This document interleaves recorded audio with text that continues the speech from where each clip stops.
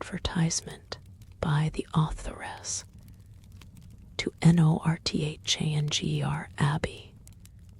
This little work was finished in the year 1803 and intended for immediate publication.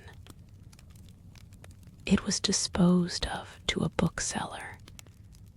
It was even advertised, and why the business proceeded no farther, the author has never been able to learn. That any bookseller should think it worth, while to purchase what he did not think it worth, while to publish, seems extraordinary. But with this, neither the author nor the public have any other concern than as some observation is necessary upon those parts of the work which 13 years have made comparatively obsolete.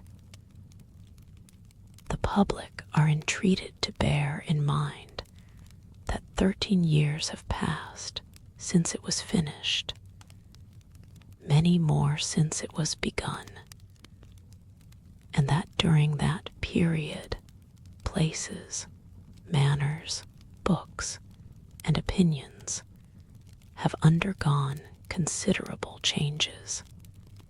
Chapter 1. No one who had ever seen Catherine Morland in her infancy would have supposed her born to be an heroine. Her situation in life, the character of her father and mother, her own person and disposition, were all equally against her. Her father was a clergyman without being neglected or poor, and a very respectable man, though his name was Richard, and he had never been handsome. He had a considerable independence, besides 2 good livings, and he was not in the least addicted to locking up his daughters. Her mother was a woman of useful plain sense, with a good temper, and, what is more remarkable, with a good constitution. She had 3 sons before Catherine was born, and instead of dying in bringing the latter into the world, as anybody might expect, she still lived to have 6 children more, to see them growing up around her, and to enjoy excellent health herself. A family of 10 children will be always called a fine family, where there are heads and arms and legs enough for the number. But the Morlands had little other right to the word, for they were in general very plain, and Catherine, for many years of her life, as plain as any. She had a thin, awkward figure, a sallow skin without color, dark lank hair, and strong features, so much for her person, and not less unpropitious for heroism, seemed her mind. She was fond of all boys' plays, and greatly preferred cricket, not merely to dolls, but to the more heroic enjoyments of infancy, nursing a dormouse, feeding a canary bird, or watering a rose bush. Indeed, she had no taste for a garden, and if she gathered flowers at all, it was chiefly for the pleasure of mischief. At least, so it was conjectured from her, always preferring those which she was forbidden to take. Such were her propensities. Her abilities were quite as extraordinary. She never could learn or understand anything before she was taught, and sometimes not even then, for she was often inattentive and occasionally stupid. Her mother was 3 months in teaching her only to repeat the beggar's petition. And after all, her next sister, Sally, could say it better than she did. Not that Catherine was always stupid. By no means. She learnt the fable of the hare and many friends as quickly as any girl in England. Her mother wished her to learn music, and Catherine was sure she should like it, for she was very fond of tinkling the keys of the old forlorn spinet. So, at 8 years old, she began. She learnt a year, and could not bear it, and Mrs. Morland, who did not insist on her daughters being accomplished in spite of incapacity or distaste, allowed her to leave off. The day which dismissed the music master was one of the happiest of Catherine's life.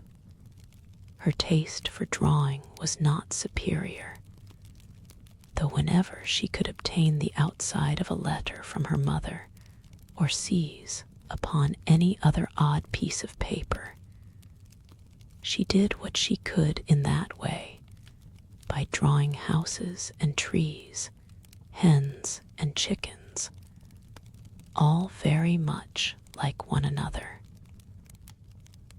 Writing and accounts she was taught by her father, French by her mother.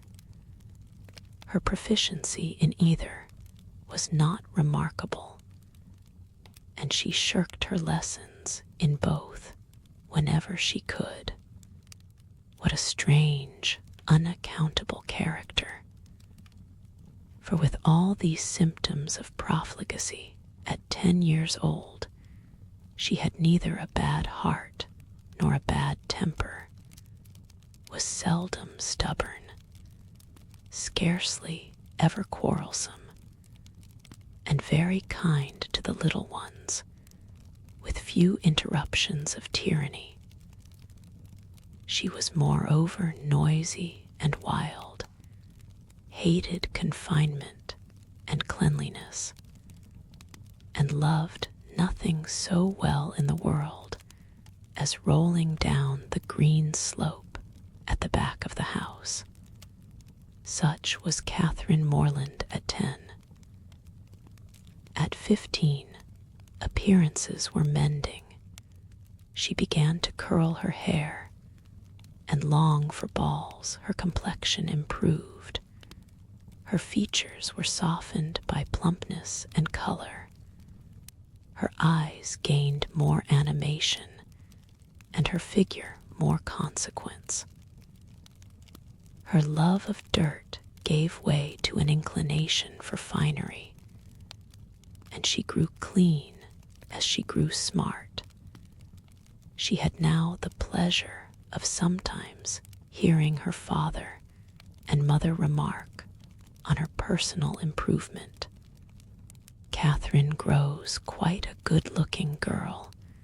She is almost pretty today, were words which caught her ears now and then, and how welcome were the sounds.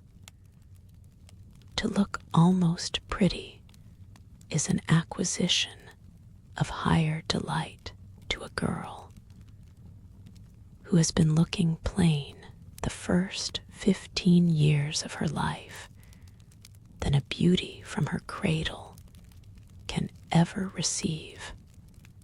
Mrs. Morland was a very good woman, and wished to see her children everything they ought to be.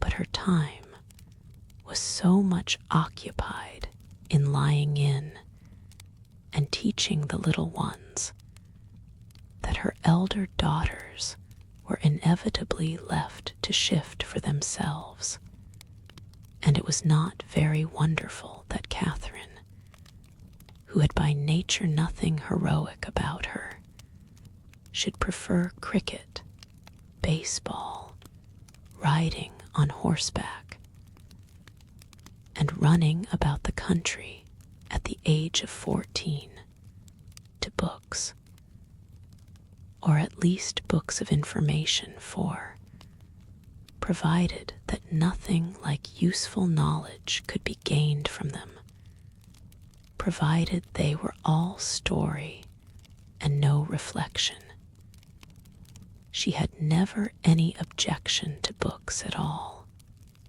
But from 15 to 17, she was in training for a heroine.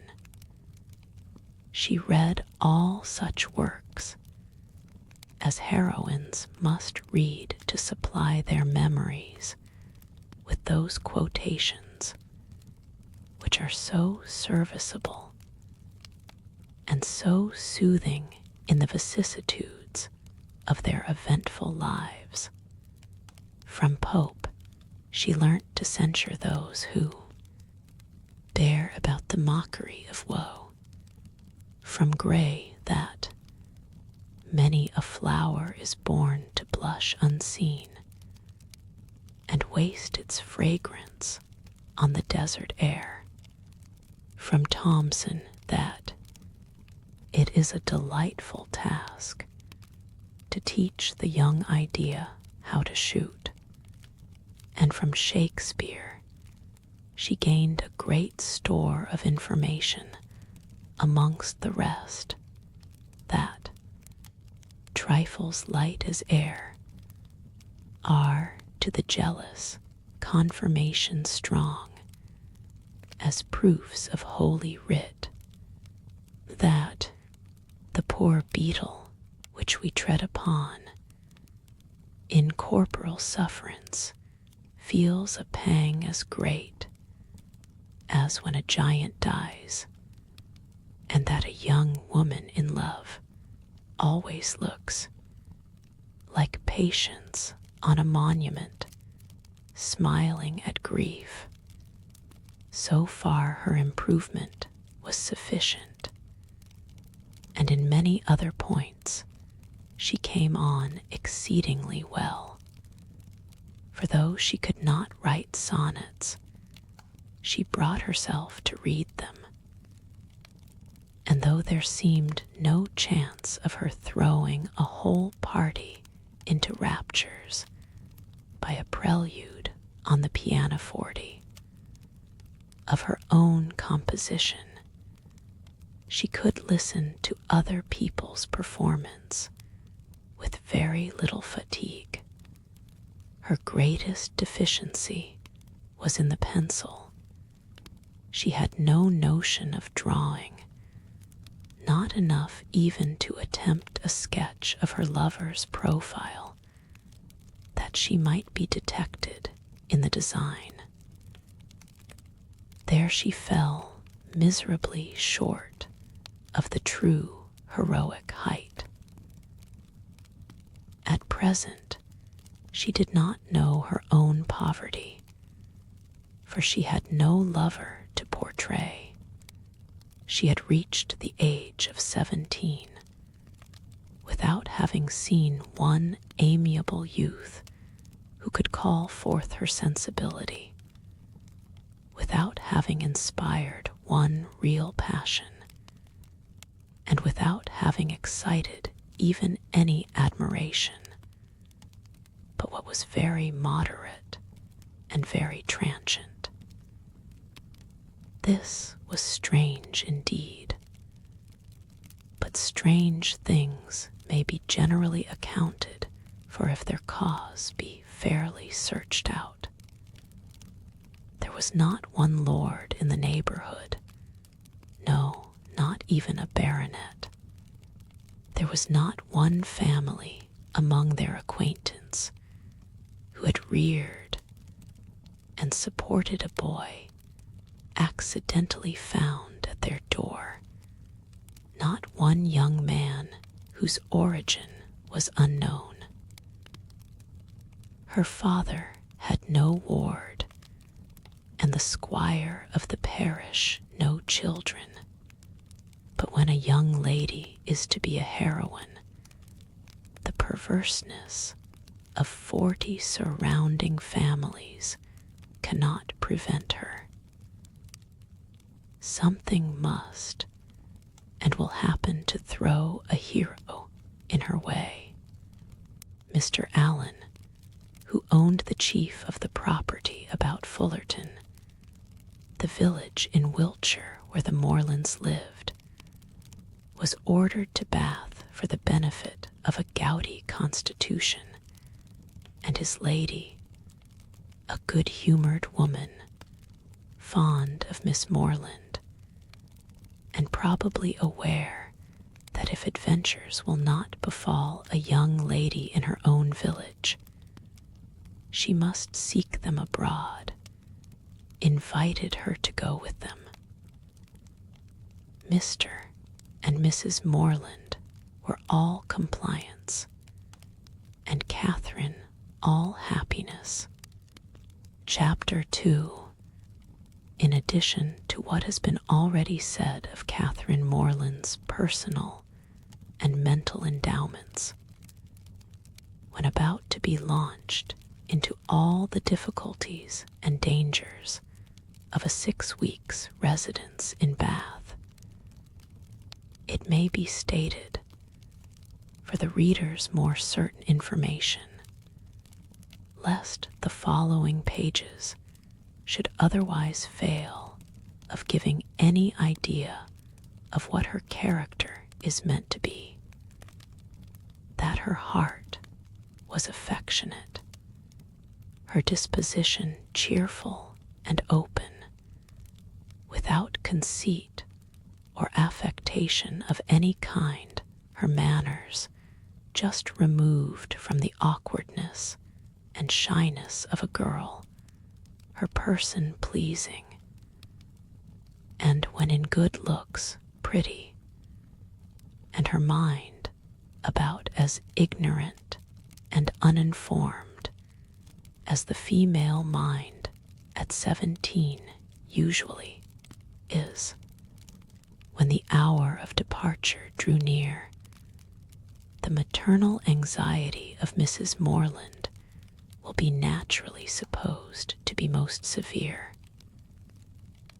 1,000 alarming presentiments of evil to her beloved Catherine from this terrific separation must oppress her heart with sadness and drown her in tears for the last day or two of their being together. And advice of the most important and applicable nature must of course flow from her wise lips in their parting conference in her closet. Cautions against the violence of such noblemen and baronets as delight in forcing young ladies away to some remote farmhouse must, at such a moment, relieve the fullness of her heart. Who would not think so? But Mrs. Morland knew so little of lords and baronets that she entertained no notion of their general mischievousness, and was wholly unsuspicious of danger to her daughter from their machinations.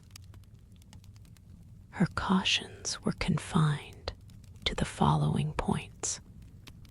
I beg, Catherine, you will always wrap yourself up very warm about the throat when you come from the rooms at night, and I wish you would try to keep some account of the money you spend.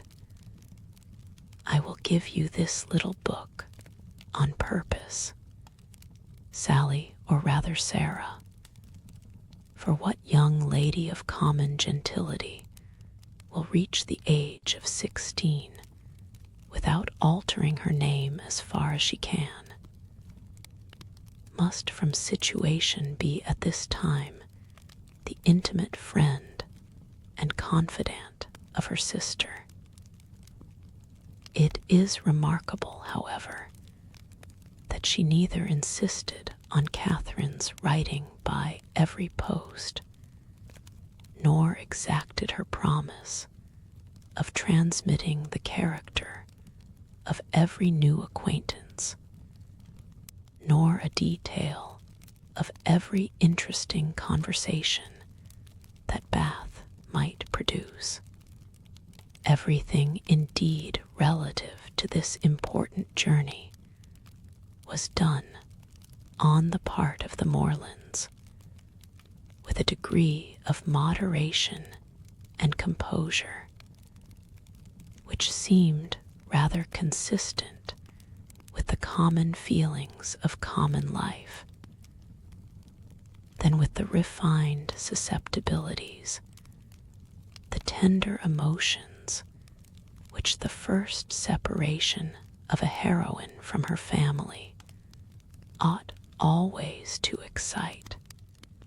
Her father, instead of giving her an unlimited order on his banker, or even putting an £100 bank bill into her hands, gave her only 10 guineas, and promised her more when she wanted it.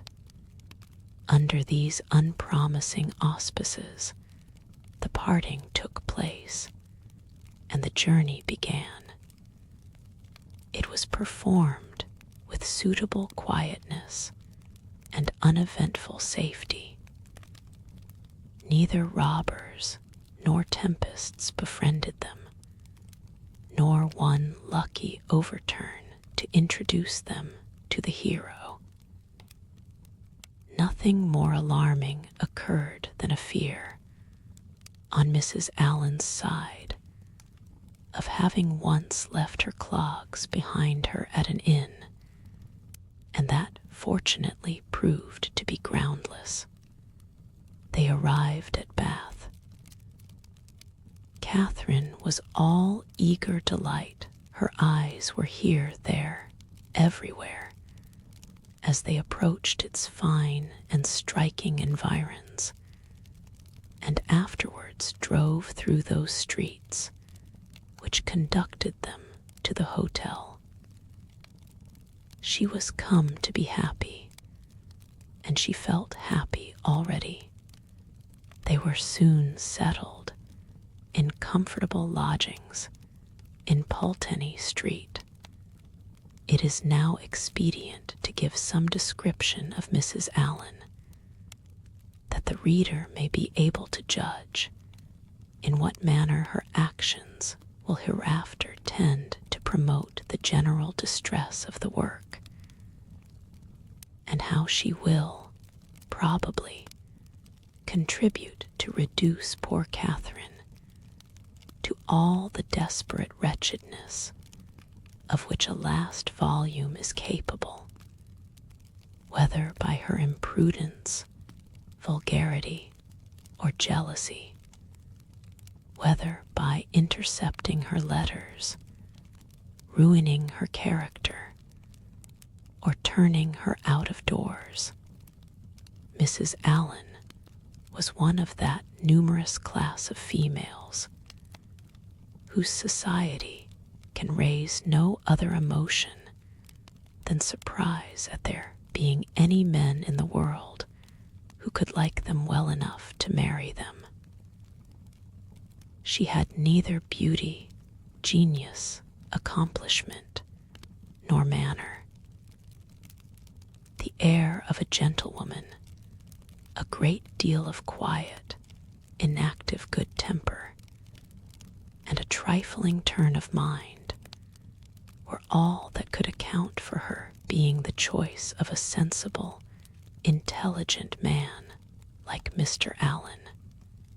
In one respect, she was admirably fitted to introduce a young lady into public, being as fond of going everywhere and seeing everything herself as any young lady could be. Dress, was her passion. She had a most harmless delight in being fine, and our heroine's entree into life could not take place till after 3 or 4 days had been spent in learning what was mostly worn, and her chaperone was provided with a dress of the newest fashion. Catherine, too, made some purchases herself, and when all these matters were arranged, the important evening came which was to usher her into the upper rooms.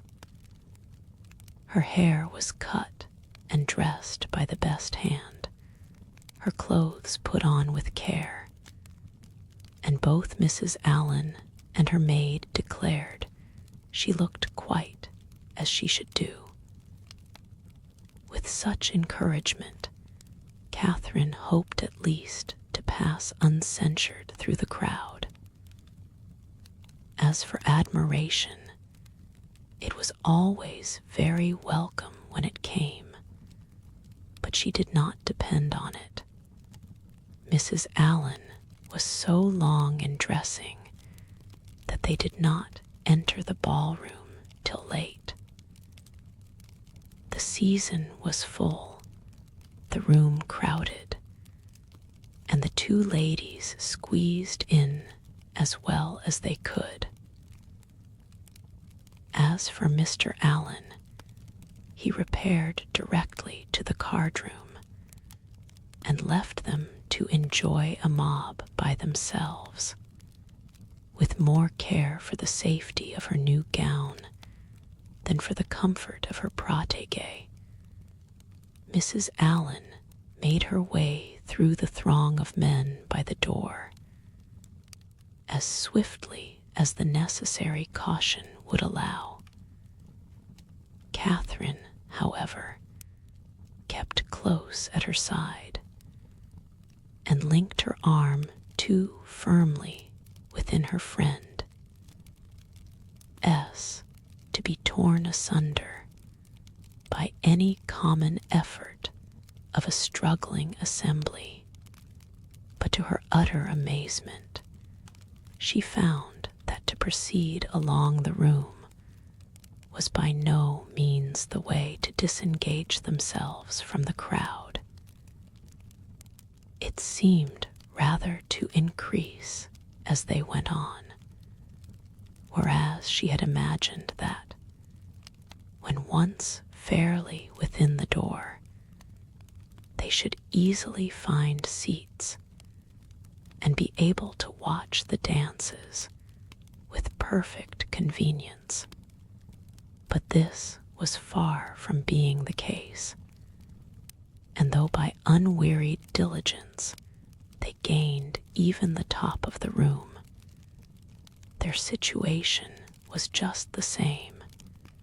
They saw nothing of the dancers, but the high feathers of some of the ladies. Still, they moved on something better was yet in view, and by a continued exertion of strength and ingenuity, they found themselves at last in the passage behind the highest bench. Here there was something less of crowd than below, and hence Miss Morland had a comprehensive view of all the company beneath her, and of all the dangers of her late passage through them.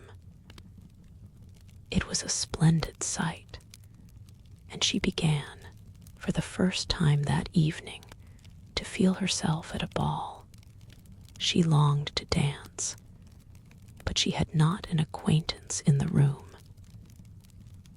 Mrs. Allen did all that she could do in such a case by saying very placidly, every now and then, "I wish you could dance, my dear. I wish you could get a partner." For some time, her young friend felt obliged to her for these wishes, but they were repeated so often and proved so totally ineffectual that Catherine grew tired at last and would thank her no more. They were not long able, however, to enjoy the repose of the eminence they had so laboriously gained. Everybody was shortly in motion for tea, and they must squeeze out like the rest. Catherine began to feel something of disappointment. She was tired of being continually pressed against by people, the generality of whose faces possessed nothing to interest, and with all of whom she was so wholly unacquainted that she could not relieve the irksomeness of imprisonment by the exchange of a syllable with any of her fellow captives. And when at last arrived in the tea-room, she felt yet more the awkwardness of having no party to join, no acquaintance to claim, no gentleman to assist them. They saw nothing of Mr. Allen, and after looking about them in vain for a more eligible situation, were obliged to sit down at the end of a table, at which a large party were already placed, without having anything to do there, or anybody to speak to except each other. Mrs. Allen congratulated herself, as soon as they were seated, on having preserved her gown from injury. It would have been very shocking to have it torn, said she, would not it?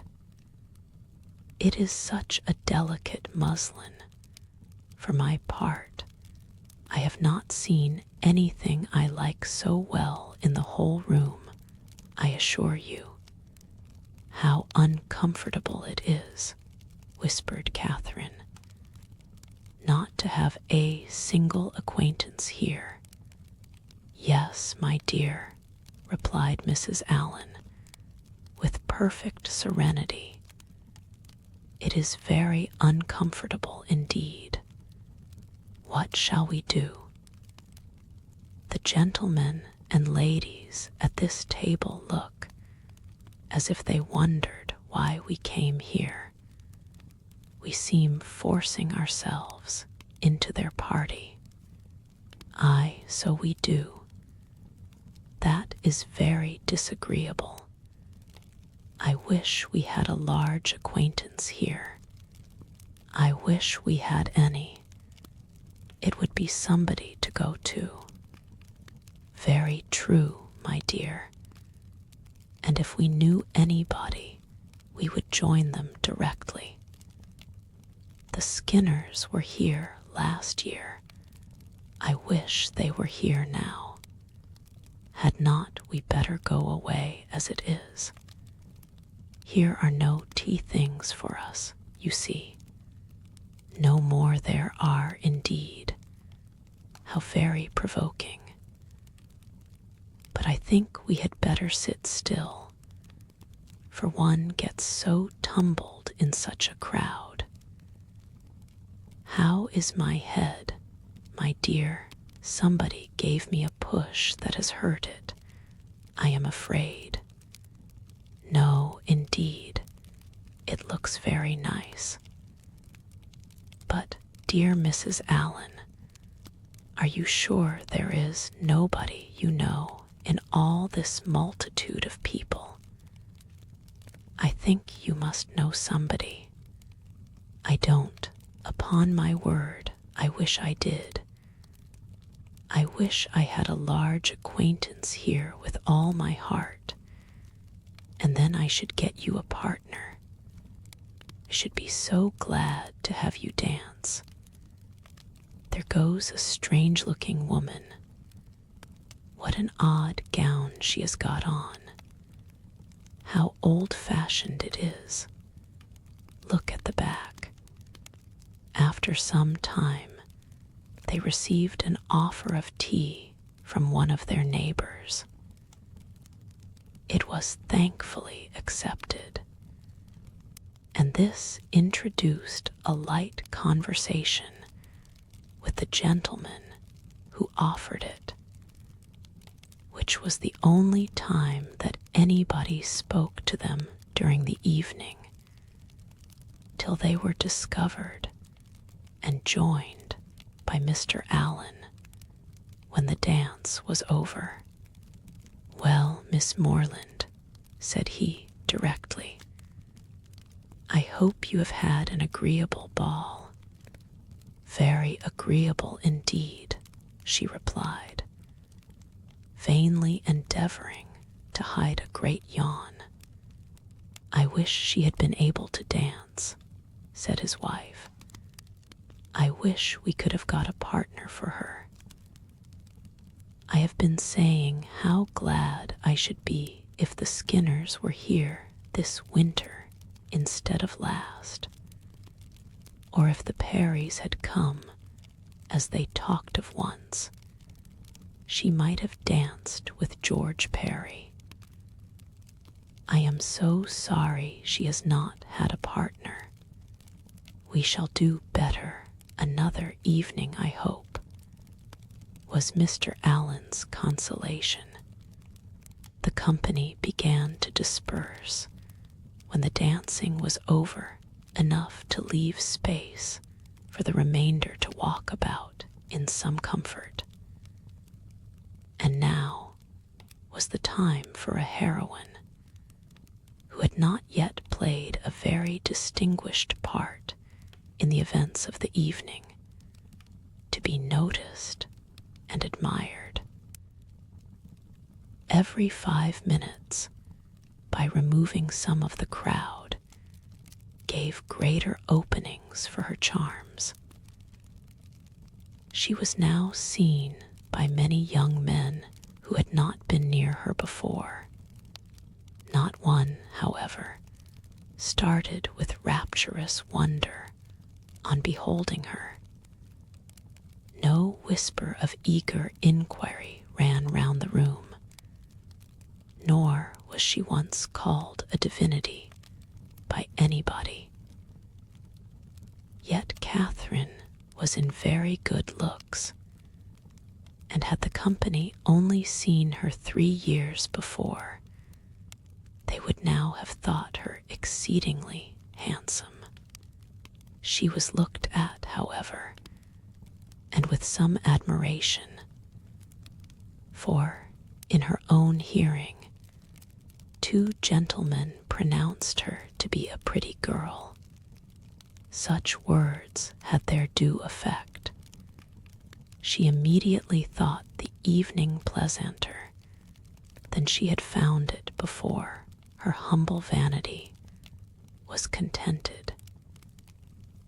She felt more obliged to the 2 young men for this simple praise than a true quality heroine would have been for 15 sonnets in celebration of her charms, and went to her chair in good humor with everybody, and perfectly satisfied with her share of public attention. Chapter 3. Every morning now brought its regular duties. Shops were to be visited, some new part of the town to be looked at, and the pump room to be attended, where they paraded up and down for an hour, looking at everybody and speaking to no one. The wish of a numerous acquaintance in Bath was still uppermost with Mrs. Allen, and she repeated it after every fresh proof, which every morning brought, of her knowing nobody at all. They made their appearance in the lower rooms, and here fortune was more favorable to our heroine. The master of the ceremonies introduced to her a very gentlemanlike young man as a partner. His name was Tilney. He seemed to be about 4 or 25, was rather tall, had a pleasing countenance, a very intelligent and lively eye, and if not quite handsome, was very near it. His address was good, and Catherine felt herself in high luck. There was little leisure for speaking while they danced, but when they were seated at tea, she found him as agreeable as she had already given him credit for being. He talked with fluency and spirit, and there was an archness and pleasantry in his manner which interested, though it was hardly understood by her. After chatting some time on such matters as naturally arose from the objects around them, he suddenly addressed her with, "I have hitherto been very remiss, madam, in the proper attentions of a partner here. I have not yet asked you how long you have been in Bath, whether you were ever here before, whether you have been at the upper rooms, the theatre, and the concert, and how you like the place altogether. I have been very negligent, but are you now at leisure to satisfy me in these particulars? If you are, I will begin directly. You need not give yourself that trouble, sir. No trouble, I assure you, madam." Then, forming his features into a set smile, and affectedly softening his voice, he added, with a simpering air, "Have you been long in Bath, madam?" "About a week, sir," replied Catherine, trying not to laugh. "Really," with affected astonishment, "why should you be surprised, sir?" "Why, indeed," said he, in his natural tone.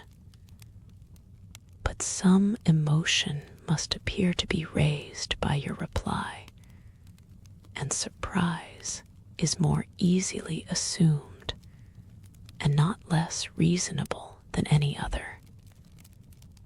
Now let us go on. Were you never here before, madam?" "Never, sir." "Indeed.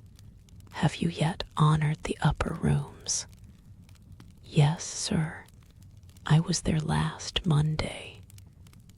"Have you been to the theatre?" "Yes, sir. I was at the play on Tuesday." "To the concert?" "Yes, sir, on Wednesday." "And are you altogether pleased with Bath?" "Yes, I like it very well. Now I must give one smirk, and then we may be rational again." Catherine turned away her head, not knowing whether she might venture to laugh. "I see what you think of me," said he gravely. "I shall make but a poor figure in your journal tomorrow." "My journal?" "Yes, I know exactly what you will say. Friday. Went to the lower rooms, wore my sprigged muslin robe with blue trimmings, plain black shoes, appeared to much advantage, but was strangely harassed by a queer, half-witted man who would make me dance with him, and distressed me by his nonsense. Indeed, I shall say no such thing. Shall I tell you what you ought to say? If you please. I danced with a very agreeable young man, introduced by Mr. King. Had a great deal of conversation with him. Seems a most extraordinary genius. Hope I may know more of him.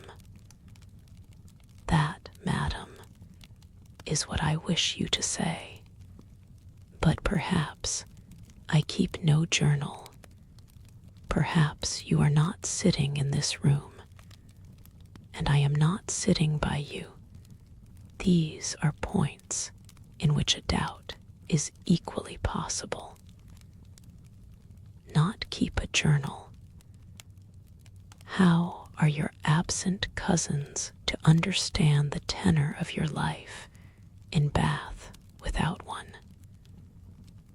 How are the civilities and compliments of every day to be related as they ought to be, unless noted down every evening in a journal? How are your various dresses to be remembered, and the particular state of your complexion and curl of your hair to be described in all their diversities, without having constant recourse to a journal? My dear madam, I am not so ignorant of young ladies' ways as you wish to believe me. It is this delightful habit of journaling which largely contributes to form the easy style of writing for which ladies are so generally celebrated. Everybody allows that the talent of writing agreeable letters is peculiarly female.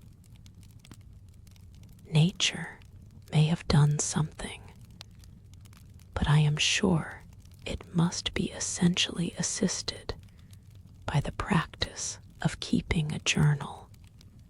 I have sometimes thought, said Catherine doubtingly, whether ladies do write so much better letters than gentlemen. That is, I should not think the superiority was always on our side, as far as I have had opportunity of judging. It appears to me that the usual style of letter writing among women is faultless, except in 3 particulars. And what are they? A general deficiency of subject, a total inattention to stops, and a very frequent ignorance of grammar. Upon my word, I need not have been afraid of disclaiming the compliment. You do not think too highly of us in that way.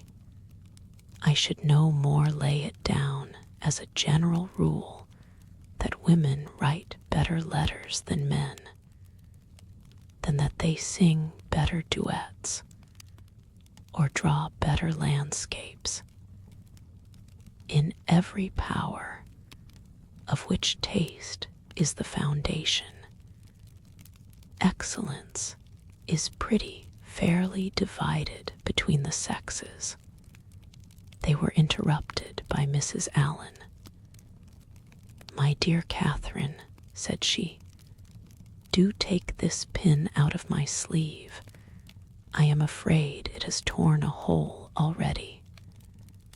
I shall be quite sorry if it has, for this is a favorite gown, though it cost but 9 shillings a yard. That is exactly what I should have guessed it, madam, said Mr. Tilney, looking at the muslin. Do you understand muslins, sir? Particularly well. I always buy my own cravats, and am allowed to be an excellent judge. And my sister has often trusted me in the choice of a gown. Bought one for her the other day, and it was pronounced to be a prodigious bargain by every lady who saw it. I gave but 5 shillings a yard for it, and a true Indian muslin. Mrs. Allen was quite struck by his genius.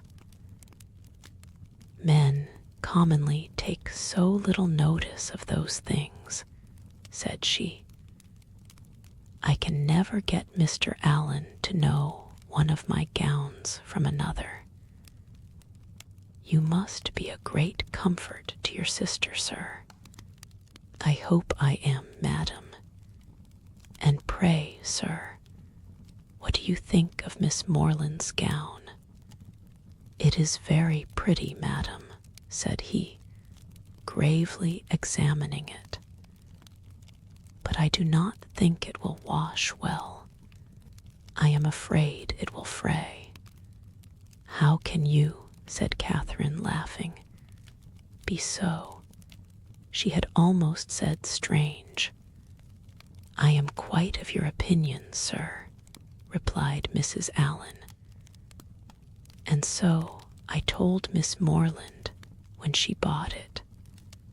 But then you know, madam, muslin always turns to some account or other. Miss Morland will get enough out of it for a handkerchief, or a cap, or a cloak. Muslin can never be said to be wasted. I have heard my sister say so 40 times when she has been extravagant in buying more than she wanted, or careless in cutting it to pieces. Bath is a charming place, sir. There are so many good shops here. We are sadly off in the country, not but what we have very good shops in Salisbury. But it is so far to go. 8 miles is a long way. Mr. Allen says it is 9, measured 9. But I am sure it cannot be more than 8. And it is such a fag. I come back tired to death. Now, here one can step out of doors and get a thing in 5 minutes. Mr. Tilney was polite enough to seem interested in what she said, and she kept him on the subject of muslins till the dancing recommenced. Catherine feared, as she listened to their discourse, that he indulged himself a little too much with the foibles of others. What are you thinking of so earnestly? Said he, as they walked back to the ballroom. Not of your partner, I hope, for by that shake of the head, your meditations are not satisfactory. Catherine colored and said, I was not thinking of anything. That is artful and deep, to be sure. But I had rather be told at once that you will not tell me. Well then, I will not. Thank you, for now we shall soon be acquainted, as I am authorized to tease you on this subject whenever we meet. And nothing in the world advances intimacy so much. They danced again, and when the assembly closed, parted, on the lady's side at least, with a strong inclination for continuing the acquaintance, whether she thought of him so much, while she drank her warm wine and water, and prepared herself for bed, as to dream of him when there cannot be ascertained. But I hope it was no more than in a slight slumber, or a morning doze at most. For if it be true, as a celebrated writer has maintained, that no young lady can be justified in falling in love before the gentleman's love is declared, 1. It must be very improper that a young lady should dream of a gentleman before the gentleman is first known to have dreamt of her.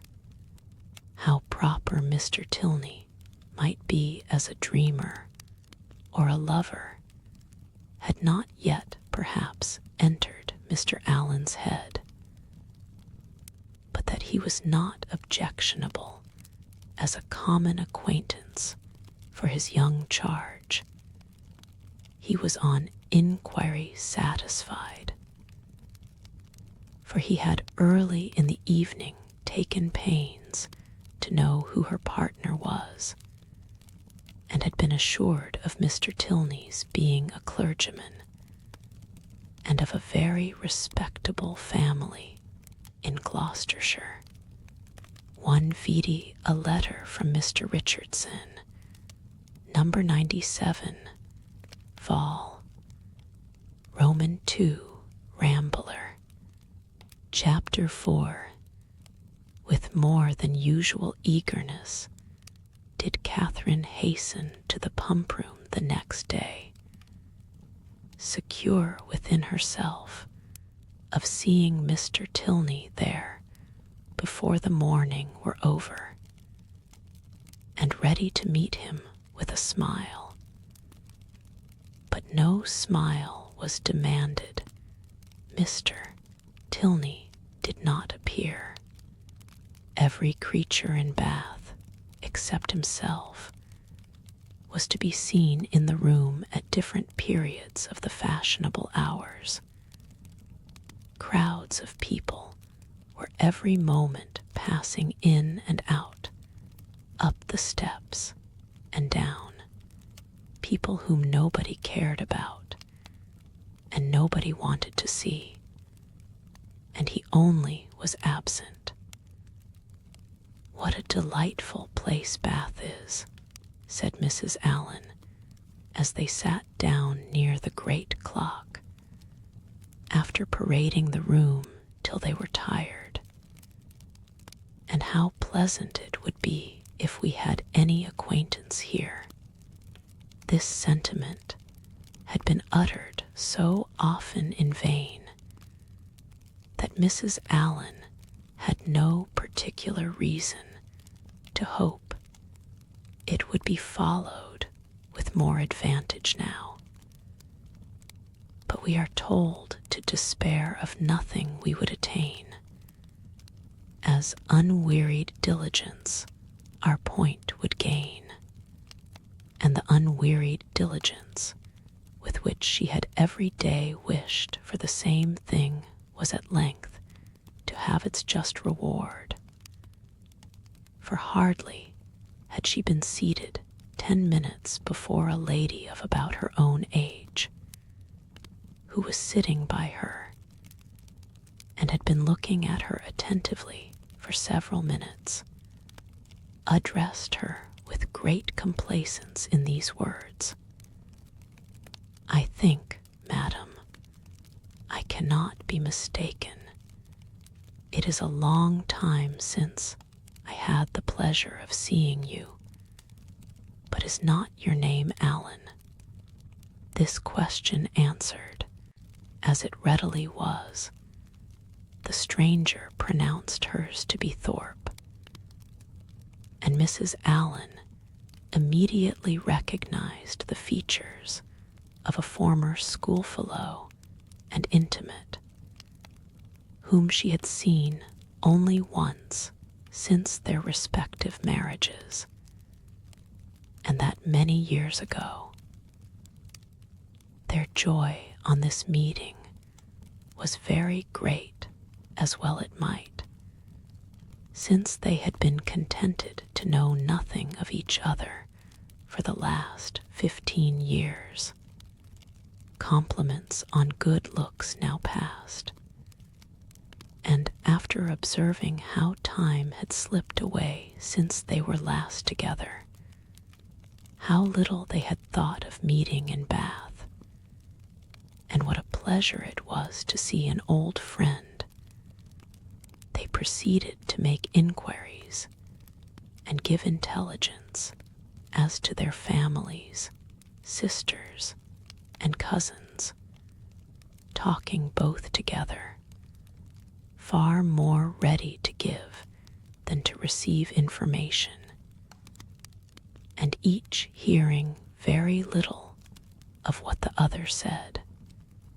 Mrs. Thorpe, however, had one great advantage as a talker over Mrs. Allen in a family of children, and when she expatiated on the talents of her sons and the beauty of her daughters, when she related their different situations and views, that John was at Oxford, Edward at Merchant Taylor's, and William at sea, and all of them more beloved and respected in their different station than any other 3 beings ever were Mrs.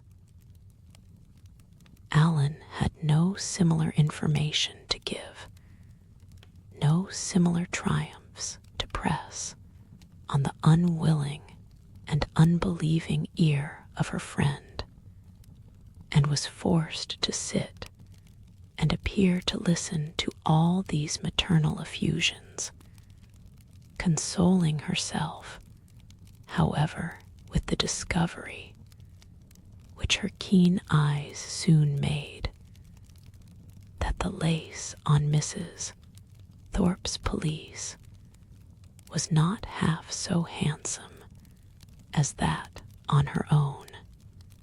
"Here come my dear girls," cried Mrs. Thorpe, pointing at 3 smart-looking females who, arm in arm, were then moving towards her. "My dear Mrs. Allen, I long to introduce them. They will be so delighted to see you.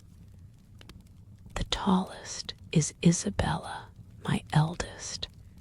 Is not she a fine young woman? The others are very much admired too, but I believe Isabella is the handsomest." The Miss Thorpes were introduced, and Miss Morland, who had been for a short time forgotten, was introduced likewise. The name seemed to strike them all, and after speaking to her with great civility, the eldest young lady observed aloud to the rest, "How excessively like her brother Miss Morland is.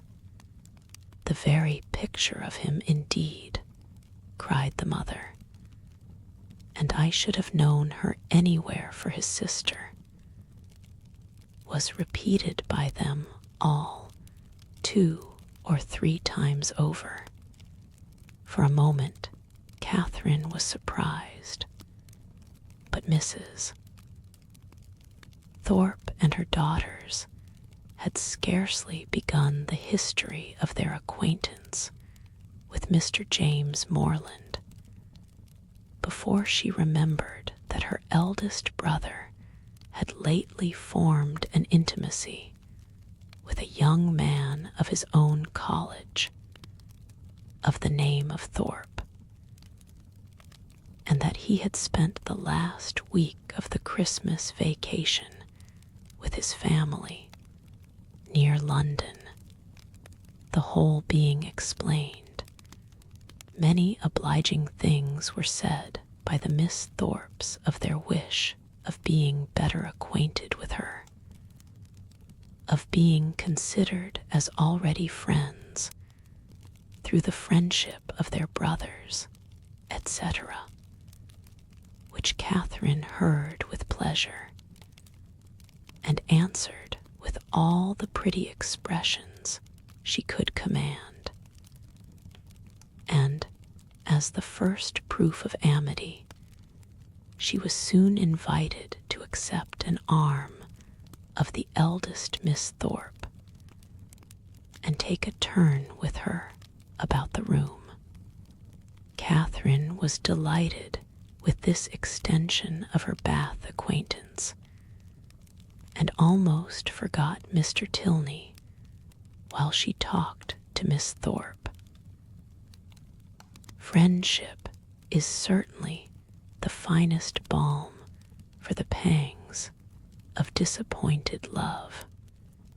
Their conversation turned upon those subjects, of which the free discussion has generally much to do in perfecting a sudden intimacy between two young ladies, such as dress, balls, flirtations, and quizzes.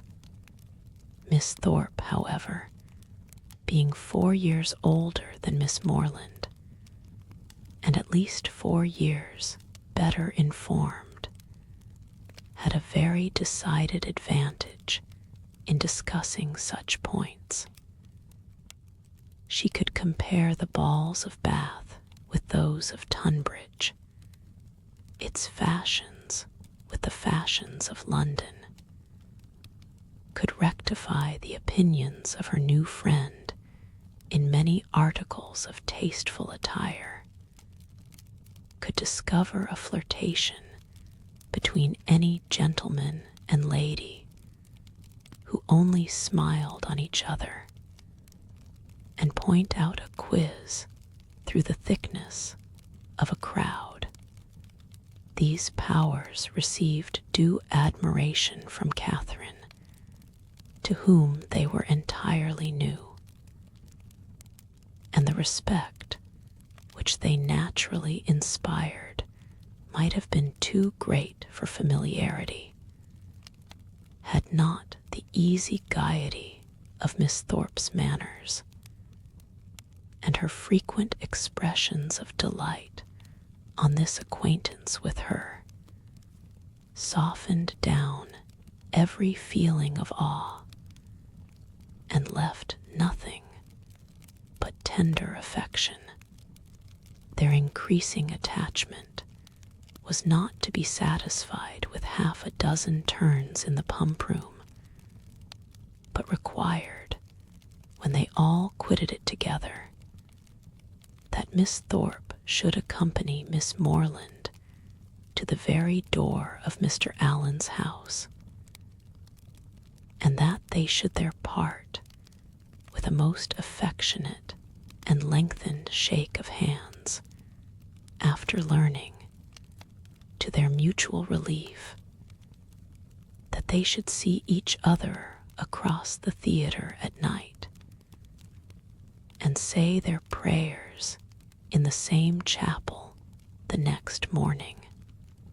Catherine then ran directly upstairs, and watched Miss Thorpe's progress down the street from the drawing-room window, admired the graceful spirit of her walk, the fashionable air of her figure and dress, and felt grateful, as well she might, for the chance which had procured her such a friend. Mrs. Thorpe was a widow, and not a very rich one. She was a good-humoured, well-meaning woman, and a very indulgent mother. Her eldest daughter had great personal beauty, and the younger ones, by pretending to be as handsome as their sister, imitating her air and dressing in the same style, did very well. This brief account of the family is intended to supersede the necessity of a long and minute detail from Mrs. Thorpe herself, of her past adventures and sufferings, which might otherwise be expected to occupy the 3 or 4 following chapters, in which the worthlessness of lords and attorneys might be set forth, and conversations which had passed 20 years before be minutely repeated. Chapter 5. Catherine was not so much engaged at the theatre that evening in returning the nods and smiles of Miss Thorpe, though they certainly claimed much of her leisure, as to forget to look with an inquiring eye for Mr. Tilney in every box which her eye could reach. But she looked in vain.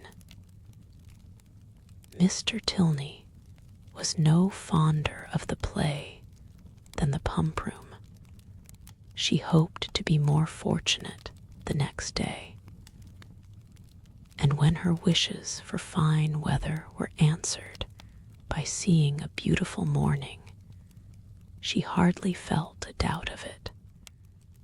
For a fine Sunday in Bath empties every house of its inhabitants, and all the world appears on such an occasion to walk about and tell their acquaintance what a charming day it is. As soon as divine service was over, the Thorpes and Allens eagerly joined each other, and after staying long enough in the pump room to discover that the crowd was insupportable, and that there was not a genteel face to be seen, which everybody discovers every Sunday throughout the season, they hastened away to the Crescent to breathe the fresh air of better company. Here Catherine and Isabella, arm in arm, again tasted the sweets of friendship in an unreserved conversation. They talked much, and with much enjoyment. But again was Catherine disappointed in her hope of receiving her partner. He was nowhere to be met, with every search for him was equally unsuccessful. In morning lounges or evening assemblies, neither at the upper nor lower rooms, at dressed or undressed balls, was he perceivable, nor among the walkers, the horsemen, or the curricle drivers of the morning. His name was not in the pump room book, and curiosity could do no more. He must be gone from Bath. Yet he had not mentioned that his stay would be so short. This sort of mysteriousness, which is always so becoming in a hero, threw a fresh grace in Catherine's imagination around his person and manners, and increased her anxiety to know more of him. From the Thorpes she could learn nothing, for they had been only 2 days in Bath before they met with Mrs. Allen. It was a subject, however, in which she often indulged with her fair friend, from whom she received every possible encouragement to continue to think of him, and his impression on her fancy was not suffered, therefore, to weaken. Isabella was very sure that he must be a charming young man, and and was equally sure that he must have been delighted with her dear Catherine, and would therefore shortly return. She liked him the better for being a clergyman, for she must confess herself very partial to the profession, and something like a sigh escaped her as she said it.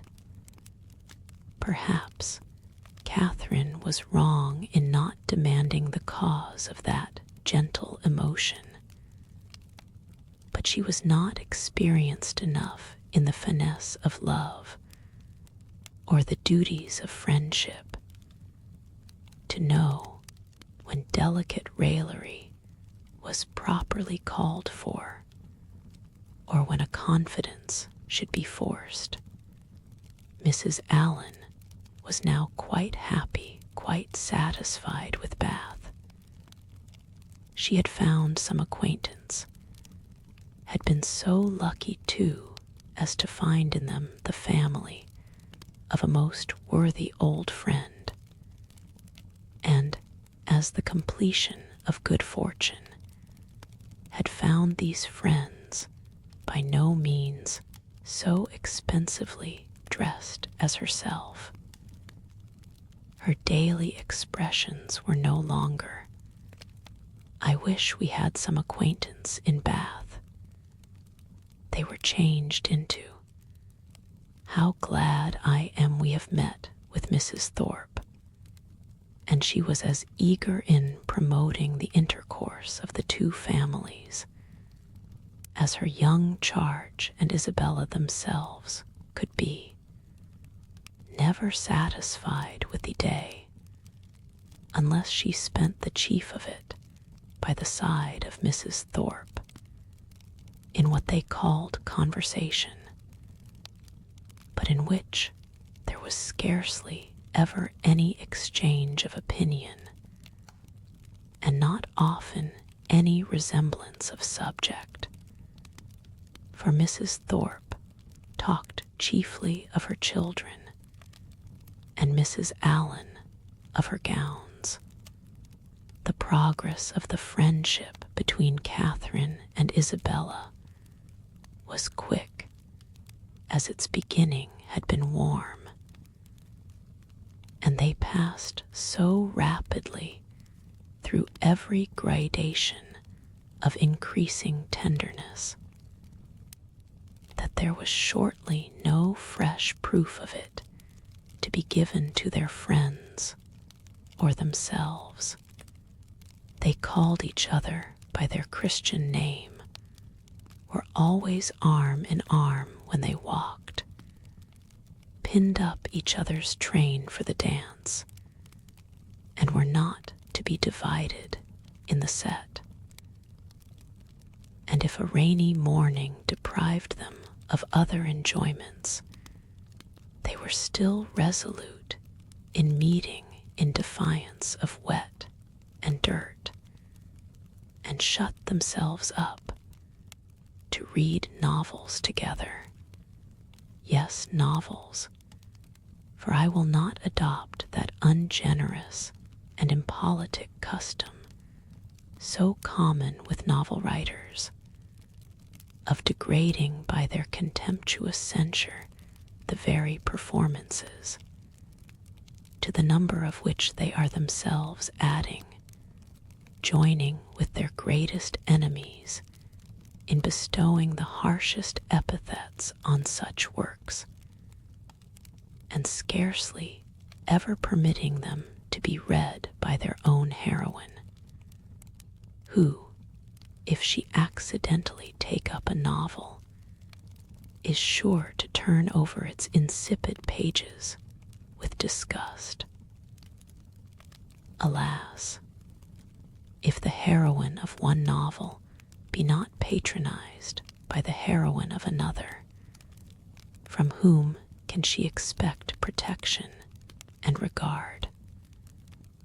I cannot approve of it. Let us leave it to the reviewers to abuse such effusions of fancy at their leisure, and over every new novel to talk in threadbare strains of the trash with which the press now groans. Let us not desert one another. We are an injured body, although our productions have afforded more extensive and unaffected pleasure than those of any other literary corporation in the world. No species of composition has been so much decried. From pride, ignorance, or fashion, our foes are almost as many as our readers, and while the abilities of the 900th abridger of the history of England, or of the man who collects and publishes in a volume some dozen lines of Milton, Pope, and Prior, with a paper from the Spectator and a chapter from Sterne, are eulogized by 1,000 pens, there seems almost a general wish of decrying the capacity and undervaluing the labor of the novelist, and of slighting the performances which have only genius, wit, and taste to recommend them. I am no novel reader. I seldom look into novels. Do not imagine that I often read novels. It is really very well for a novel. Such is the common cant. And what are you reading, miss? Oh, it is only a novel, replies the young lady, while she lays down her book with affected indifference or momentary shame. It is only Cecilia, or Camilla, or Belinda,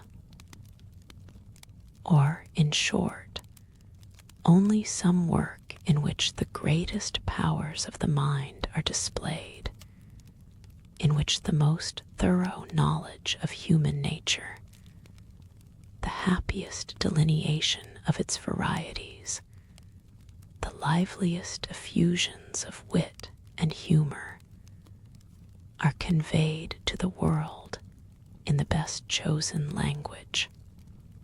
Now, had the same young lady been engaged with a volume of the Spectator instead of such a work, how proudly would she have produced the book and told its name, though the chances must be against her being occupied by any part of that voluminous publication, of which either the matter or manner would not disgust a young person of taste, the substance of its papers so often consisting in the statement of improbable circumstances, unnatural characters, and topics of conversation which no longer concern anyone living,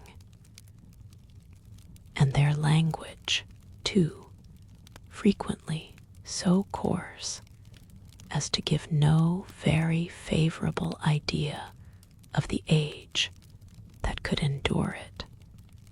Chapter 6. The following conversation, which took place between the two friends in the pump room one morning, after an acquaintance of 8 or 9 days, is given as a specimen of their very warm attachment, and of the delicacy, discretion, originality of thought, and literary taste which marked the reasonableness of that attachment. They met by appointment, and as Isabella had arrived nearly 5 minutes before her friend, Her first address naturally was, "My dearest creature, what can have made you so late? I have been waiting for you at least this age." "Have you indeed? I am very sorry for it. But really, I thought I was in very good time." "It is but just one. I hope you have not been here long." "Oh, these 10 ages at least. I am sure I have been here this half hour. But now, let us go and sit down at the other end of the room and enjoy ourselves. I have 100 things to say to you. In the first place, I was so afraid it would rain this morning, just as I wanted to set off. It looked very showery, and that would have thrown me into agonies. Do you know, I saw the prettiest hat you can imagine in a shop window in Milsom Street just now, very like yours, only with coquelicot ribbons instead of green. Quite longed for it. But my dearest Catherine, what have you been doing with yourself all this morning? Have you gone on with Udolpho?" "Yes, I have been reading it ever since I woke, and I am got to the Black Veil." "Are you indeed? How delightful." "Oh, I would not tell you what is behind the Black Veil for the world. Are not you wild to know?" "Oh, yes, quite. What can it be?" "But do not tell me. I would not be told upon any account. I know it must be a skeleton. I am sure it is Laurentina's skeleton." "Oh, I am delighted with the book. I should like to spend my whole life in reading it.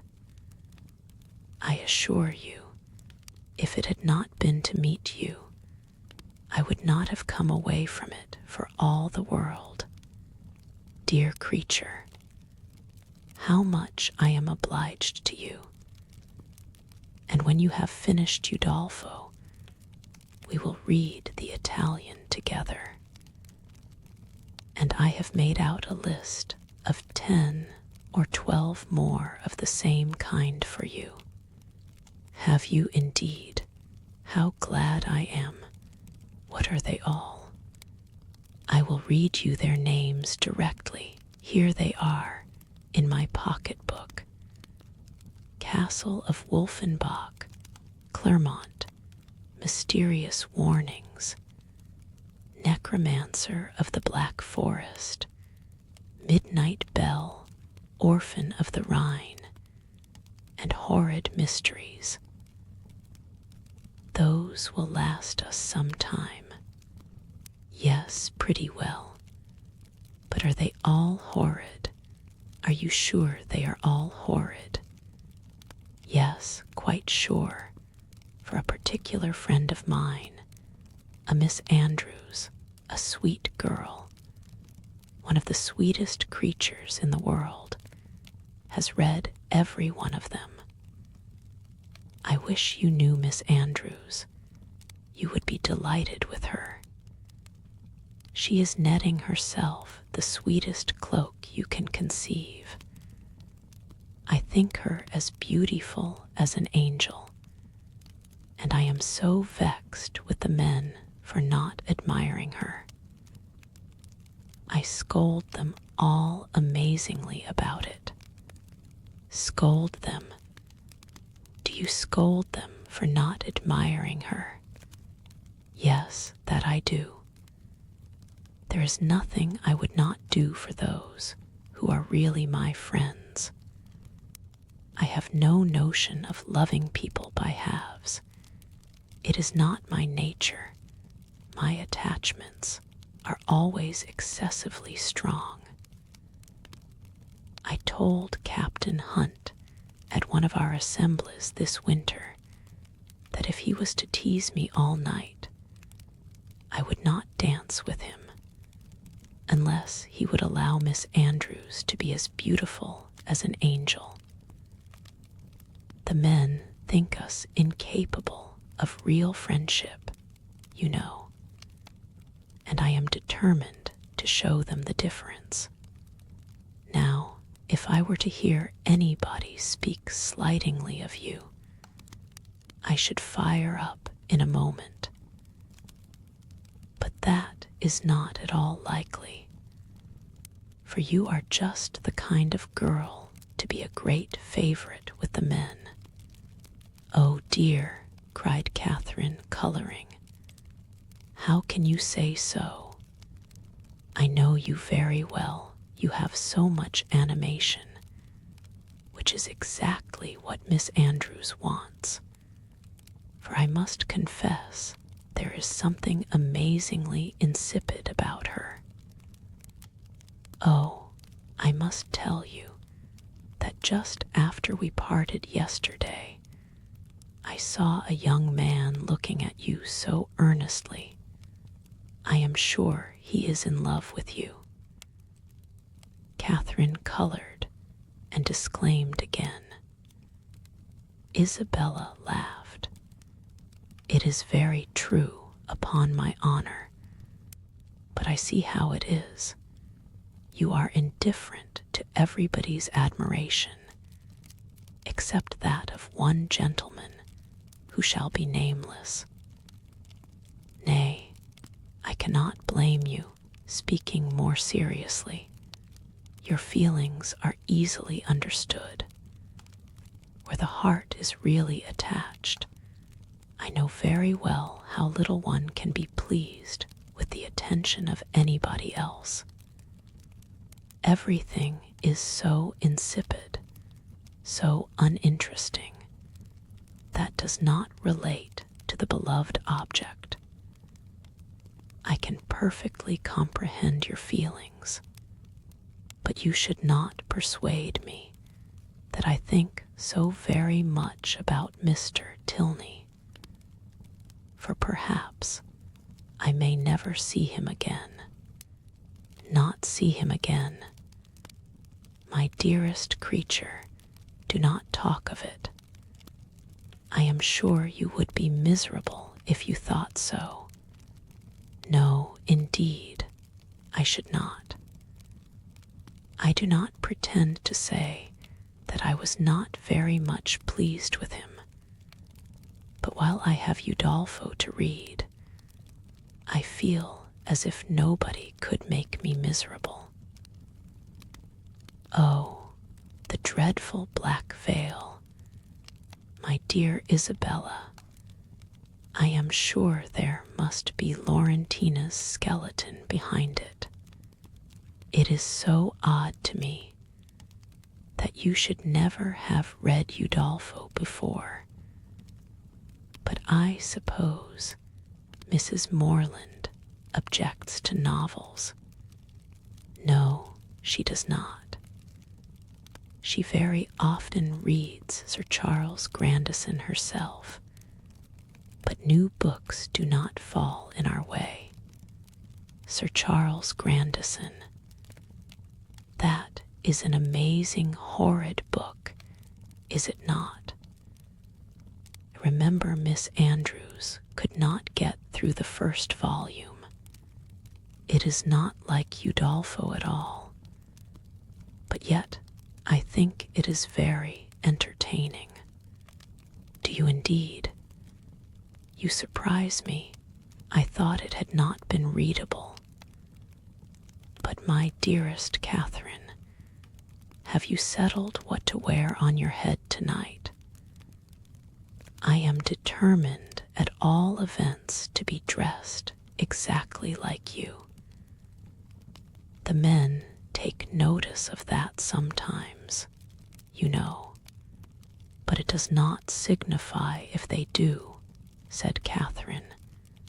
very innocently, signify, "Oh, heavens, I make it a rule never to mind what they say. They are very often amazingly impertinent if you do not treat them with spirit and make them keep their distance.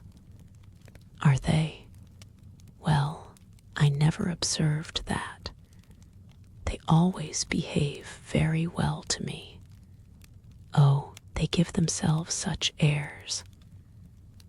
They are the most conceited creatures in the world, and think themselves of so much importance. By the by, though I have thought of it 100 times, I have always forgot to ask you what is your favorite complexion in a man. Do you like them best dark or fair? I hardly know. I never much thought about it. Something between both, I think. Brown not fair, and a not very dark. Very well, Catherine. That is exactly he. I have not forgot your description of Mr. Tilney, a brown skin, with dark eyes, and rather dark hair. Well, my taste is different. I prefer light eyes, and as to complexion, do you know, I like a sallow better than any other. You must not betray me if you should ever meet with one of your acquaintance answering that description. Betray you? What do you mean? Nay, do not distress me. I believe I have said too much. Let us drop the subject.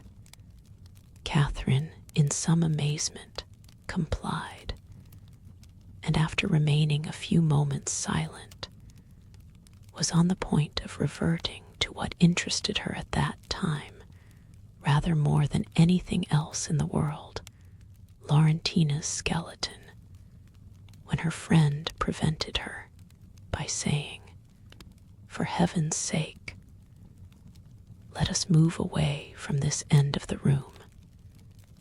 Do you know, there are 2 odious young men who have been staring at me this half-hour. They really put me quite out of countenance. Let us go and look at the arrivals. They will hardly follow us there." Away they walked to the book, and while Isabella examined the names, it was Catherine's employment to watch the proceedings of these alarming young men. They are not coming this way, are they?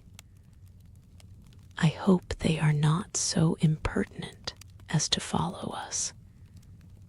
Pray let me know if they are coming. I am determined I will not look up. In a few moments, Catherine, with unaffected pleasure, assured her that she need not be longer uneasy, as the gentlemen had just left the pump room. "And which way are they gone?"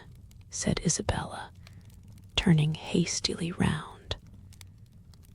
One was a very good-looking young man. They went towards the churchyard. Well, I am amazingly glad I have got rid of them. And now, what say you to going to Edgar's buildings with me and looking at my new hat? You said you should like to see it. Catherine readily agreed. Only, she added, perhaps we may overtake the 2 young men. Oh, never mind that. If we make haste, we shall pass by them presently, and I am dying to show you my hat. But if we only wait a few minutes, there will be no danger of our seeing them at all. I shall not pay them any such compliment, I assure you. I have no notion of treating men with such respect. That is the way to spoil them.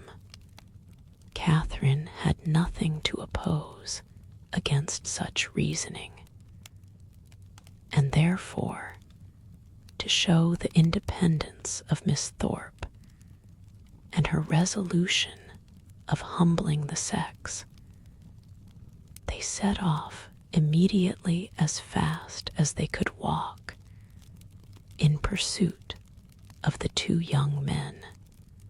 Chapter 7.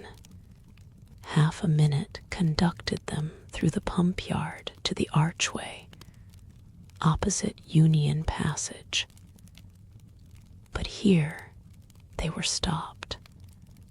Everybody acquainted with Bath may remember the difficulties of crossing Cheap Street at this point. It is indeed a street of so impertinent a nature, so unfortunately connected with the great London and Oxford roads, and the principal inn of the city, that a day never passes in which parties of ladies, however important their business, whether in quest of pastry, millinery, or even, as in the present case of young men, are not detained on one side or other by carriages, horsemen, or carts. This evil had been felt and lamented at least 3 times a day by Isabella since her residence in Bath, and she was now fated to feel and lament it once more, for at the very moment of coming opposite to Union Passage, and within view of the 2 gentlemen who were proceeding through the crowds, and threading the gutters of that interesting alley, they were prevented crossing by the approach of a gig, driven along on bad pavement by a most knowing-looking coachman, with all the vehemence that could most fitly endanger the lives of himself, his companion, and his horse. "Oh, these odious gigs," said Isabella, looking up. "How I detest them." But this detestation, though so just, was of short duration, for she looked again and exclaimed, delightful, "Mr. Morland and my brother, good heaven, tease James," was uttered at the same moment by Catherine, and on catching the young men's eyes, the horse was immediately checked with a violence which almost threw him on his haunches, and the servant having now scampered up, the gentleman jumped out, and the equipage was delivered to his care. Catherine, by whom this meeting was wholly unexpected, received her brother with the liveliest pleasure, and he, being of a very amiable disposition and sincerely attached to her, gave every proof on his side of equal satisfaction, which he could have leisure to do, while the bright eyes of Miss Thorpe were incessantly challenging his notice, and to her his devoirs were speedily paid, with a mixture of joy and embarrassment which might have informed Catherine had she been more expert in the development of other people's feelings, and less simply engrossed by her own, that her brother thought her friend quite as pretty as she could do herself.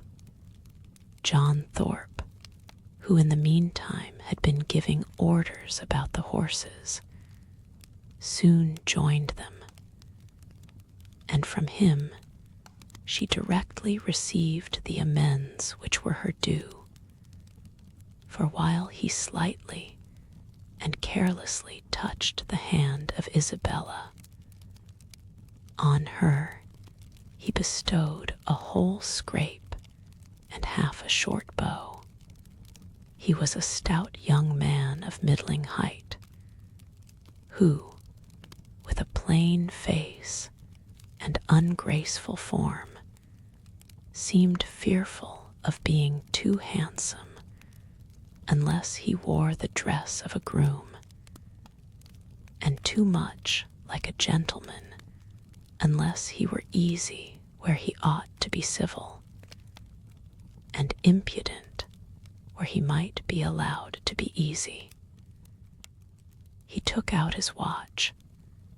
"How long do you think we have been running it from Tetbury, Miss Morland?" "I do not know the distance." Her brother told her that it was 23 miles. 23, cried Thorpe. 25 if it is an inch. Morland remonstrated, pleaded the authority of road books, innkeepers, and milestones, but his friend disregarded them all. He had a surer test of distance. "I know it must be 25, said he, "by the time we have been doing it.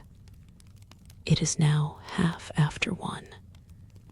We drove out of the inn-yard at Tetbury as the town clock struck 11, and I defy any man in England to make my horse go less than 10 miles an hour in harness.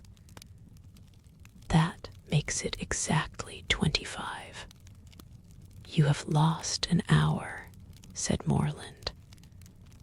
"It was only 10 o'clock when we came from Tetbury." 10 o'clock. It was 11, upon my soul.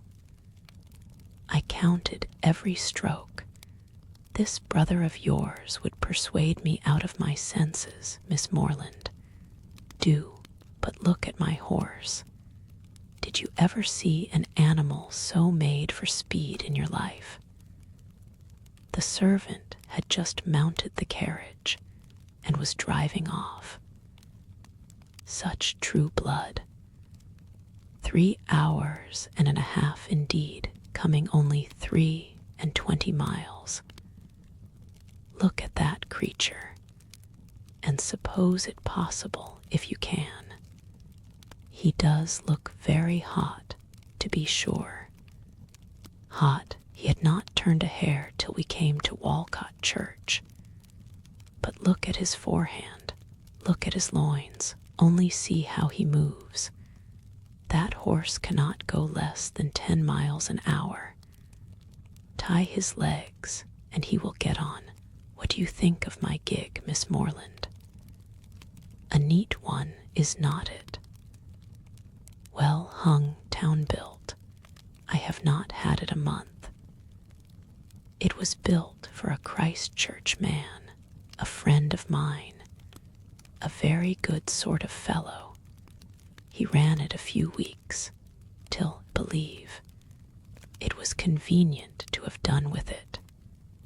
I happened just then to be looking out for some light thing of the kind, though I had pretty well determined on a curricle too.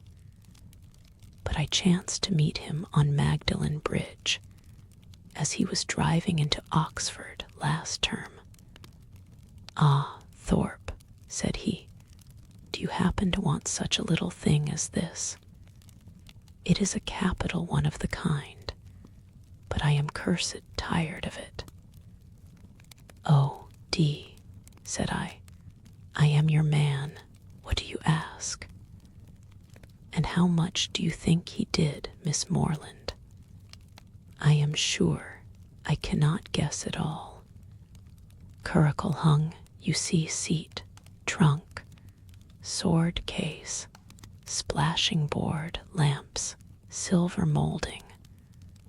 All you see complete, the ironwork as good as new, or better. He asked 50 guineas. I closed with him directly, threw down the money, and the carriage was mine. And I am sure," said Catherine, "I know so little of such things that I cannot judge whether it was cheap or dear.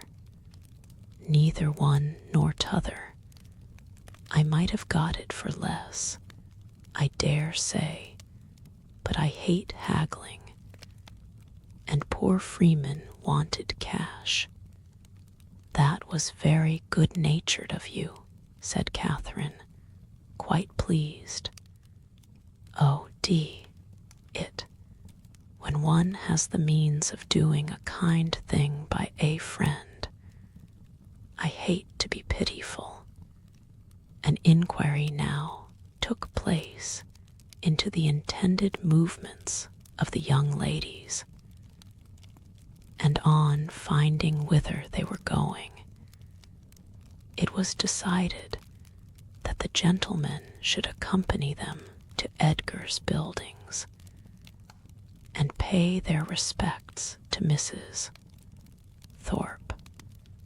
James and Isabella led the way, and so well satisfied was the latter with her lot, so contentedly was she endeavoring to ensure a pleasant walk to him, who brought the double recommendation of being her brother's friend and her friend's brother.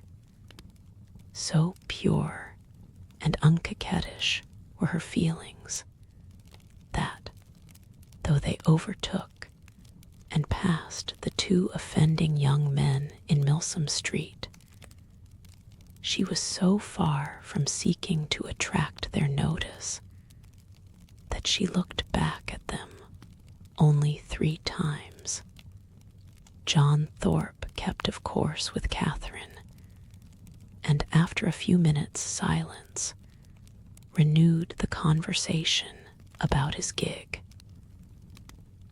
"You will find, however, Miss Morland, it would be reckoned a cheap thing by some people, for I might have sold it for 10 guineas more the next day. Jackson of Oriel bid me 60 at once. Morland was with me at the time."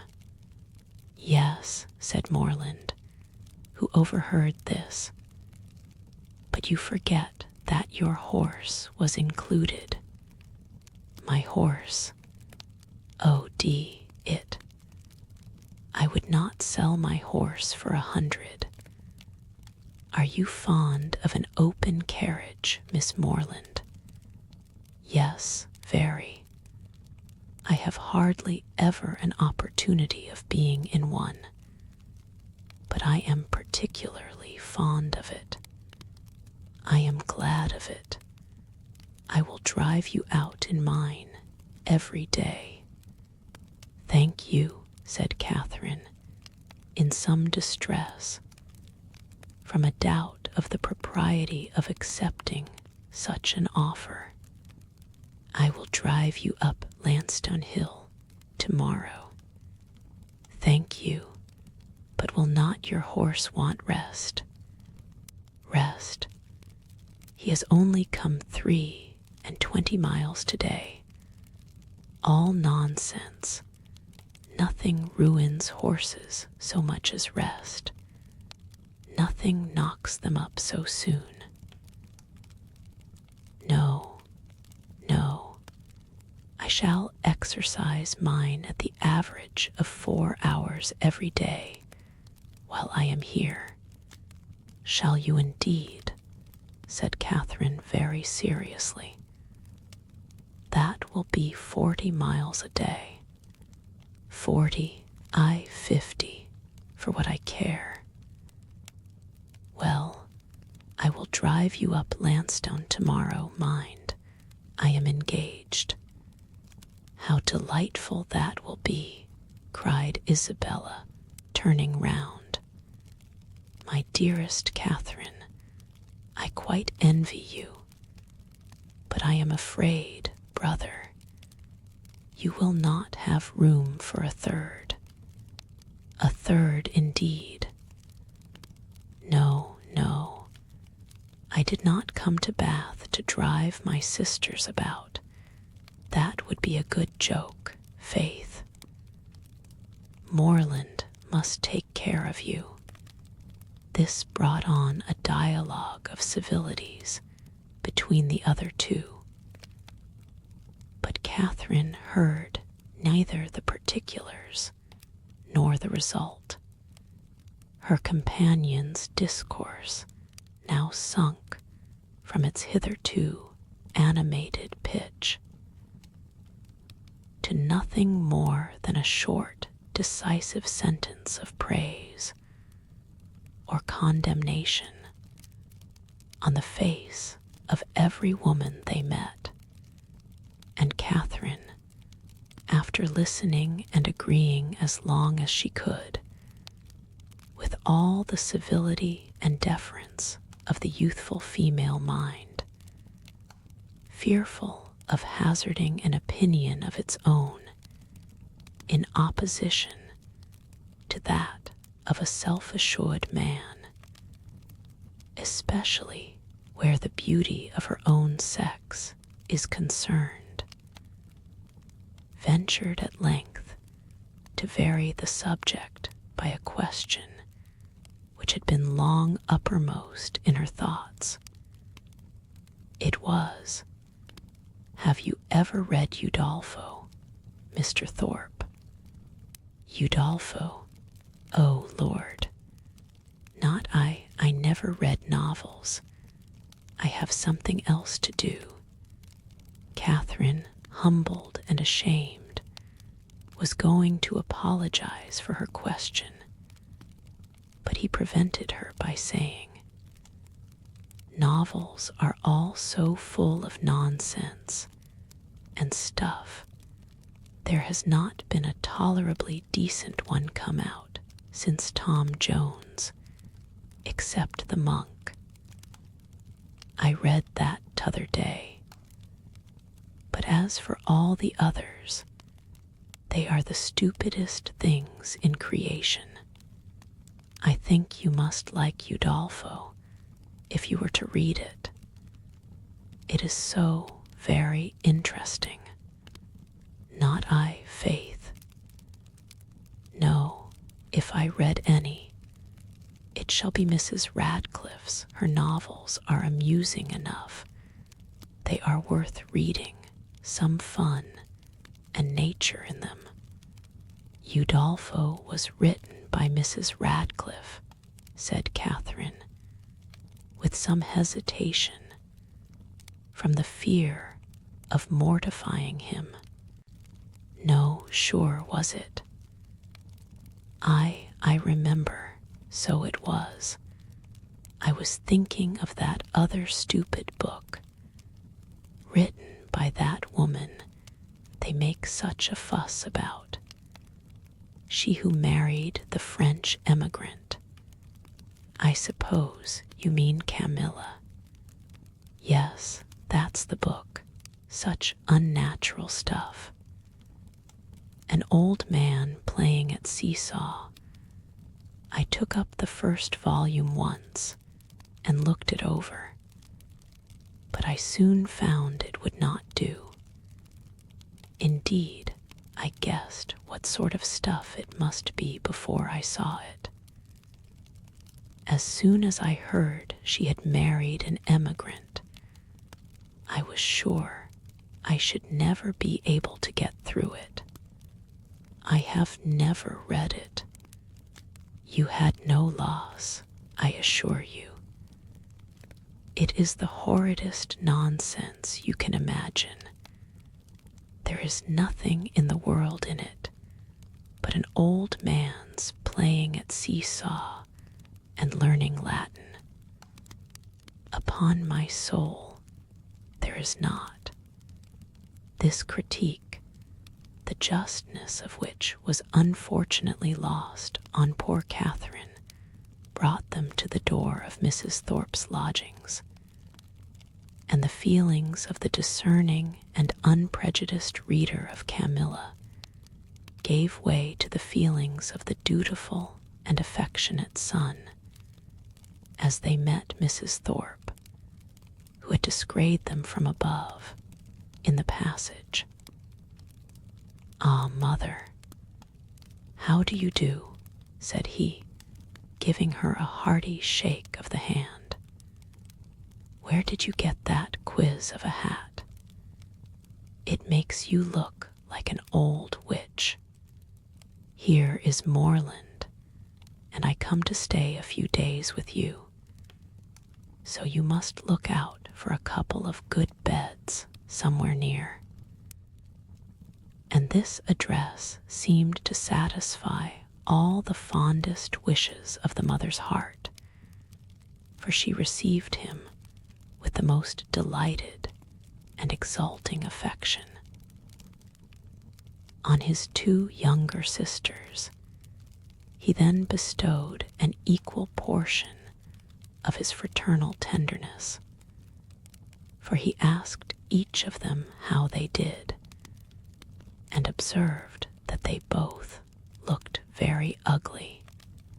These manners did not please Catherine, but he was James's friend and Isabella's brother, and her judgment was further bought off by Isabella, assuring her, when they withdrew to see the new hat, that John thought her the most charming girl in the world, and by John's engaging her before they parted to dance with him that evening, had she been older or vainer, such attacks might have done little. But where youth and diffidence are united, it requires uncommon steadiness of reason to resist the attraction of being called the most charming girl in the world, and of being so very early engaged as a partner. And the consequence was that, when the two Morlands, after sitting an hour with the Thorpes, set off to walk together to Mr. Allen S. and James, as the door was closed on them, said, "Well, Catherine, how do you like my friend Thorpe?" Instead of answering, as she probably would have done, had there been no friendship and no flattery in the case. "I do not like him at all," she directly replied. "I like him very much. He seems very agreeable. He is as good-natured a fellow as ever lived, a little of a rattle, but that will recommend him to your sex, I believe. And how do you like the rest of the family?" "Very, very much indeed. Isabella particularly. I am very glad to hear you say so. She is just the kind of young woman could wish to see you attached to.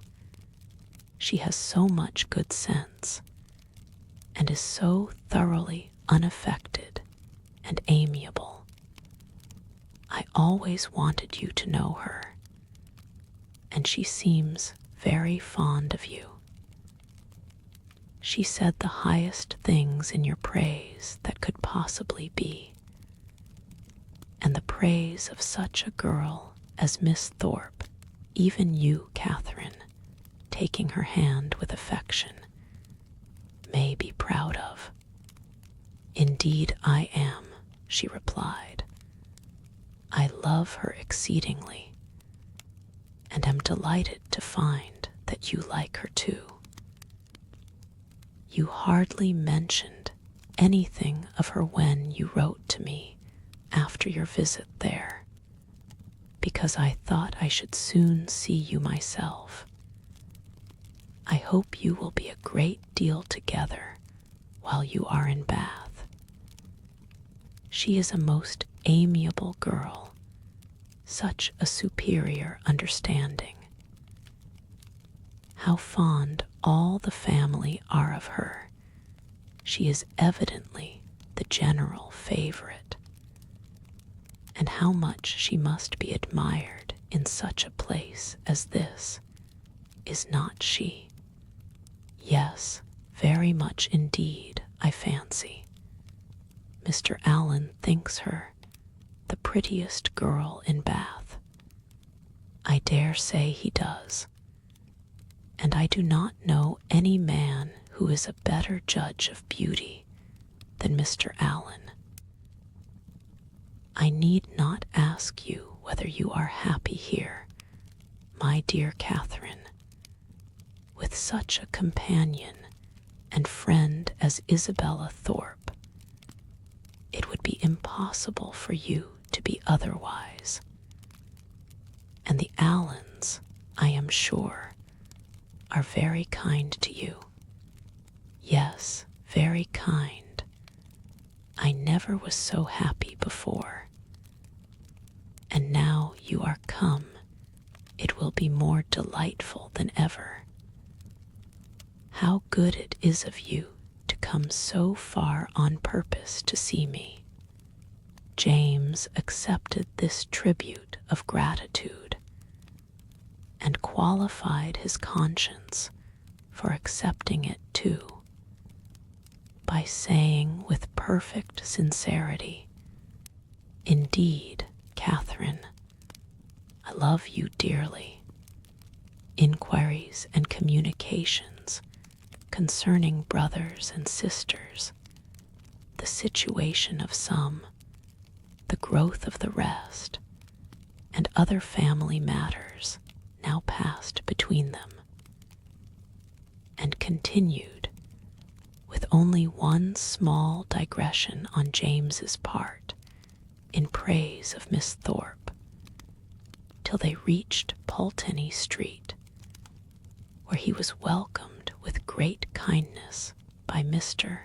and Mrs. Allen, invited by the former to dine with them, and summoned by the latter to guess the price and weigh the merits of a new muff and tippet, a pre-engagement in Edgar's buildings prevented his accepting the invitation of one friend, and obliged him to hurry away as soon as he had satisfied the demands of the other, the time of the two parties uniting in the octagon room being correctly adjusted.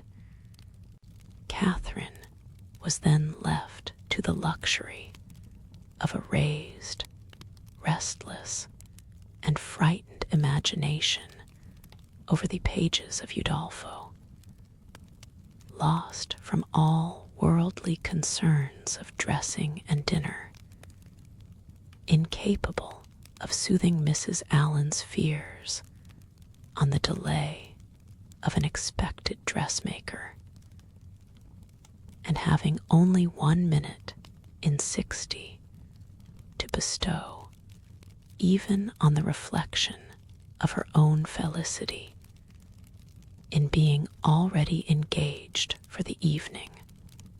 Chapter 8.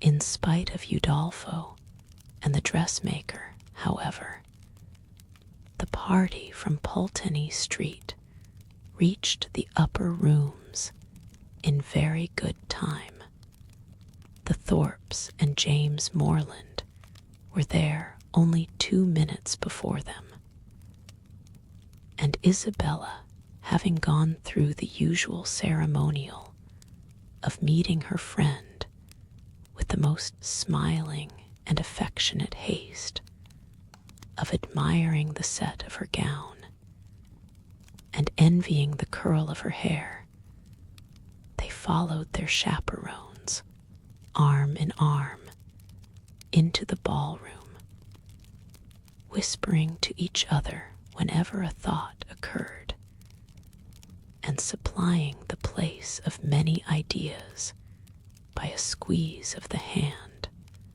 or a smile of affection.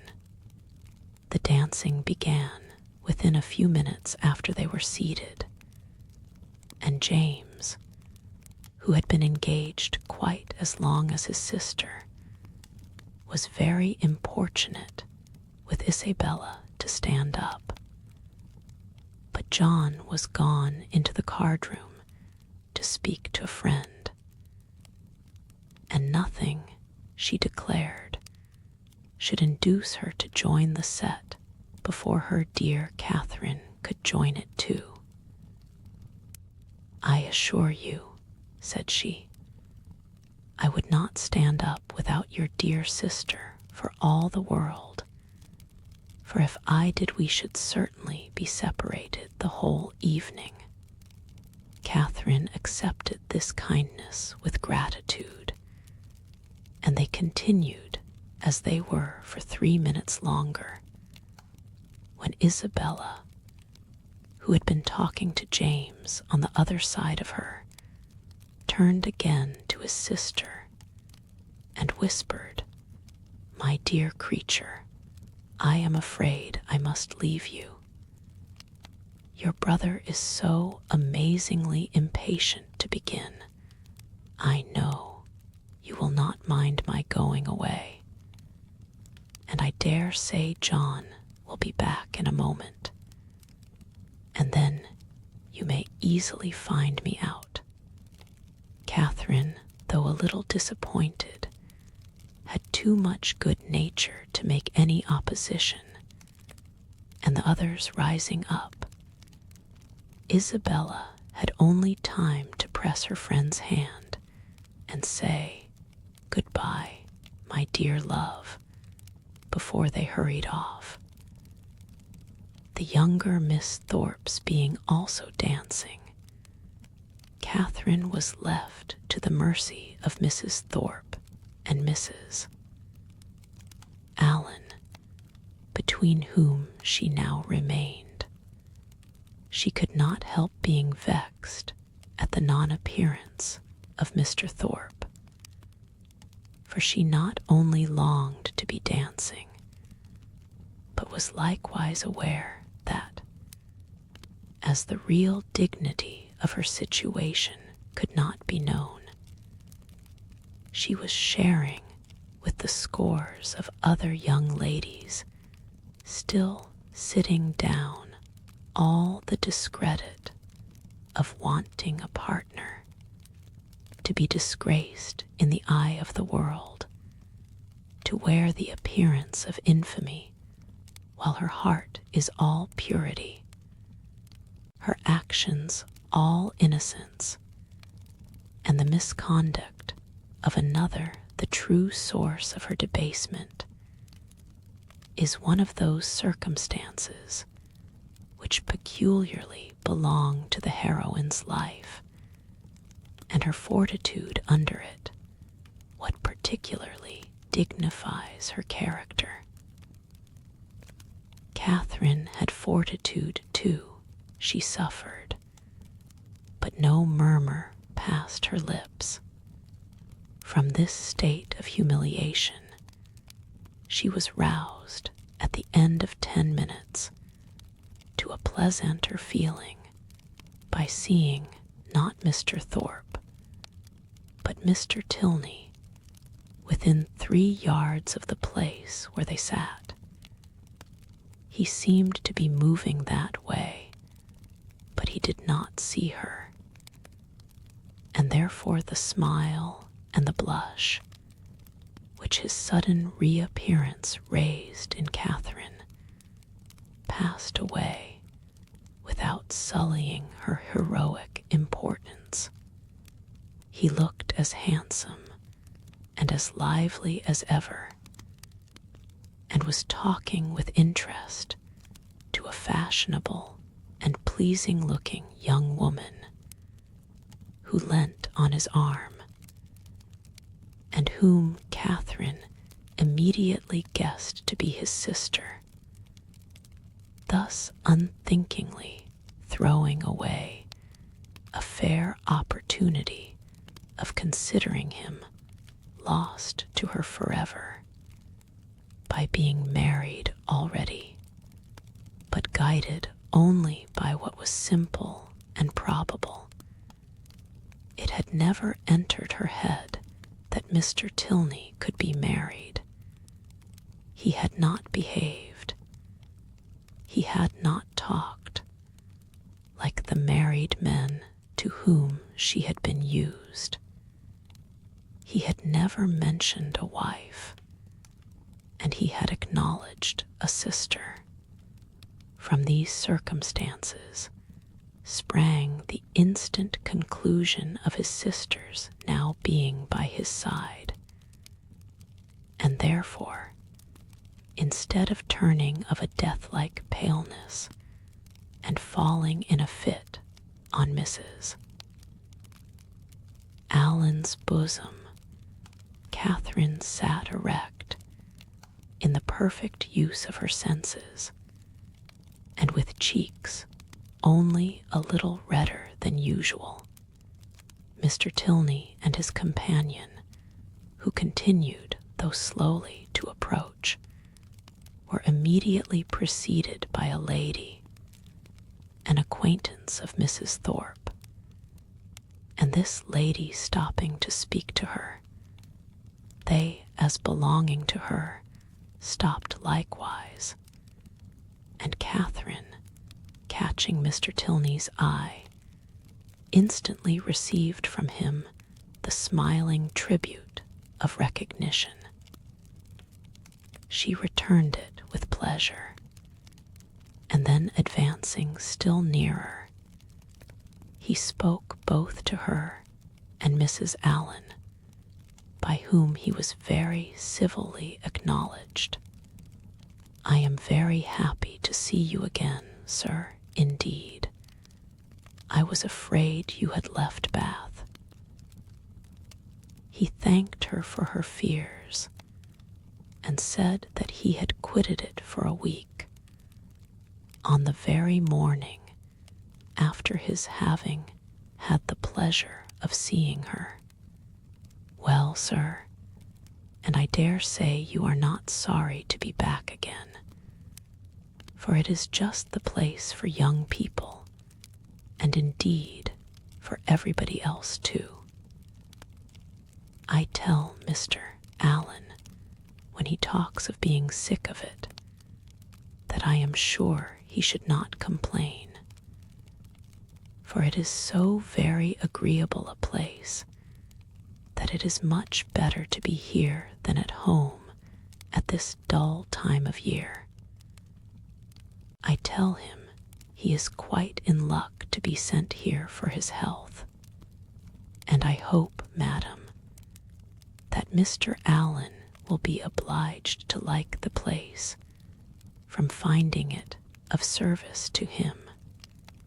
Thank you, sir. I have no doubt that he will. A neighbor of ours, Dr. Skinner, was here for his health last winter, and came away quite stout. That circumstance must give great encouragement. Yes, sir, and Dr. Skinner and his family were here 3 months. So I tell Mr. Allen he must not be in a hurry to get away. Here they were interrupted by a request from Mrs. Thorpe to Mrs. Allen that she would move a little to accommodate Mrs. Hughes and Miss Tilney with seats, as they had agreed to join their party.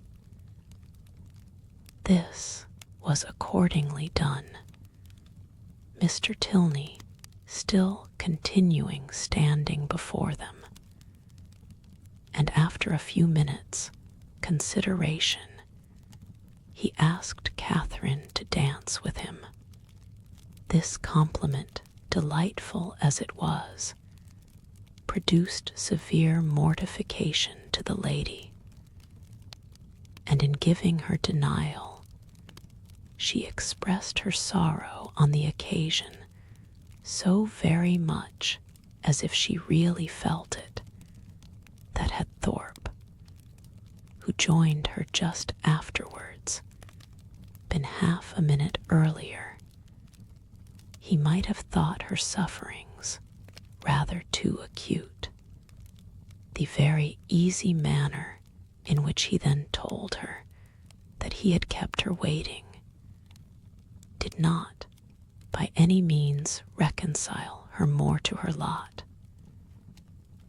nor did the particulars which he entered into while they were standing up, of the horses and dogs of the friend whom he had just left, and of a proposed exchange of terriers between them, interest her so much as to prevent her looking very often towards that part of the room where she had left Mr. Tilney.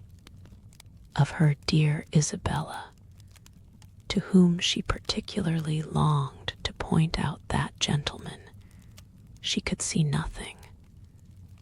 They were in different sets.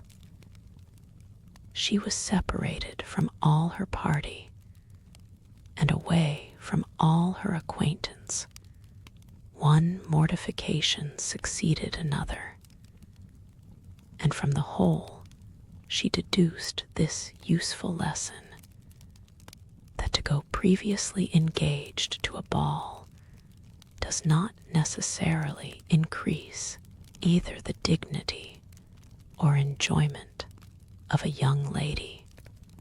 From such a moralizing strain as this, she was suddenly roused by a touch on the shoulder, and turning round, perceived Mrs. Hughes directly behind her, attended by Miss Tilney and a gentleman. "I beg your pardon, Miss Morland," said she, "for this liberty, but I cannot anyhow get to Miss Thorpe, and Mrs. Thorpe said she was sure you would not have the least objection to letting in this young lady by you." Mrs. Hughes could not have applied to any creature in the room more happy to oblige her than Catherine. The young ladies were introduced to each other, Miss Tilney expressing a proper sense of such goodness, Miss Morland with the real delicacy of a generous mind making light of the obligation, and Mrs. Hughes, satisfied with having so respectably settled her young charge, returned to her party. Miss Tilney had a good figure, a pretty face, and a very agreeable countenance, and her air, though it had not all the decided pretension, the resolute stylishness of Miss Thorpe's, had more real elegance. Her manners showed good sense and good breeding. They were neither shy nor affectedly open, and she seemed capable of being young, attractive, and at a ball, without wanting to fix the attention of every man near her, and without exaggerated feelings of ecstatic delight or inconceivable vexation on every little trifling occurrence. Catherine, interested at once by her appearance and her relationship to Mr. Tilney, was desirous of being acquainted with her, and readily talked, therefore, whenever she could think of anything to say, and had courage and leisure for saying it. But the hindrance thrown in the way of a very speedy intimacy by the frequent want of one or more of these requisites prevented their doing more than going through the first rudiments of an acquaintance, by informing themselves how well the other liked Bath, how much she admired its buildings and surrounding country, whether she drew or played or sang, and whether she was fond of riding on horseback. The 2 dances were scarcely concluded before Catherine found her arm gently seized by her faithful Isabella, who in great spirits exclaimed, "At last I have got you.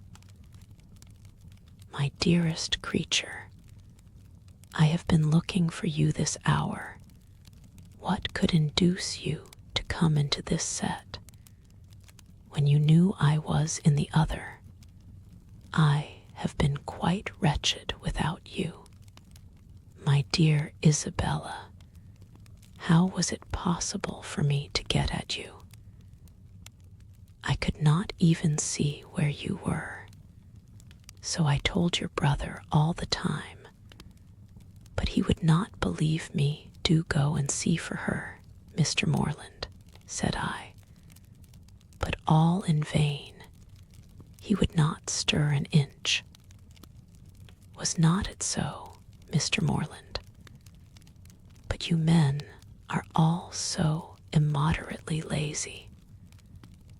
I have been scolding him to such a degree, my dear Catherine, you would be quite amazed. You know I never stand upon ceremony with such people.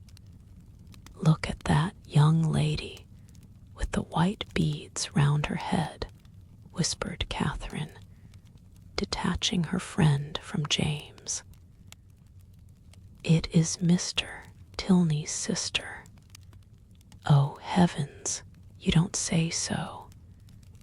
Let me look at her this moment. What a delightful girl. I never saw anything half so beautiful. But where is her all-conquering brother? Is he in the room? Point him out to me this instant, if he is. I die to see him. Mr. Morland, you are not to listen. We are not talking about you. But what is all this whispering about? What is going on? There now, I knew how it would be. You men have such restless curiosity. Talk of the curiosity of women, indeed. Tease nothing, but be satisfied, for you are not to know anything at all of the matter. And is that likely to satisfy me, do you think? Well, I declare I never knew anything like you. What can it signify to you what we are talking of? Perhaps we are talking about you, therefore I would advise you not to listen, or you may happen to hear something not very agreeable in this commonplace chatter, which lasted some time. The original subject seemed entirely forgotten. and though Catherine was very well pleased to have it dropped for a while, she could not avoid a little suspicion at the total suspension of all Isabella's impatient desire to see Mr. Tilney. When the orchestra struck up a fresh dance, James would have led his fair partner away, but she resisted. "I tell you, Mr. Morland," she cried, "I would not do such a thing for all the world. How can you be so teasing? Only conceive, my dear Catherine, what your brother wants me to do. He wants me to dance with him again, though I tell him that it is a most improper thing, and entirely against the rules. It would make us the talk of the place if we were not to change partners." "Upon my honor," said James, "in these public assemblies, it is as often done as not." "Nonsense, how can you say so? But when you men have a point to carry, you never stick at anything. My sweet Catherine, do support me. Persuade your brother how impossible it is. Tell him that it would quite shock you to see me do such a thing, now would not it? No, not at all. But if you think it wrong, you had much better change." "There," cried Isabella, "you hear what your sister says, and yet you will not mind her. Well, remember that it is not my fault if we set all the old ladies in Bath in a bustle. Come along, my dearest Catherine, for heaven's sake, and stand by me." And off they went to regain their former place. John Thorpe, in the meanwhile, had walked away, and Catherine, ever willing to give Mr. Tilney an opportunity of repeating the agreeable request which had already flattered her once, made her way to Mrs. Allen and Mrs. Thorpe as fast as she could, in the hope of finding him still with them, a hope which, when it proved to be fruitless, she felt to have been highly unreasonable. "Well, my dear," said Mrs. Thorpe, impatient for praise of her son, "I hope you have had an agreeable partner." "Very agreeable, madam. I am glad of it. John has charming spirits, has not he? Did you meet Mr. Tilney, my dear?" said Mrs. Allen. "No, where is he?" "He was with us just now, and said he was so tired of lounging about that he was resolved to go and dance. So I thought perhaps he would ask you if he met with you." "Where can he be?" said Catherine, looking round. But she had not looked round long before she saw him leading a young lady to the dance. "Ah, he has got a partner. I wish he had asked you," said Mrs. Allen. And after a short silence, she added, "He is a very agreeable young man." "Indeed he is, Mrs. Allen," said Mrs. Thorpe, smiling complacently. "I must say it, though I am his mother, that there is not a more agreeable young man in the world." This inapplicable answer might have been too much for the comprehension of many, But it did not puzzle Mrs. Allen, for after only a moment's consideration, she said, in a whisper to Catherine, I dare say she thought I was speaking of her son. Catherine was disappointed and vexed. She seemed to have missed by so little the very object she had in view, and this persuasion did not incline her to a very gracious reply. When John Thorpe came up to her soon afterwards and said, Well, Miss Morland, I suppose you and I are to stand up and jig it together again. Oh, no, I am much obliged to you. Our 2 dances are over. And besides, I am tired, and do not mean to dance any more. Do not you? Then let us walk about and quiz people.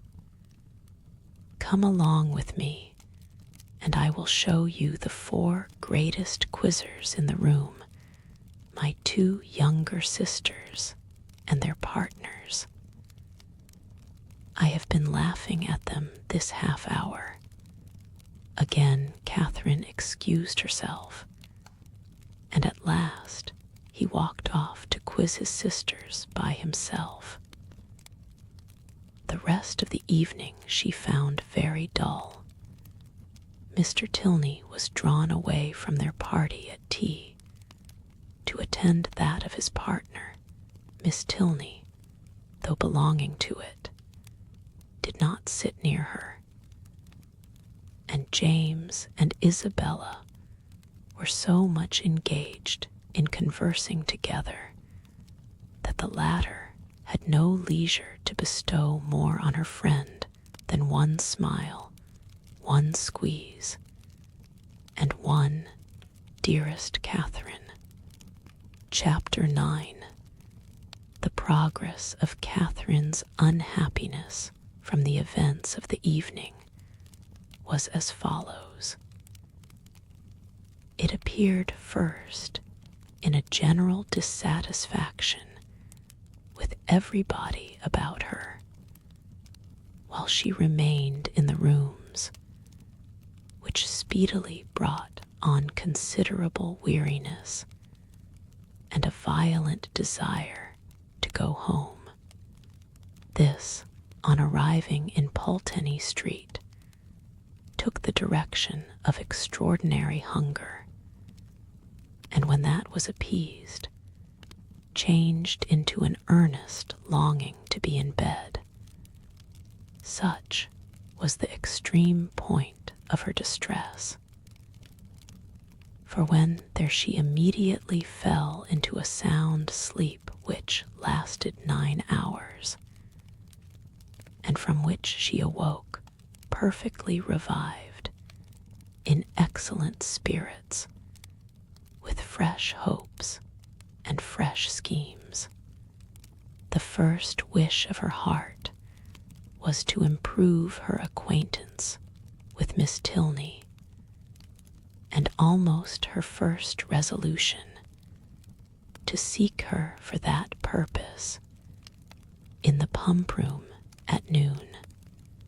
In the pump room, one so newly arrived in Bath must be met with, and that building she had already found so favorable for the discovery of female excellence and the completion of female intimacy, so admirably adapted for secret discourses and unlimited confidence, that she was most reasonably encouraged to expect another friend from within its walls. Her plan for the morning thus settled, she sat quietly down to her book after breakfast, resolving to remain in the same place and the same employment till the clock struck 1. And from habitude, very little incommoded by the remarks and ejaculations of Mrs. Allen, whose vacancy of mind and incapacity for thinking were such that as she never talked a great deal, so she could never be entirely silent, and therefore, while she sat at her work, if she lost her needle or broke her thread, if she heard a carriage in the street or saw a speck upon her gown, she must observe it aloud, whether there were any one at leisure to answer her or not. At about 12:30, a remarkably loud rap drew her in haste to the window, and scarcely had she time to inform Catherine of there being 2 open carriages at the door, in the first only a servant, her brother driving Miss Thorpe in the second, before John Thorpe came running upstairs, calling out, "Well, Miss Morland, here I am. Have you been waiting long? We could not come before. The old devil of a coachmaker was such an eternity finding out a thing fit to be got into. And now it is 10,000 to 1. But they break down before we are out of the street. How do you do, Mrs. Allen? A famous ball last night, was not it? Come, Miss Morland, be quick, for the others are in a confounded hurry to be off. They want to get their tumble over." "What do you mean?" said Catherine. "Where are you all going to?" "Going to? Why, you have not forgot our engagement. Did not we agree together to take a drive this morning? What a head you have. We are going up Claverton Down. Something was said about it, I remember," said Catherine, looking at Mrs. Allen for her opinion. "But really, I did not expect you. Not expect me. That's a good one. And what a dust you would have made if I had not come." Catherine's silent appeal to her friend, meanwhile, was entirely thrown away. For Mrs. Allen, not being at all in the habit of conveying any expression herself by a look, was not aware of its being ever intended by anybody else, and Catherine, whose desire of seeing Miss Tilney again could at that moment bear a short delay in favor of a drive, and who thought there could be no impropriety in her going with Mr. Thorpe, as Isabella was going at the same time with James, was therefore obliged to speak plainer. "Well, ma'am, what do you say to it? Can you spare me for an hour or 2? Shall I go?" "Do just as you please, my dear," replied Mrs. Allen, with the most placid indifference. Catherine took the advice and ran off to get ready. In a very few minutes she reappeared, having scarcely allowed the 2 others time enough to get through a few short sentences in her praise, after Thorpe had procured Mrs. Allen's admiration of his gig. And then, receiving her friends' parting good wishes, they both hurried downstairs. "My dearest creature," cried Isabella, to whom the duty of friendship immediately called her before she could get into the carriage.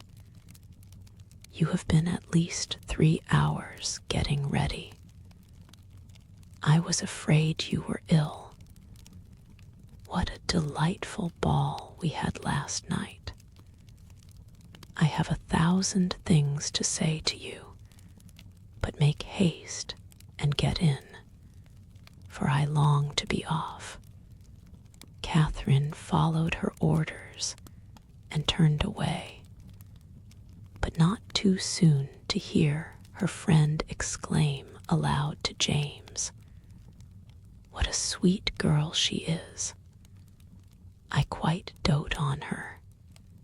"You will not be frightened, Miss Morland," said Thorpe, as he handed her in, "if my horse should dance about a little at first setting off.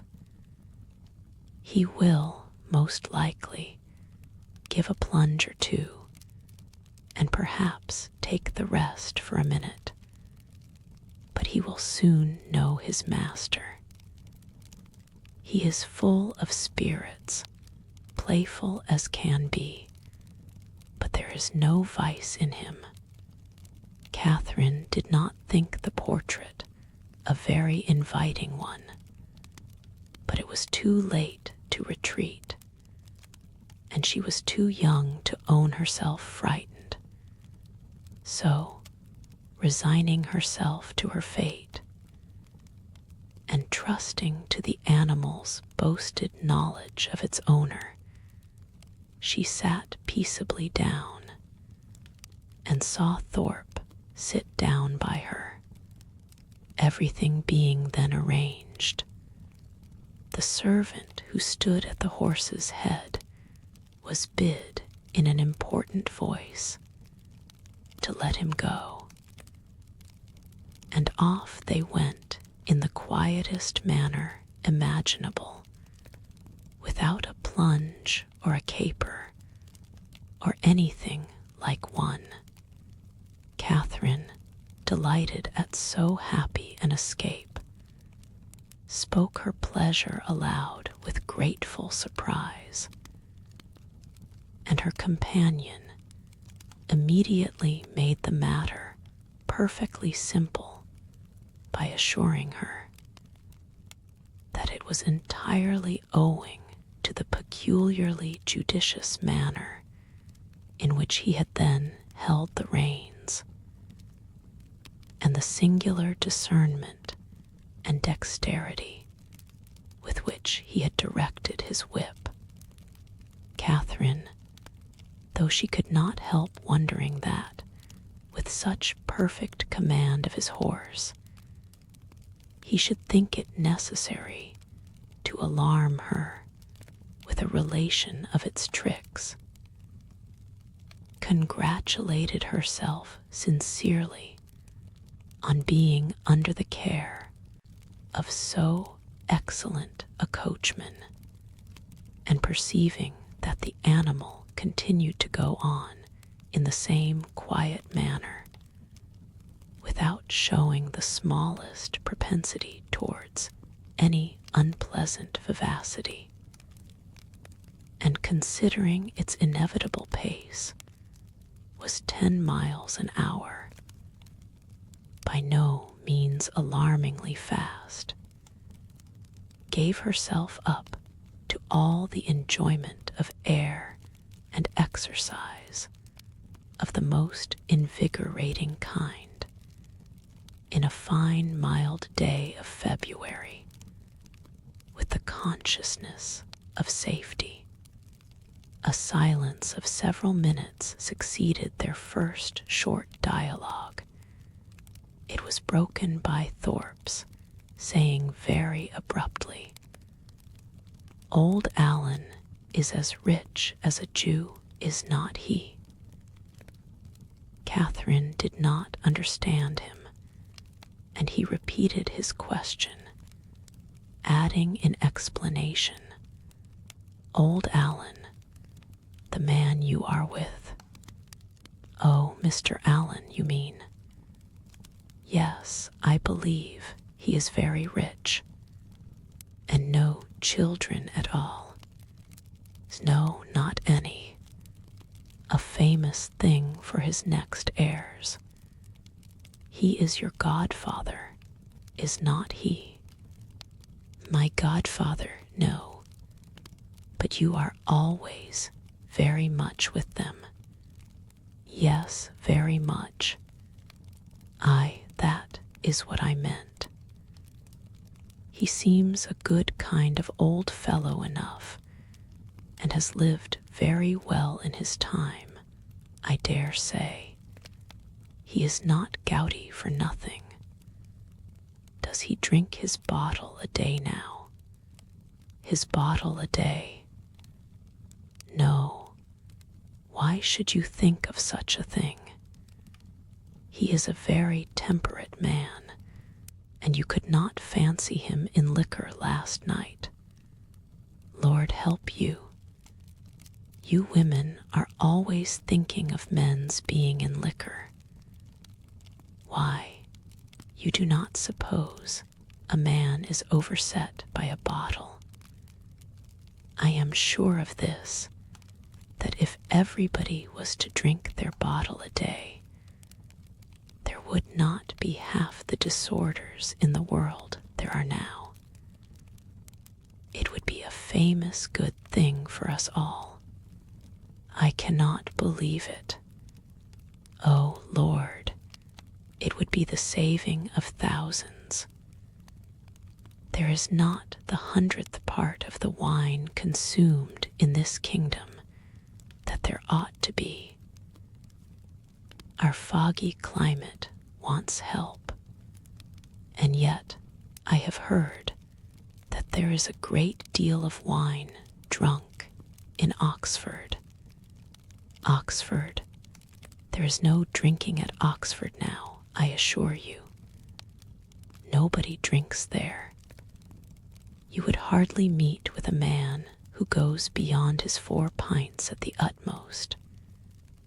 Now, for instance, it was reckoned a remarkable thing at the last party in my rooms that upon an average we cleared about 5 pints a head. It was looked upon as something out of the common way. Mine is famous good stuff, to be sure. You would not often meet with anything like it in Oxford, and that may account for it. But this will just give you a notion of the general rate of drinking there. Yes, it does give a notion, said Catherine warmly, and that is that you all drink a great deal more wine than I thought you did. However, I am sure James does not drink so much. This declaration brought on a loud and overpowering reply, of which no part was very distinct, except the frequent exclamations, amounting almost to oaths, which adorned it. And Catherine was left, when it ended, with rather a strengthened belief of there being a great deal of wine drunk in Oxford, and the same happy conviction of her brother's comparative sobriety.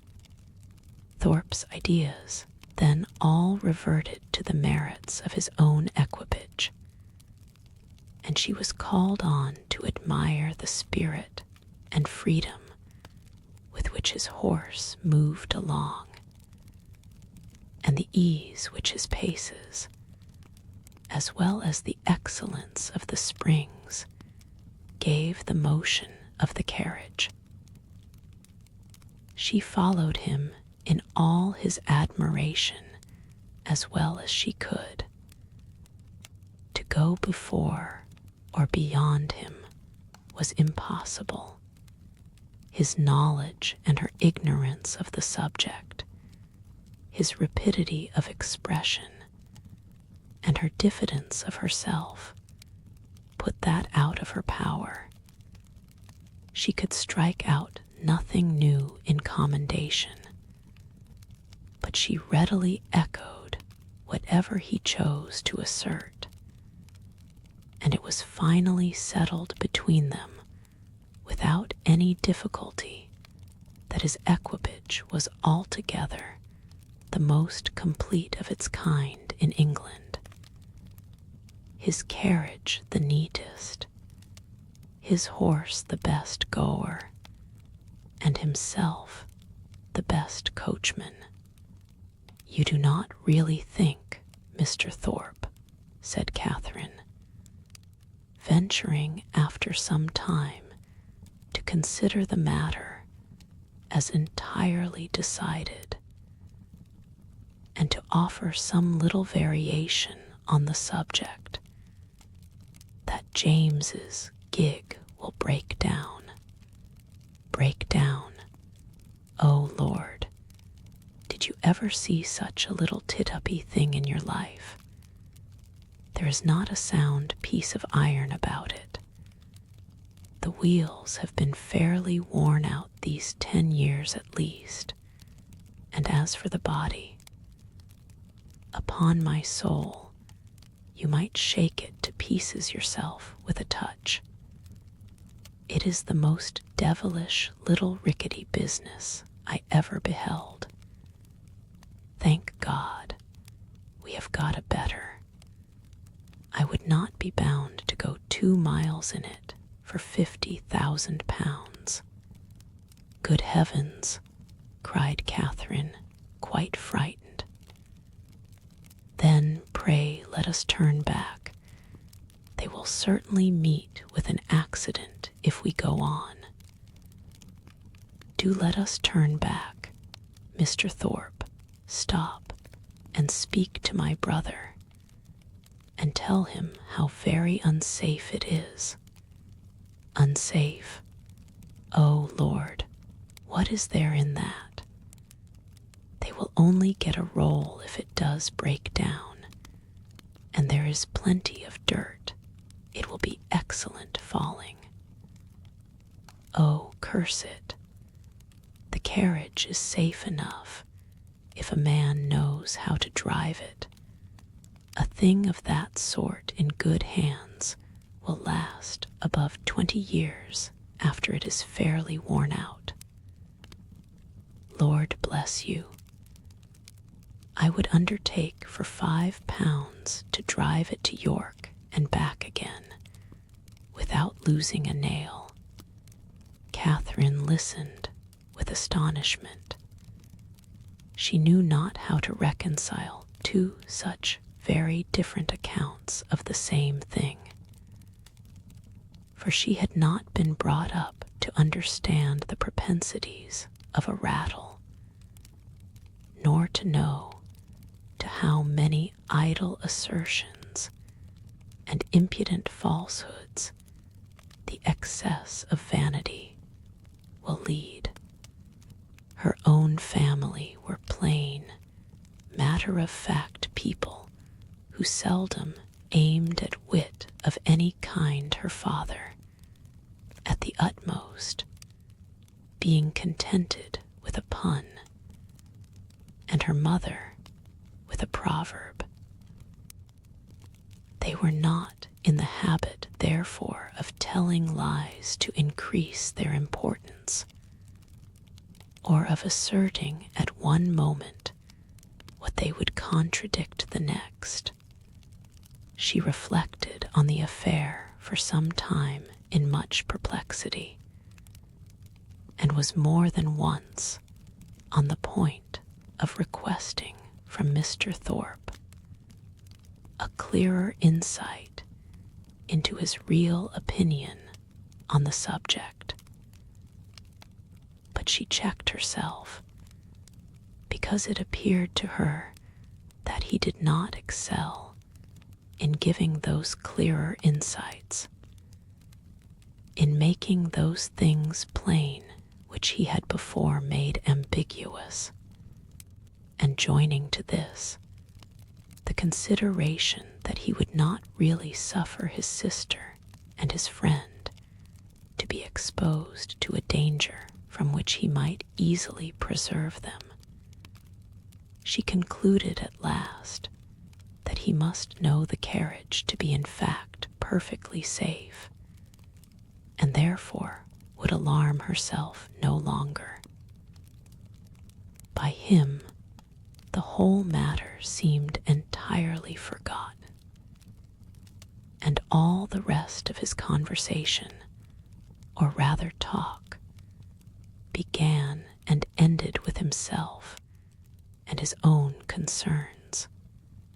He told her of horses which he had bought for a trifle and sold for incredible sums, of racing matches in which his judgment had infallibly foretold the winner, of shooting parties in which he had killed more birds, though without having one good shot, than all his companions together, and described to her some famous day's sport with the foxhounds, in which his foresight and skill in directing the dogs had repaired the mistakes of the most experienced huntsman,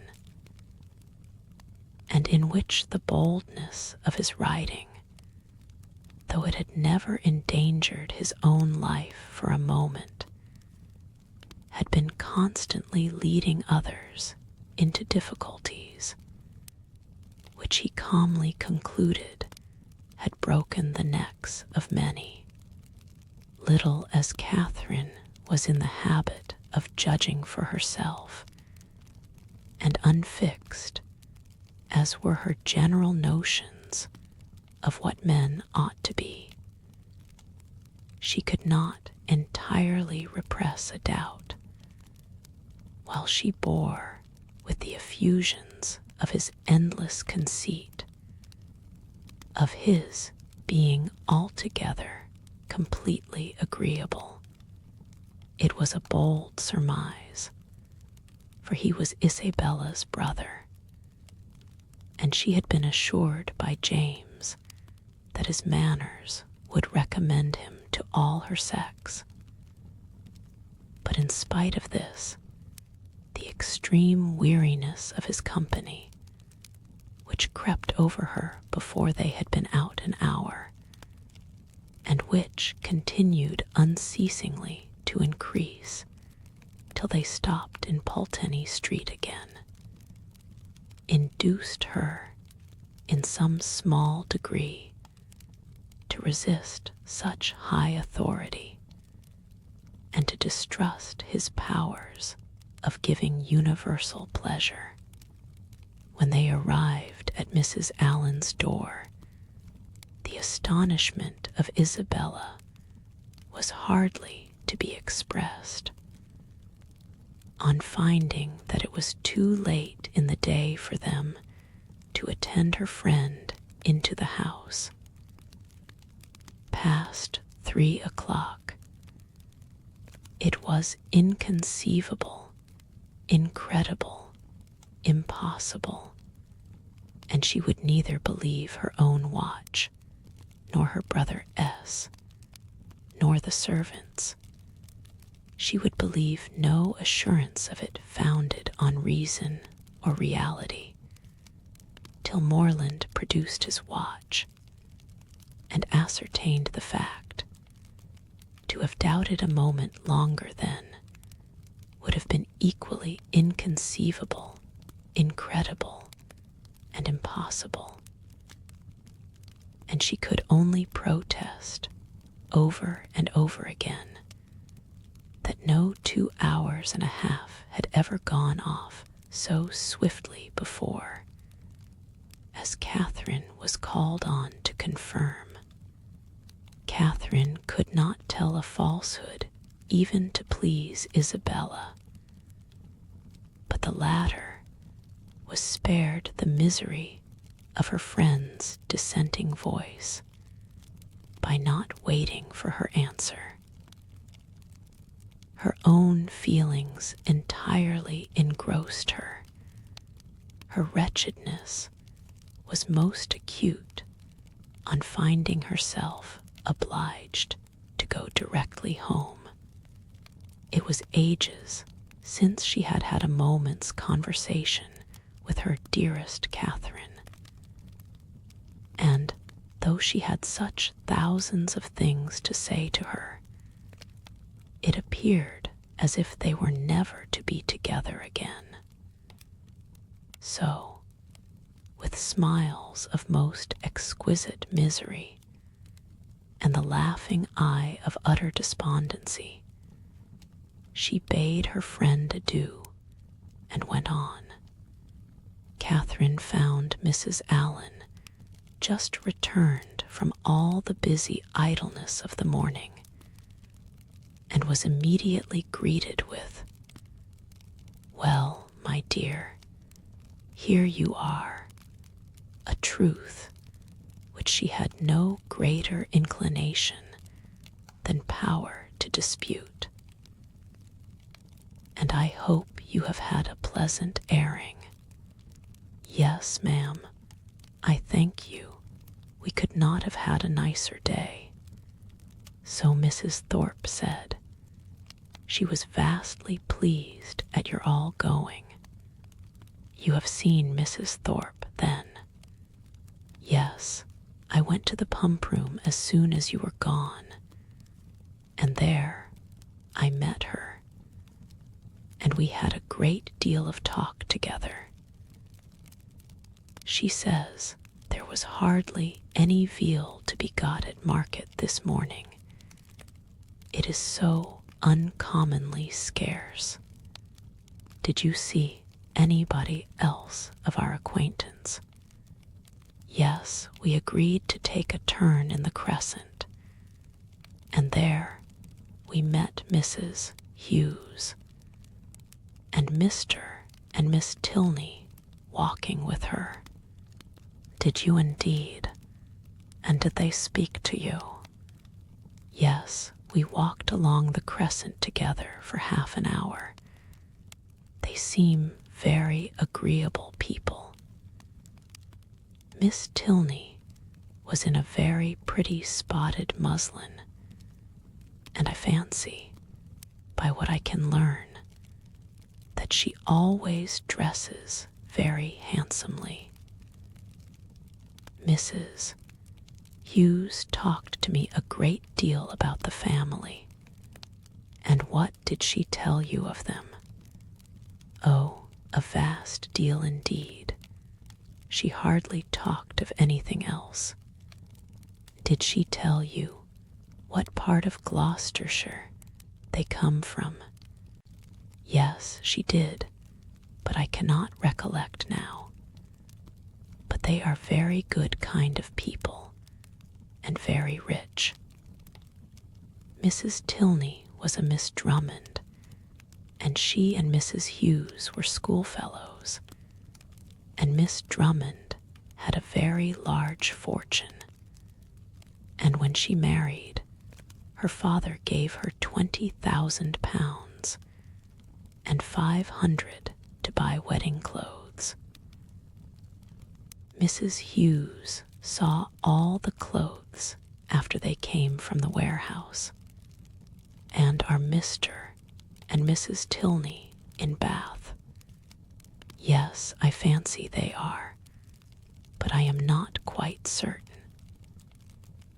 Upon recollection, however, I have a notion they are both dead. At least the mother is. Yes, I am sure Mrs. Tilney is dead, because Mrs. Hughes told me there was a very beautiful set of pearls that Mr. Drummond gave his daughter on her wedding day, and that Miss Tilney has got now, for they were put by for her when her mother died. And is Mr. Tilney my partner, the only son. I cannot be quite positive about that, my dear. I have some idea he is, but however, he is a very fine young man, Mrs. Hughes says, and likely to do very well.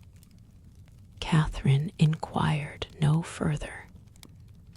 She had heard enough to feel that Mrs. Allen had no real intelligence to give, and that she was most particularly unfortunate herself in having missed such a meeting with both brother and sister. Could she have foreseen such a circumstance? Nothing should have persuaded her to go out with the others, and as it was, she could only lament her ill luck and think over what she had lost, till it was clear to her that the drive had by no means been very pleasant, and that John Thorpe himself was quite disagreeable. Chapter 10. The Allens, Thorpes, and Morlands all met in the evening at the theatre, and as Catherine and Isabella sat together, there was then an opportunity for the latter to utter some few of the many thousand things which had been collecting within her for communication in the immeasurable length of time which had divided them. Oh, heavens! My beloved Catherine, have I got you at last? Was her address on Catherine's entering the box and sitting by her. Now, Mr. Morland, for he was close to her on the other side, I shall not speak another word to you all the rest of the evening, so I charge you not to expect it. My sweetest Catherine, how have you been this long age? But I need not ask you, for you look delightfully. You really have done your hair in a more heavenly style than ever. You mischievous creature, do you want to attract everybody? I assure you, my brother is quite in love with you already. And as for Mr. Tilney, but that is a settled thing. Even your modesty cannot doubt his attachment now. His coming back to Bath makes it too plain. Oh, what would not I give to see him? Really am quite wild with impatience. My mother says he is the most delightful young man in the world. She saw him this morning. You know, you must introduce him to me. Is he in the house now? Look about, for heaven's sake. I assure you, I can hardly exist till I see him. No, said Catherine, he is not here. I cannot see him anywhere. Oh, horrid! Am I never to be acquainted with him? How do you like my gown? I think it does not look amiss. The sleeves were entirely my own thought. Do you know, I get so immoderately sick of Bath. Your brother and I were agreeing this morning that, though it is vastly well to be here for a few weeks, we would not live here for millions. We soon found out that our tastes were exactly alike in preferring the country to every other place. Really, our opinions were so exactly the same. It was quite ridiculous. There was not a single point in which we differed. I would not have had you by for the world, you are such a sly thing. I am sure you would have made some droll remark or other about it. No, indeed, I should not. Oh, yes, you would indeed. I know you better than you know yourself. You would have told us that we seemed born for each other, or some nonsense of that kind, which would have distressed me beyond conception. My cheeks would have been as red as your roses. I would not have had you by for the world. Indeed, you do me injustice. I would not have made so improper a remark upon any account. And besides, I am sure it would never have entered my head. Isabella smiled incredulously and talked the rest of the evening to James. Catherine's resolution of endeavoring to meet Miss Tilney again continued in full force the next morning, until the usual moment of going to the pump room. She felt some alarm from the dread of a second prevention, but nothing of that kind occurred. No visitors appeared to delay them, and they all three set off in good time for the pump room, where the ordinary course of events and conversation took place. Mr. Allen, after drinking his glass of water, joined some gentlemen to talk over the politics of the day and compare the accounts of their newspapers, and the ladies walked about together, noticing every new face and almost every new bonnet in the room. The female part of the Thorpe family, attended by James Morland, appeared among the crowd in less than a quarter of an hour, and Catherine immediately took her usual place by the side of her friend. James, who was now in constant attendance, maintained a similar position, and separating themselves from the rest of their party, they walked in that manner for some time, till Catherine began to doubt the happiness of a situation which, confining her entirely to her friend and brother, gave her very little share in the notice of either. They were always engaged in some sentimental discussion or lively dispute, but their sentiment was conveyed in such whispering voices, and their vivacity attended with so much laughter, that though Catherine's supporting opinion was not unfrequently called for by one or the other, she was never able to give any, from not having heard a word of the subject.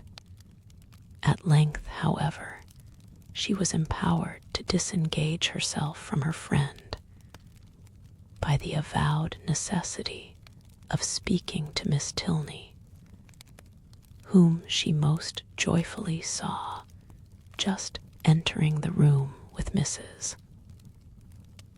Hughes, and whom she instantly joined with a firmer determination to be acquainted than she might have had courage to command, had she not been urged by the disappointment of the day before. Miss Tilney met her with great civility, returned her advances, with equal goodwill, and they continued talking together as long as both parties remained in the room.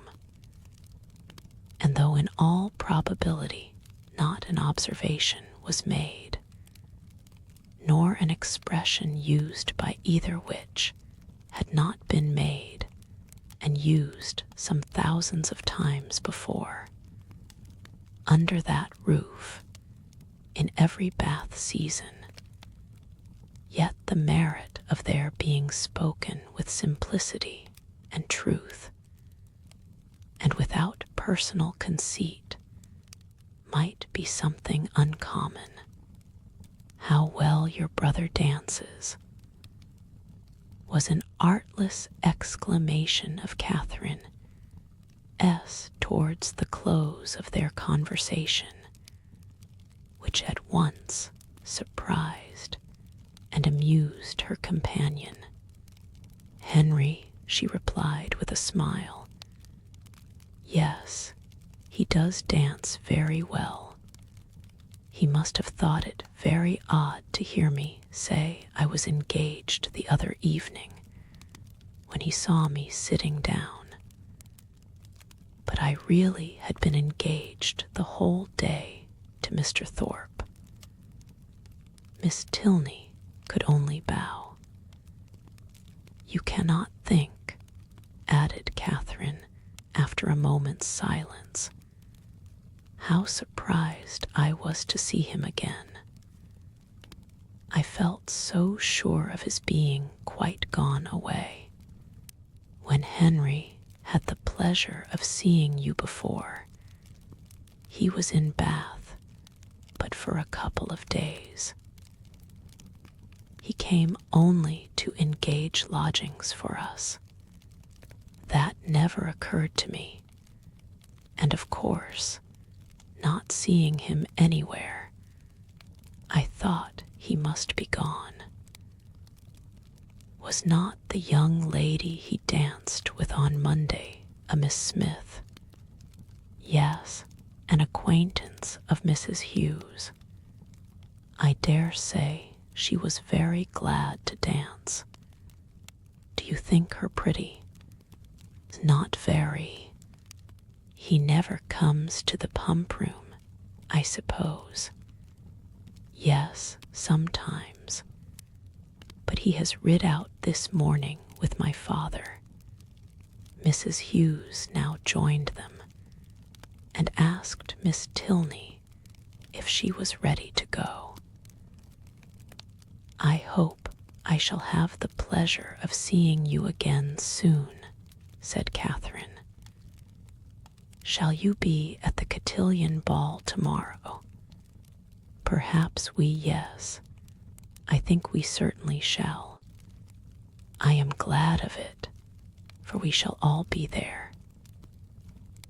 This civility was duly returned, and they parted on Miss Tilney's side with some knowledge of her new acquaintance's feelings, and on Catherine's without the smallest consciousness of having explained them. She went home very happy. The morning had answered all her hopes, and the evening of the following day was now the object of expectation, the future good. What gown and what headdress she should wear on the occasion became her chief concern. She cannot be justified in it. Dress is at all times a frivolous distinction, and excessive solicitude about it often destroys its own aim. Catherine knew all this very well. Her great aunt had read her a lecture on the subject only the Christmas before. And yet she lay awake 10 minutes on Wednesday night, debating between her spotted and her tambourred muslin.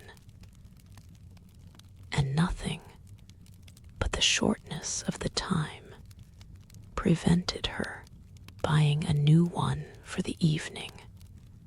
This would have been an error in judgment, great though not uncommon, from which one of the other sex, rather than her own, a brother rather than a great aunt, might have warned her. For man only can be aware of the insensibility of man towards a new gown.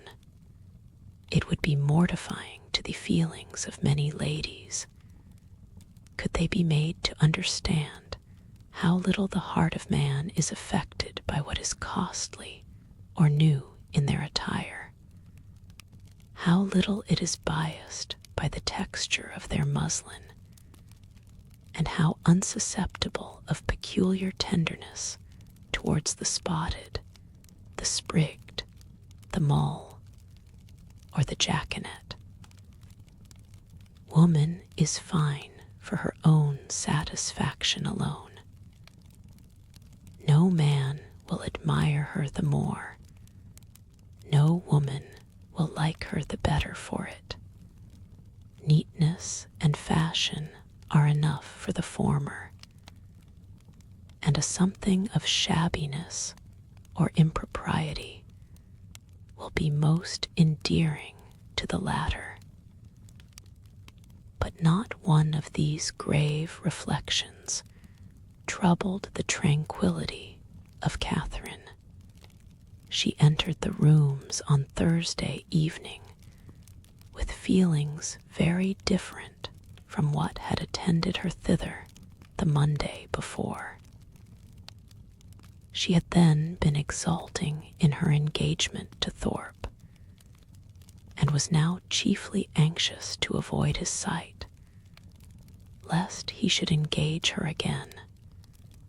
For though she could not, dared not expect that Mr. Tilney should ask her a third time to dance, her wishes, hopes, and plans all scented in nothing less.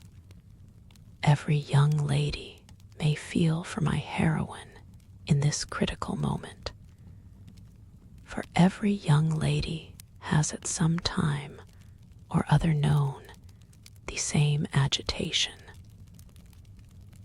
All have been, or at least all have believed themselves to be, in danger from the pursuit of someone whom they wished to avoid, and all have been anxious for the attentions of someone whom they wished to please. As soon as they were joined by the Thorpes, Catherine's agony began.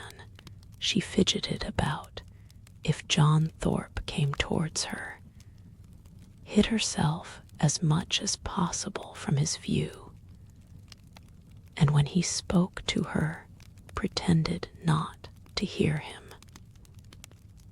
The cotillions were over, the country dancing beginning, and she saw nothing of the Tilneys. "Do not be frightened, my dear Catherine," whispered Isabella, "but I am really going to dance with your brother again. I declare positively it is quite shocking.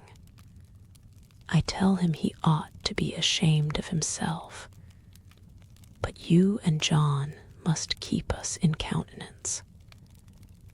Make haste, my dear creature, and come to us. John is just walked off, but he will be back in a moment." Catherine had neither time nor inclination to answer. The others walked away. John Thorpe was still in view, and she gave herself up for lost. That she might not appear, however, to observe or expect him, she kept her eyes intently fixed on her fan. and a self-condemnation for her folly in supposing that among such a crowd they should even meet with the Tilneys in any reasonable time, had just passed through her mind, when she suddenly found herself addressed and again solicited to dance by Mr. Tilney himself.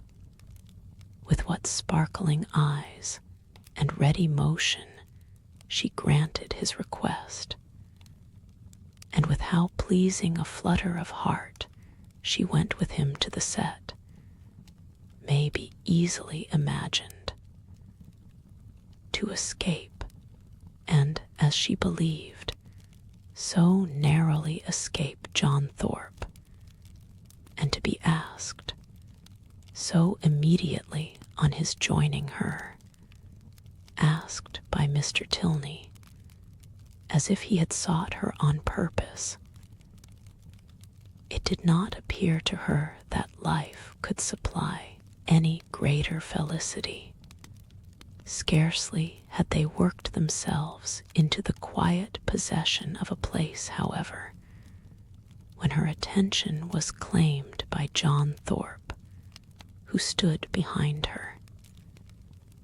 "Heyday, Miss Morland," said he. "What is the meaning of this? I thought you and I were to dance together. I wonder you should think so, for you never asked me.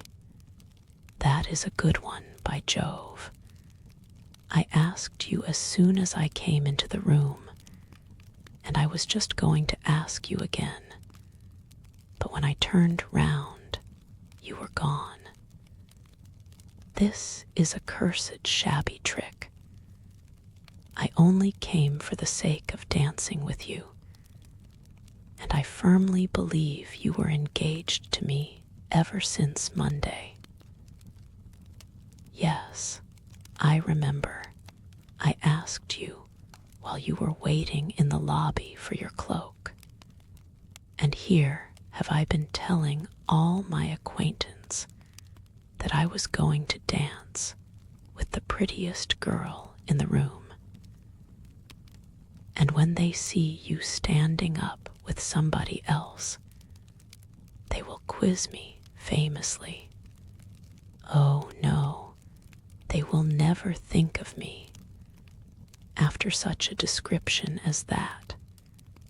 By heavens, if they do not, I will kick them out of the room for blockheads. What chap have you there?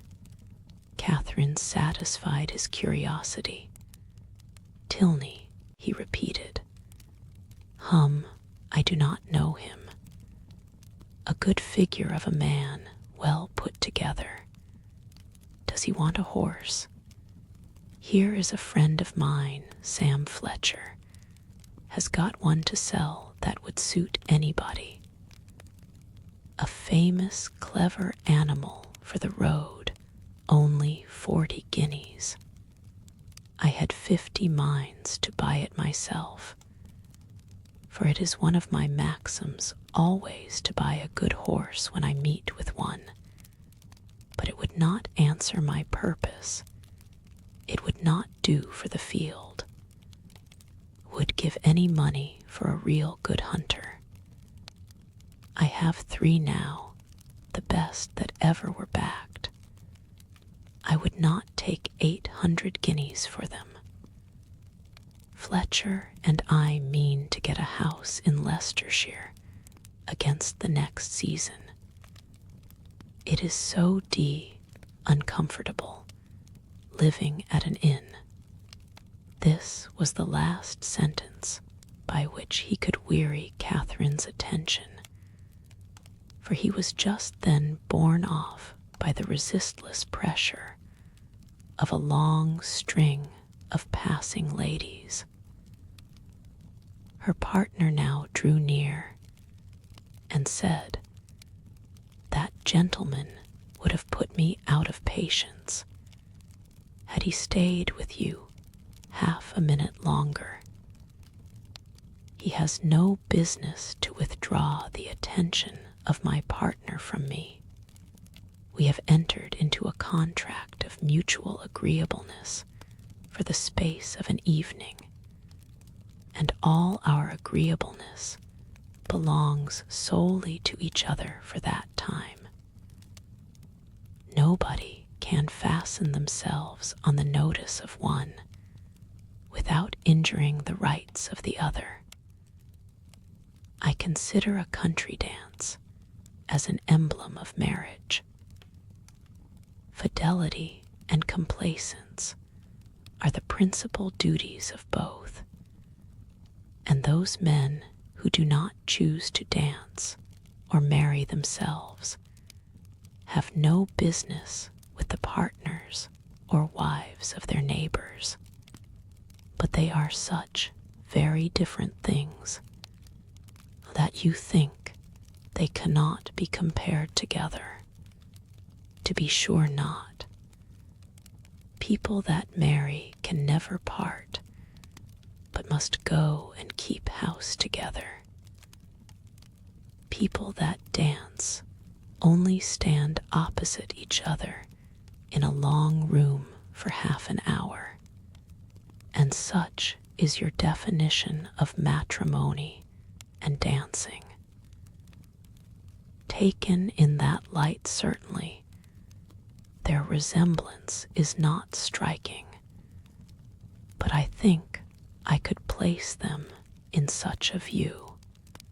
You will allow that in both, man has the advantage of choice, woman only the power of refusal, that in both, it is an engagement between man and woman, formed for the advantage of each, and that when once entered into, they belong exclusively to each other till the moment of its dissolution, that it is their duty, each to endeavor to give the other no cause for wishing that he or she had bestowed themselves elsewhere, and their best interest to keep their own imaginations from wandering towards the perfections of their neighbors,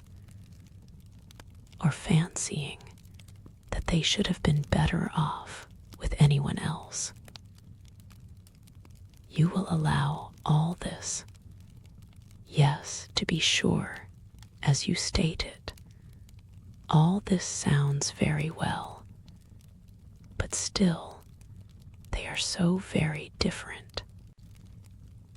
I cannot look upon them at all in the same light, nor think the same duties belong to them. In one respect, there certainly is a difference.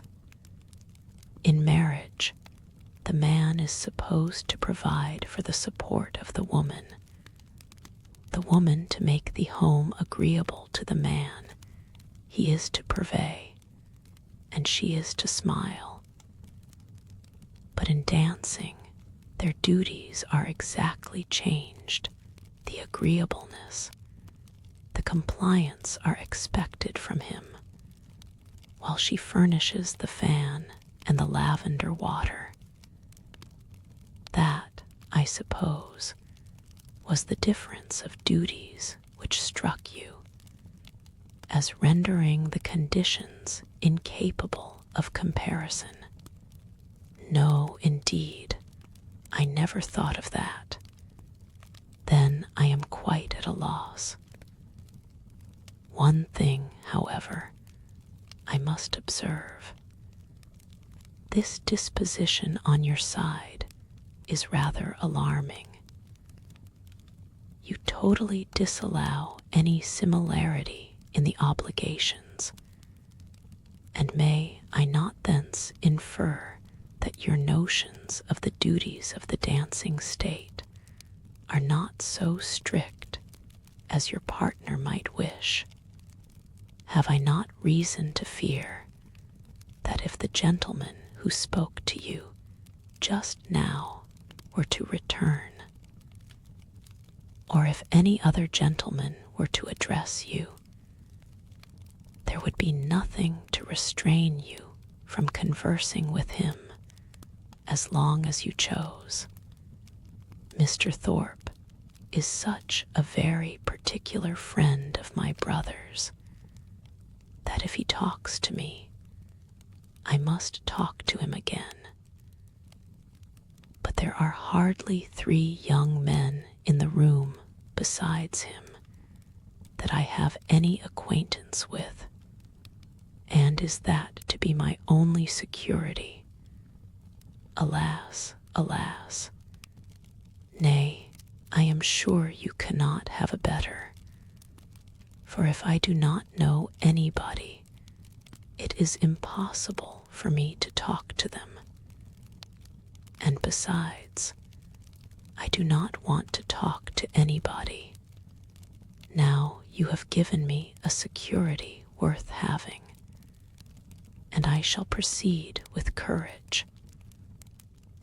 Do you find Bath as agreeable as when I had the honor of making the inquiry before? Yes, quite more so indeed. More so. Take care, or you will forget to be tired of it at the proper time. You ought to be tired at the end of 6 weeks. I do not think I should be tired if I were to stay here 6 months. Bath, compared with London, has little variety, and so everybody finds out every year. For 6 weeks, I allow Bath is pleasant enough, but beyond that, it is the most tiresome place in the world. You would be told so by people of all descriptions, who come regularly every winter, lengthen their 6 weeks into 10 or 12, and go away at last because they can afford to stay no longer. Well, other people must judge for themselves, and those who go to London may think nothing of Bath. But I, who live in a small, retired village in the country, can never find greater sameness in such a place as this than in my own home. For here are a variety of amusements, a variety of things to be seen and done all day long, which I can know nothing of there. You are not fond of the country. Yes, I am. I have always lived there and always been very happy. But certainly there is much more sameness in a country life than in a Bath life. One day in the country is exactly like another, but then you spend your time so much more rationally in the country. Do I? Do you not? I do not believe there is much difference. Here you are in pursuit only of amusement all day long, and so I am at home, only I do not find so much of it. I walk about here, and so I do there, but here I see a variety of people in every street, and there I can only go and call on Mrs. Allen. Mr. Tilney was very much amused. Only go and call on Mrs. Allen, he repeated. What a picture of intellectual poverty! However, when you sink into this abyss again, you will have more to say. You will be able to talk of Bath, and of all that you did here, Oh, yes, I shall never be in want of something to talk of again to Mrs. Allen or anybody else. I really believe I shall always be talking of Bath when I am at home again. I do like it so very much. If I could but have Papa and Mamma and the rest of them here, I suppose I should be too happy.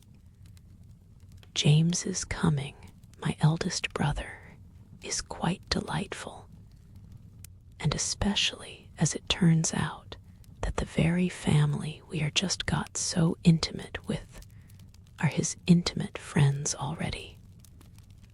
Oh, who can ever be tired of Bath? Not those who bring such fresh feelings of every sort to it as you do, but papas and mammas and brothers and intimate friends are a good deal gone by. To most of the frequenters of Bath, and the honest relish of balls and plays, and everyday sights, is past with them. Here their conversation closed, the demands of the dance becoming now too importunate for a divided attention. Soon after their reaching the bottom of the set, Catherine perceived herself to be earnestly regarded by a gentleman who stood among the lookers-on immediately behind her partner.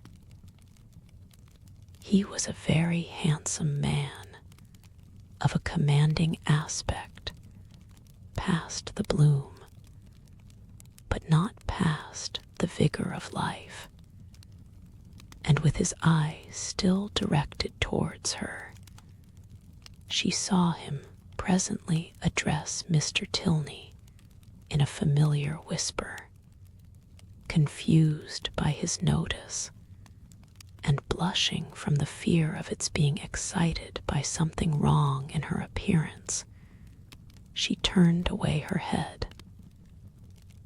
But while she did so, the gentleman retreated, and her partner, coming nearer, said, "I see that you guess what I have just been asked. That gentleman knows your name, and you have a right to know his. It is General Tilney, my father." Catherine's answer was only "Oh," but it was an "Oh," expressing everything needful, attention to his words, and perfect reliance on their truth. With real interest and strong admiration did her eye now follow the general as he moved through the crowd, and how handsome a family they are, was her secret remark, in chatting with Miss Tilney before the evening concluded. A new source of felicity arose to her. She had never taken a country walk since her arrival in Bath. Miss Tilney, to whom all the commonly frequented environs were familiar, spoke of them in terms which made her all eagerness to know them too, and on her openly fearing that she might find nobody to go with her, it was proposed by the brother and sister that they should join in a walk some morning or other. "I shall like it," she cried, "beyond anything in the world, and do not let us put it off. Let us go tomorrow." This was readily agreed to, with only a proviso of Miss Tilney's, that it did not rain, which Catherine was sure it would not. At 12 o'clock they were to call for her in Pulteney Street, And remember, 12 o'clock was her parting speech to her new friend. Of her other, her older, her more established friend, Isabella, of whose fidelity and worth she had enjoyed a fortnight's experience, she scarcely saw anything during the evening.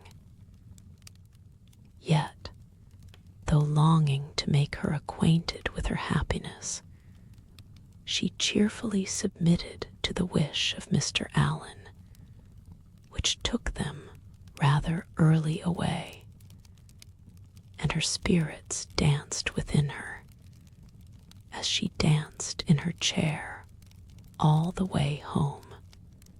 Chapter 11. The morrow brought a very sober-looking morning, the sun making only a few efforts to appear, and Catherine augured from it everything most favorable to her wishes. A bright morning so early in the year, she allowed, would generally turn to rain, but a cloudy one foretold improvement as the day advanced. She applied to Mr. Allen for confirmation of her hopes, but Mr. Allen, not having his own skies and barometer about him, declined giving any absolute promise of sunshine. She applied to Mrs. Allen, and Mrs. Allen's opinion was more positive. She had no doubt in the world of its being a very fine day, if the clouds would only go off and the sun keep out. At about 11 o'clock, however, a few specks of small rain upon the windows caught Catherine's watchful eye. And oh, dear, I do believe it will be wet, broke from her in a most desponding tone. I thought how it would be, said Mrs. Allen. No walk for me today, sighed Catherine. But perhaps it may come to nothing, or it may hold up before 12. Perhaps it may. But then, my dear, it will be so dirty. Oh, that will not signify. I never mind dirt.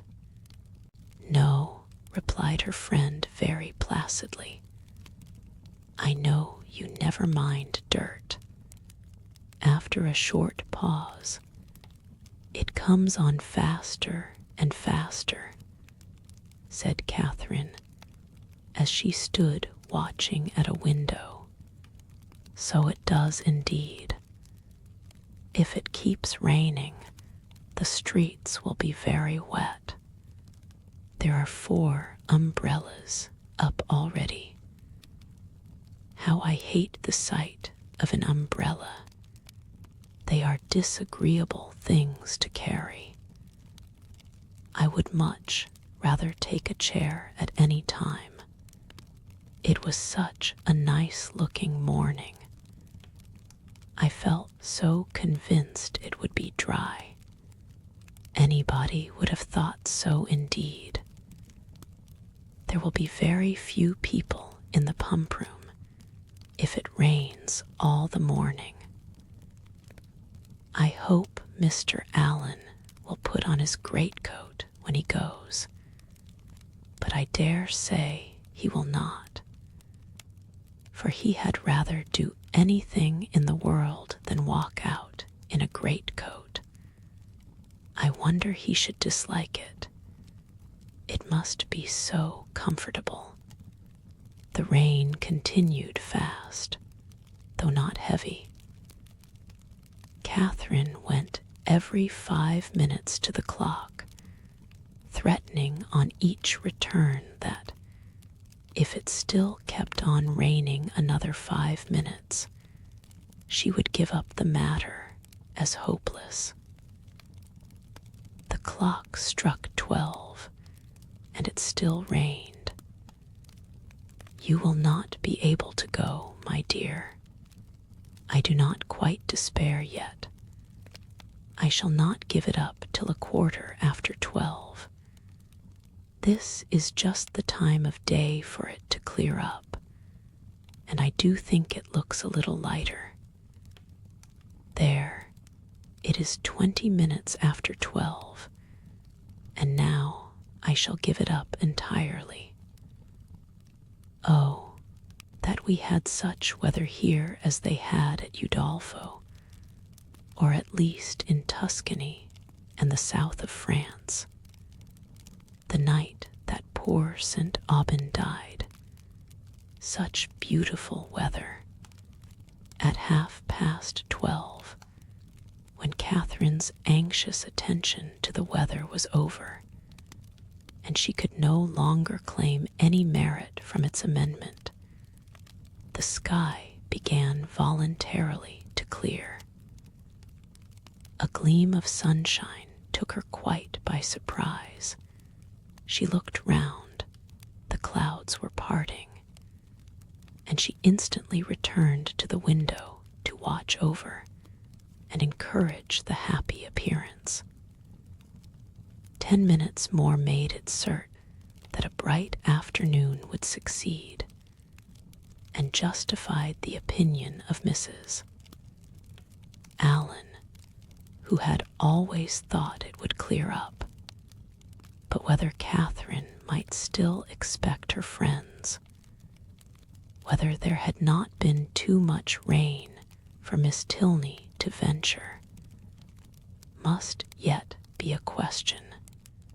It was too dirty for Mrs. Allen to accompany her husband to the pump room.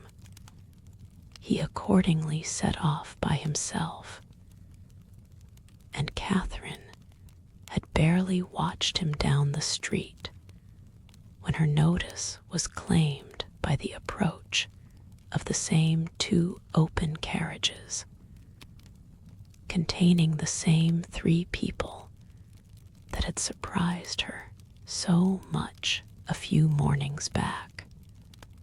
"Isabella, my brother, and Mr. Thorpe, I declare. They are coming for me perhaps, but I shall not go. I cannot go indeed, for you know Miss Tilney may still call." Mrs. Allen agreed to it. John Thorpe was soon with them, and his voice was with them yet sooner, for on the stairs he was calling out to Miss Morland to be quick. Make haste, as he threw open the door. Put on your hat this moment. There is no time to be lost. We are going to Bristol. How d'ye do, Mrs. Allen? To Bristol? Is not that a great way off? But however, I cannot go with you today, because I am engaged. I expect some friends every moment. This was of course vehemently talked down as no reason at all. Mrs. Allen was called on to second him, and the 2 others walked in to give their assistance. My sweetest Catherine, is not this delightful? We shall have a most heavenly drive. You are to thank your brother and me for the scheme. It darted into our heads at breakfast time, I verily believe at the same instant, and we should have been off 2 hours ago if it had not been for this detestable rain. But it does not signify. The nights are moonlight, and we shall do delightfully. Oh, I am in such ecstasies at the thoughts of a little country air and quiet. So much better than going to the lower rooms. We shall drive directly to Clifton and dine there. And as as soon as dinner is over, if there is time for it, go on to Kingsweston. I doubt our being able to do so much, said Morland. You croaking fellow, cried Thorpe. We shall be able to do 10 times more. Kingsweston. Ay, and Blaise Castle too, and anything else we can hear of. But here is your sister says she will not go. Blaise Castle, cried Catherine. What is that? The finest place in England, worth going 50 miles at any time to see. What, is it really a castle? An old castle? The oldest in the kingdom. But is it like what one reads of? Exactly the very same. But now really, are there towers and long galleries? By dozens. Then I should like to see it. But I cannot go. Not go, my beloved creature. What do you mean? I cannot go, because looking down as she spoke, fearful of Isabella's smile, I expect Miss Tilney and her brother to call on me to take a country walk. They promised to come at 12, only it rained. But now, as it is so fine, I dare say they will be here soon. Not they indeed, cried Thorpe. For, as we turned into Broad Street, I saw them. Does he not drive a phaeton with bright chestnuts? I do not know indeed. Yes, I know he does. I saw him. You are talking of the man you danced with last night, are not you? Yes. Well, I saw him at that moment turn up the Lansdowne Road, driving a smart-looking girl. Did you indeed? Did upon my soul, knew him again directly. And he seemed to have got some very pretty cattle too. It is very odd, but I suppose they thought it would be too dirty for a walk, and well they might, for I never saw so much dirt in my life. Walk. You could no more walk than you could fly. It has not been so dirty the whole winter. It is ankle deep everywhere. Isabella corroborated it. My dearest Catherine, you cannot form an idea of the dirt. Come, you must go. You cannot refuse going now.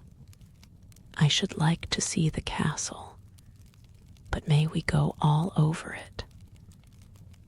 May we go up every staircase and into every suite of rooms? Yes, yes, every hole and corner. But then, if they should only be gone out for an hour, till it is drier, and call by and by, make yourself easy. There is no danger of that.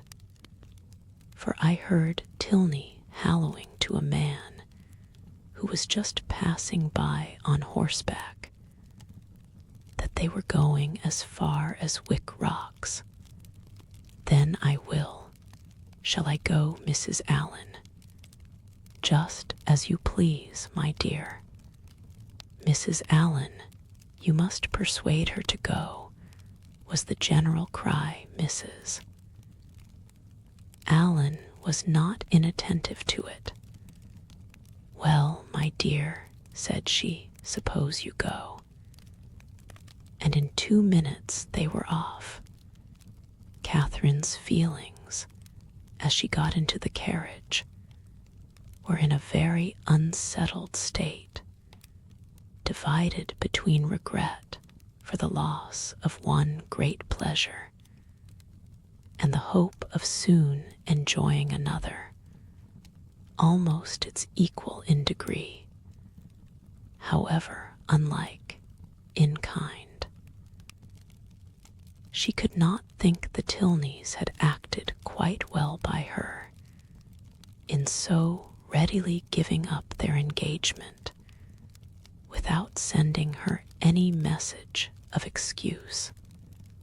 It was now but an hour later than the time fixed on for the beginning of their walk, and in spite of what she had heard of the prodigious accumulation of dirt in the course of that hour, she could not from her own observation help thinking that they might have gone with very little inconvenience. To feel herself slighted by them was very painful. On the other hand, the delight of exploring an edifice like Udolpho, as her fancy represented Blaise Castle to be, was such a counterpoise of good as might console her for almost anything. They passed briskly down Pulteney Street and through Laura Place without the exchange of many words. Thorpe talked to his horse, and she meditated by turns on broken promises and broken arches, phaetons and false hangings, Tilneys and trapdoors. As they entered Argyle Buildings, however, she was roused by this address from her companion. "Who is that girl who looked at you so hard as she went by?" "Who, where?" "On the right-hand pavement. She must be almost out of sight now." Catherine looked round and saw Miss Tilney leaning on her brother's arm, walking slowly down the street. She saw them both looking back at her. "Stop, stop, Mr. Thorpe," she impatiently cried. "It is Miss Tilney, it is indeed. How could you tell me they were gone? Stop, stop. I will get out this moment and go to them." But to what purpose did she speak? Thorpe only lashed his horse into a brisker trot. The Tilneys, who had soon ceased to look after her, were in a moment out of sight round the corner of Laura Place, and in another moment she was herself whisked into the marketplace. Still, however, and during the length of another street, she entreated him to stop. "Pray, pray stop, Mr. Thorpe. I cannot go on. I will not go on. I must go back to Miss Tilney." But Mr. Thorpe only laughed, smacked his whip, encouraged his horse, made odd noises, and drove on, and Catherine, angry and vexed as she was, having no power of getting away, was obliged to give up the point and submit. Her reproaches, however, were not spared. "How could you deceive me so, Mr. Thorpe? How could you say that you saw them driving up the Lansdowne Road? I would not have had it happen so for the world. They must think it so strange, so rude of me. To go by them, too, without saying a word. You do not know how vexed I am. I shall have no pleasure at Clifton, nor in anything else. I had rather, 10,000 times rather, get out now and walk back to them. How could you say you saw them driving out in a phaeton? Thorpe defended himself very stoutly, declared he had never seen two men so much alike in his life, and would hardly give up the point of its having been Tilney himself. Their drive, even when this subject was over, was not likely to be very agreeable. Catherine's complacence was no longer what it had been in their former airing. She listened reluctantly, and her replies were short. Blaise Castle remained her only comfort. Towards that, she still looked at intervals with pleasure, though rather than be disappointed of the promised walk, and especially rather than be thought ill of by the Tilneys, she would willingly have given up all the happiness which its walls could supply, the happiness of a progress through a long suite of lofty rooms, exhibiting the remains of magnificent furniture, though now for many years deserted, the happiness of being stopped in their way along narrow, winding vaults by a low, grated door, or even of having their lamp, their only lamp, extinguished by a sudden gust of wind, and of being left in total darkness. In the meanwhile, they proceeded on their journey without any mischance, and were within view of the town of Keynsham, when a halloo from Morland, who was behind them, made his friend pull up, to know what was the matter.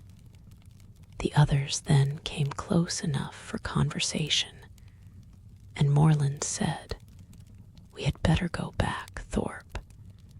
It is too late to go on today. Your sister thinks so as well as I. We have been exactly an hour coming from Pulteney Street, very little more than 7 miles, and I suppose we have at least 8 more to go. It will never do. We set out a great deal too late. We had much better put it off till another day and turn round." "It is all one to me," replied Thorpe rather angrily, and instantly turning his horse, they were on their way back to Bath. "If your brother had not got such a beast to drive," said he soon afterwards, "we might have done it very well. My horse would have trotted to Clifton within the hour, if left to himself, and I have almost broke my arm with pulling him in to that cursed broken-winded jade's pace. Morland is a fool for not keeping a horse and gig of his own." "No, he is not," said Catherine warmly, "for I am sure he could not afford it. And why cannot he afford it? Because he has not money enough. And whose fault is that? Nobody's, that I know of." Thorpe then said something in the loud, incoherent way to which he had often recourse, about its being a thing to be miserly, and that if people who rolled in money could not afford things, he did not know who could, which Catherine did not even endeavor to understand. Disappointed of what was to have been the consolation for her first disappointment, she was less and less disposed either to be agreeable herself or to find her companion so, and they returned to Pulteney Street without her speaking 20 words. As she entered the house, the footman told her that a gentleman and lady had called and inquired for her a few minutes after her setting off. That, when he told them she was gone out with Mr. Thorpe, the lady had asked whether any message had been left for her, and on his saying no, had felt for a card, but said she had none about her, and went away. Pondering over these heart-rending tidings, Catherine walked slowly upstairs. At the head of them, she was met by Mr. Allen, who, on hearing the reason of their speedy return, said, "I am glad your brother had so much sense. I am glad you are come back. It was a strange, wild scheme. They all spent the evening together at Thorpe's." Catherine was disturbed and out of spirits, but Isabella seemed to find a pool of commerce, in the fate of which she shared, by private partnership with Morland, a very good equivalent for the quiet and country air of an inn at Clifton. Her satisfaction, too, in not being at the lower rooms was spoken more than once. "How I pity the poor creatures that are going there. How glad I am that I am not amongst them. I wonder whether it will be a full ball or not. They have not begun dancing yet. I would not be there for all the world. It is so delightful to have an evening now and then to oneself. I dare say it will not be a very good ball. I know the Mitchells will not be there. I am sure I pity everybody that is. But I dare say, Mr. Morland, you long to be at it, do not you? I am sure you do. Well, pray do not let anybody here be a restraint on you. I dare say we could do very well without you, but you men think yourselves of such consequence." Catherine could almost have accused Isabella of being wanting in tenderness towards herself and her sorrows. So very little did they appear to dwell on her mind, and so very inadequate was the comfort she offered. "Do not be so dull, my dearest creature," she whispered. "You will quite break my heart. It was amazingly shocking, to be sure, but the Tilneys were entirely to blame. Why were not they more punctual? It was dirty indeed, but what did that signify? I am sure John and I should not have minded it.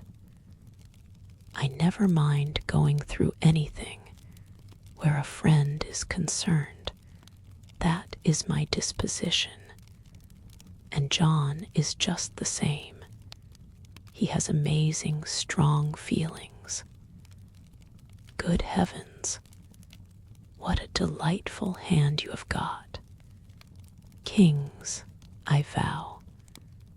I never was so happy in my life. Would 50 times rather you should have them than myself. And now I may dismiss my heroine to the sleepless couch, which is the true heroine's portion, to a pillow strewed with thorns and wet with tears. And lucky may she think herself if she get another good night's rest in the course of the next 3 months. Chapter 12.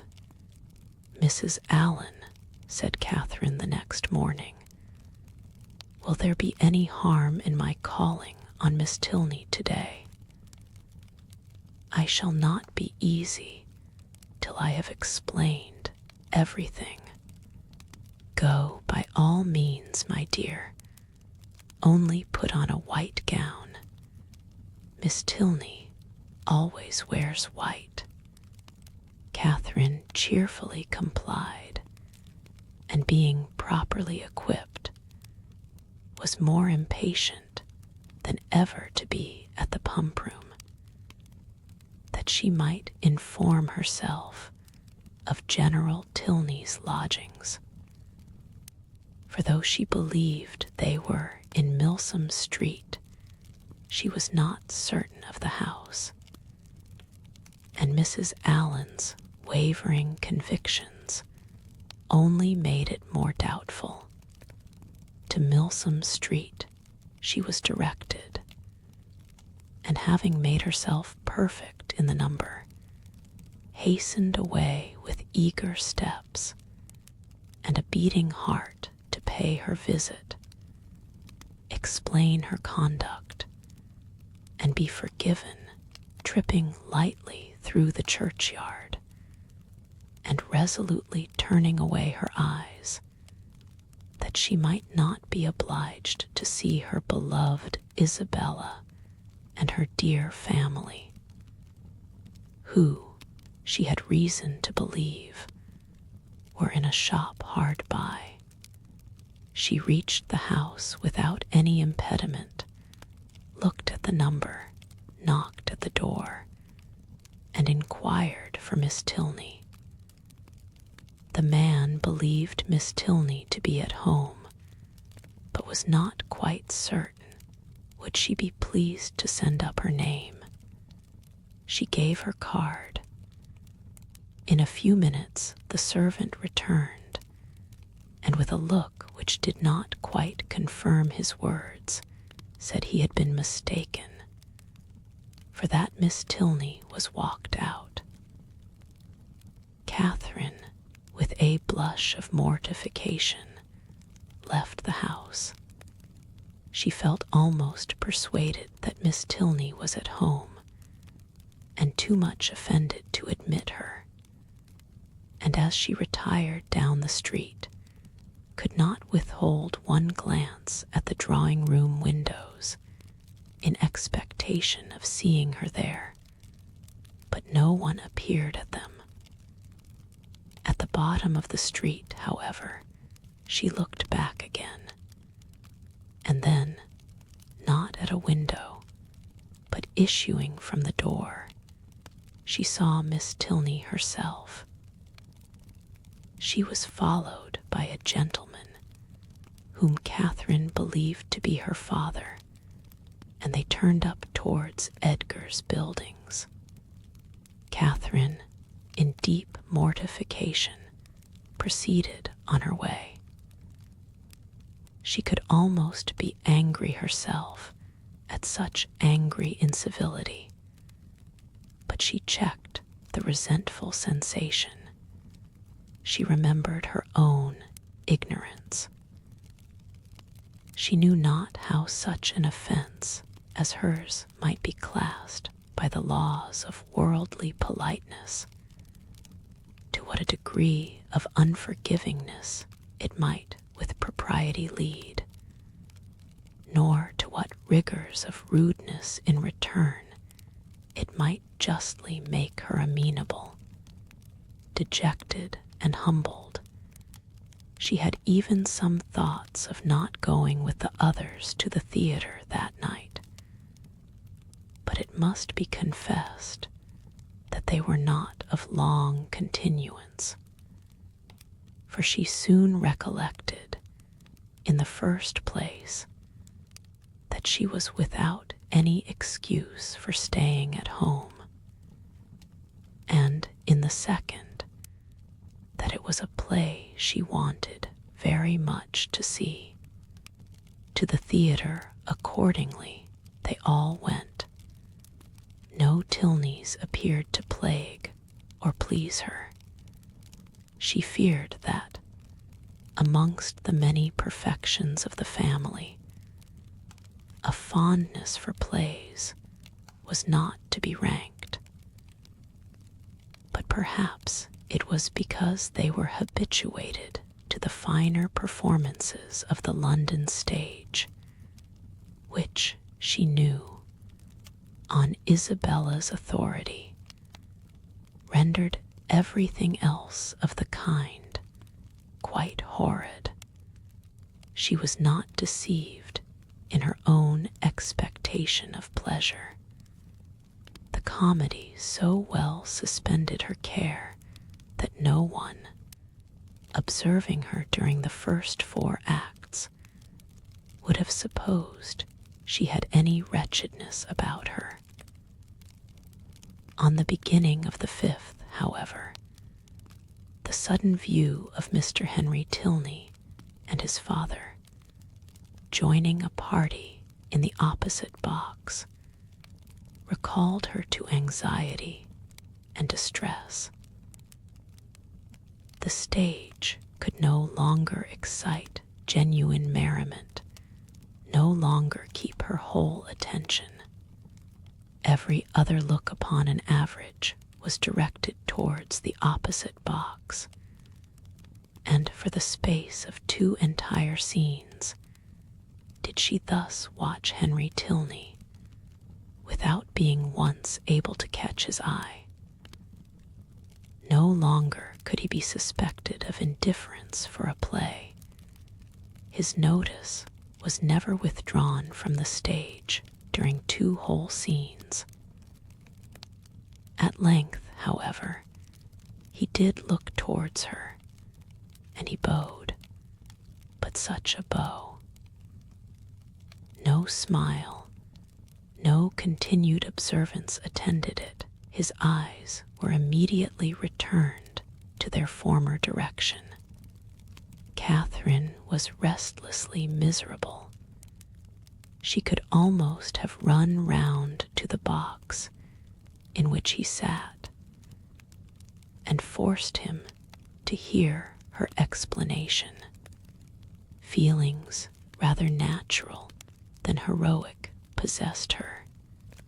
Instead of considering her own dignity injured by this ready condemnation, instead of proudly resolving, in conscious innocence, to show her resentment towards him who could harbor a doubt of it, to leave to him all the trouble of seeking an explanation, and to enlighten him on the past only by avoiding his sight, or flirting with somebody else, she took to herself all the shame of misconduct, or at least of its appearance, and was only eager for an opportunity of explaining its cause.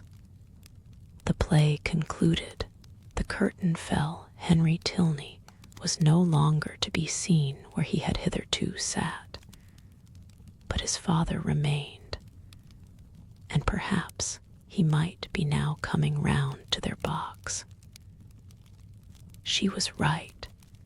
In a few minutes he appeared, and making his way through the then thinning rows, spoke with like calm politeness to Mrs. Allen and her friend.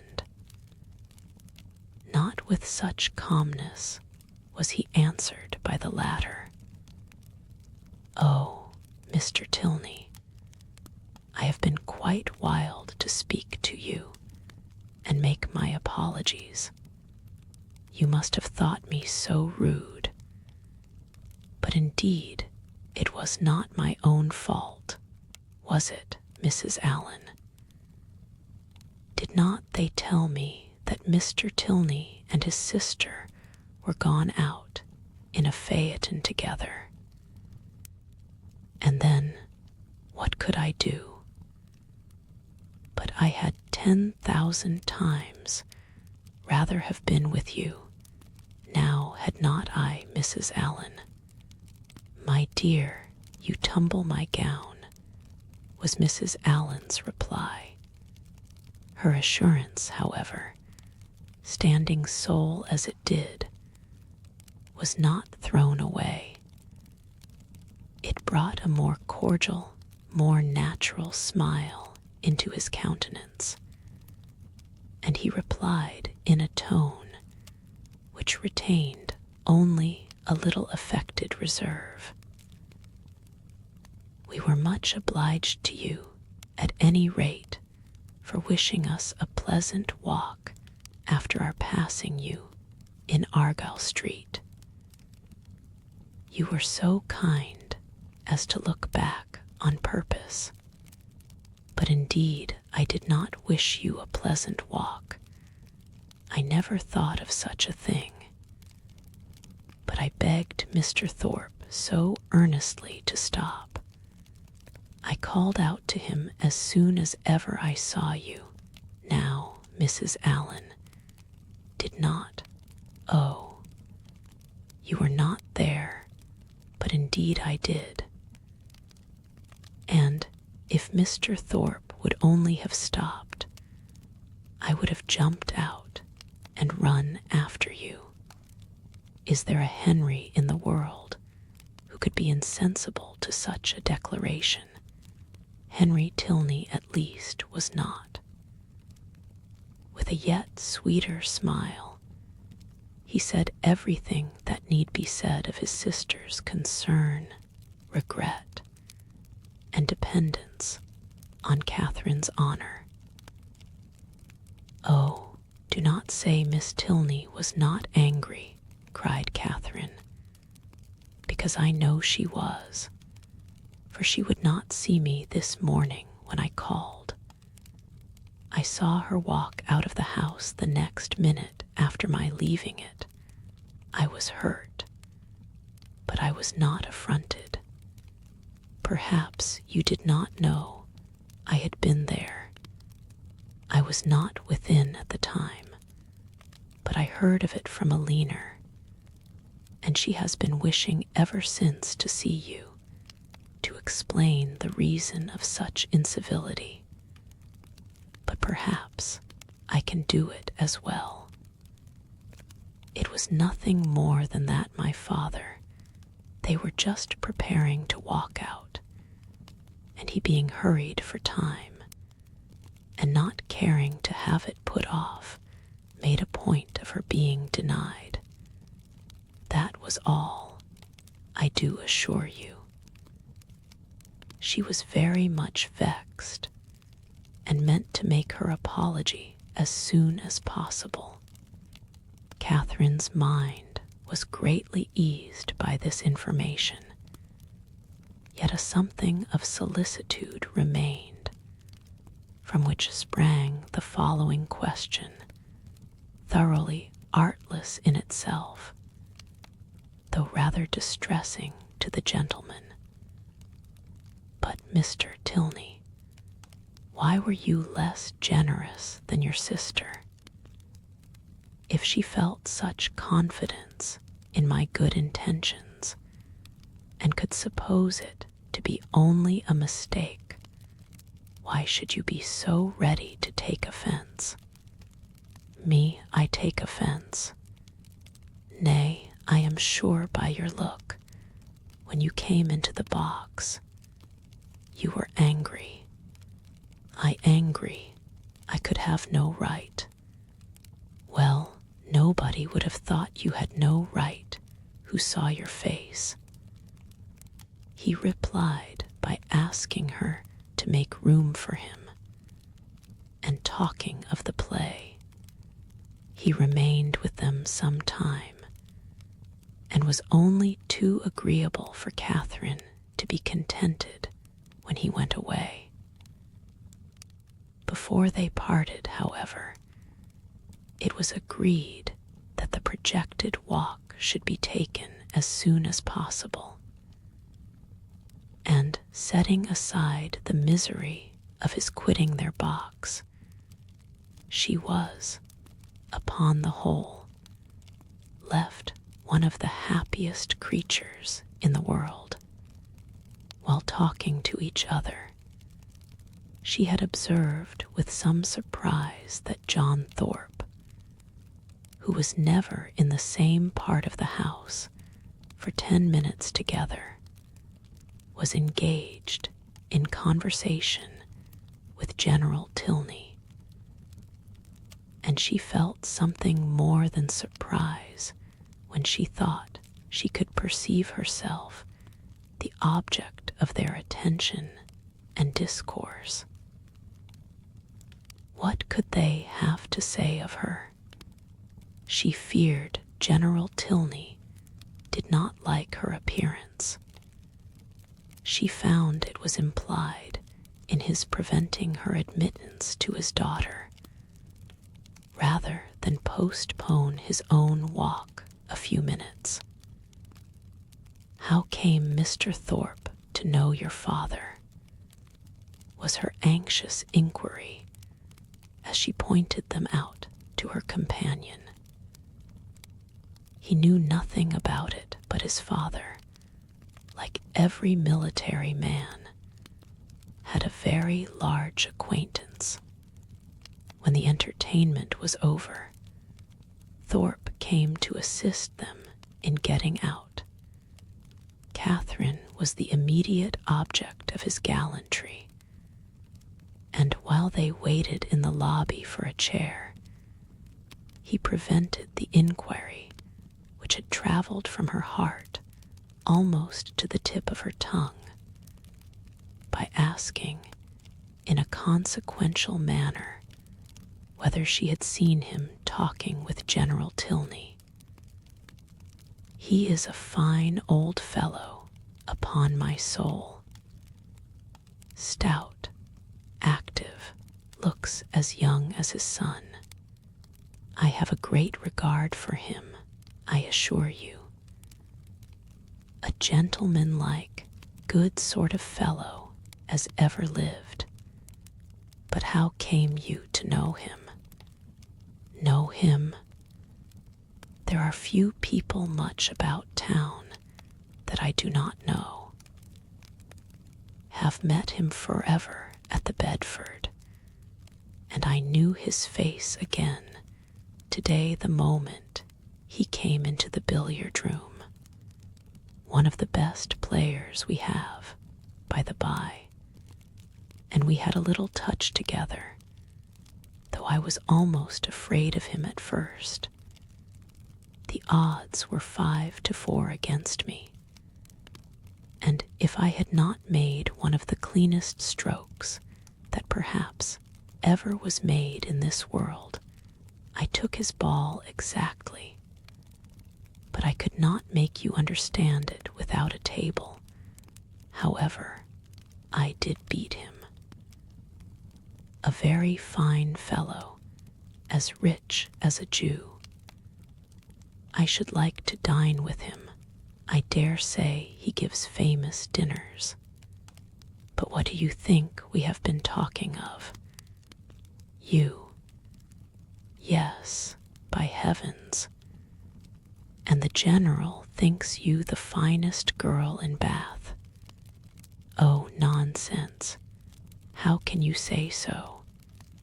And what do you think I said, lowering his voice? "Well done, General," said I. "I am quite of your mind." Here Catherine, who was much less gratified by his admiration than by General Tilney, was not sorry to be called away by Mr. Allen. Thorpe, however, would see her to her chair, and till she entered it, continued the same kind of delicate flattery, in spite of her entreating him to have done. That General Tilney, instead of disliking, should admire her, was very delightful, and she joyfully thought that there was not one of the family whom she need now fear to meet. The evening had done more, much more, for her than could have been expected. Chapter 13. Monday, Tuesday, Wednesday, Thursday, Friday, and Saturday have now passed in review before the reader. The events of each day, its hopes and fears, mortifications and pleasures, have been separately stated, and the pangs of Sunday only now remain to be described and close the week. The Clifton scheme had been deferred, not relinquished, and on the afternoon's crescent of this day it was brought forward again. In a private consultation between Isabella and James, the former of whom had particularly set her heart upon going, and the latter no less anxiously placed his upon pleasing her, it was agreed that, provided the weather were fair, the party should take place on the following morning, and they were to set off very early in order to be at home in good time. The affair thus determined, and Thorpe's approbation secured, Catherine only remained to be apprised of it. She had left them for a few minutes to speak to Miss Tilney. In that interval the plan was completed, and as soon as she came again, her agreement was demanded. But instead of the gay acquiescence expected by Isabella, Catherine looked grave, was very sorry, but could not go. The engagement, which ought to have kept her from joining in the former attempt, would make it impossible for her to accompany them now. She had that moment settled with Miss Tilney to take their proposed walk tomorrow. It was quite determined, and she would not, upon any account, retract. But that she must and should retract was instantly the eager cry of both the Thorpes. They must go to Clifton tomorrow. They would not go without her. It would be nothing to put off a mere walk for one day longer, and they would not hear of a refusal. Catherine was distressed, but not subdued. "Do not urge me, Isabella. I am engaged to Miss Tilney.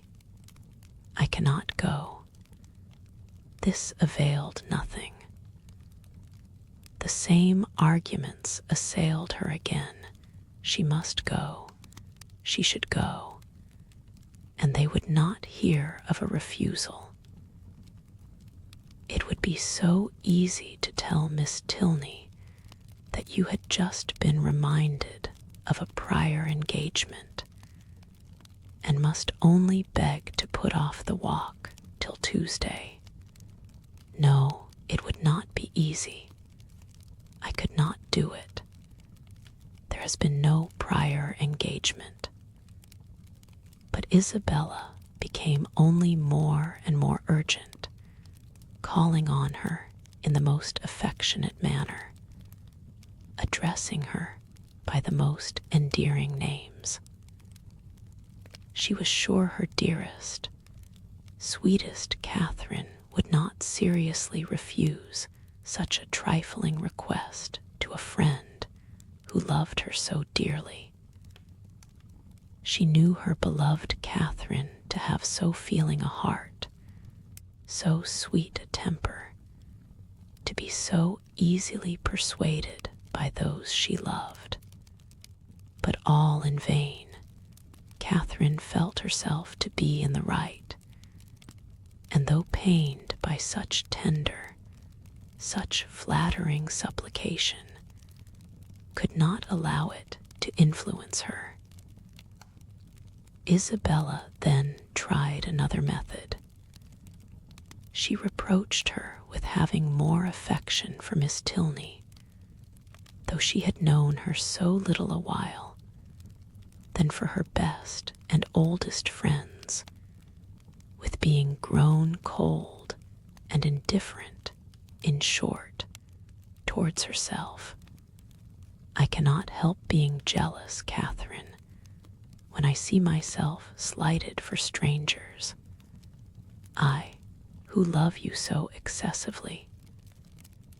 When once my affections are placed, it is not in the power of anything to change them. But I believe my feelings are stronger than anybody's.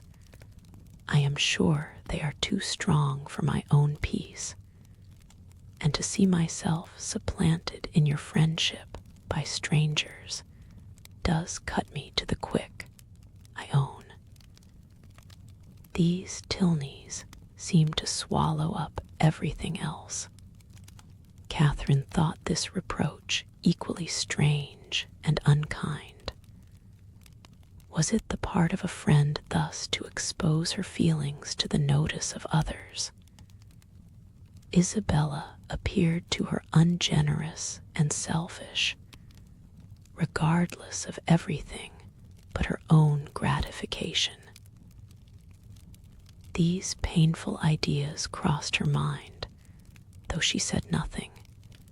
Isabella, in the meanwhile, had applied her handkerchief to her eyes, and Morland, miserable at such a sight, could not help saying, "Nay, Catherine, I think you cannot stand out any longer now.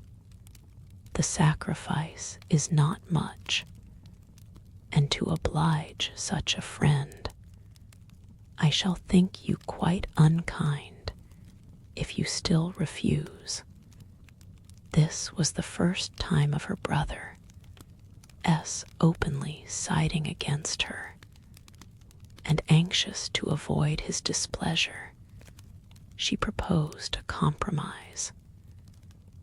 If they would only put off their scheme till Tuesday, which they might easily do, as it depended only on themselves, she could go with them, and everybody might then be satisfied.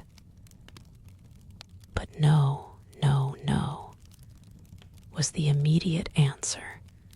That could not be, for Thorpe did not know that he might not go to town on Tuesday. Catherine was sorry, but could do no more, and a short silence ensued, which was broken by Isabella, who in a voice of cold resentment said, "Very well, then there is an end of the party. If Catherine does not go, I cannot. I cannot be the only woman. I would not, upon any account in the world, do so improper a thing." "Catherine, you must go," said James. "But why cannot Mr. Thorpe drive one of his other sisters?" "I dare say either of them would like to go."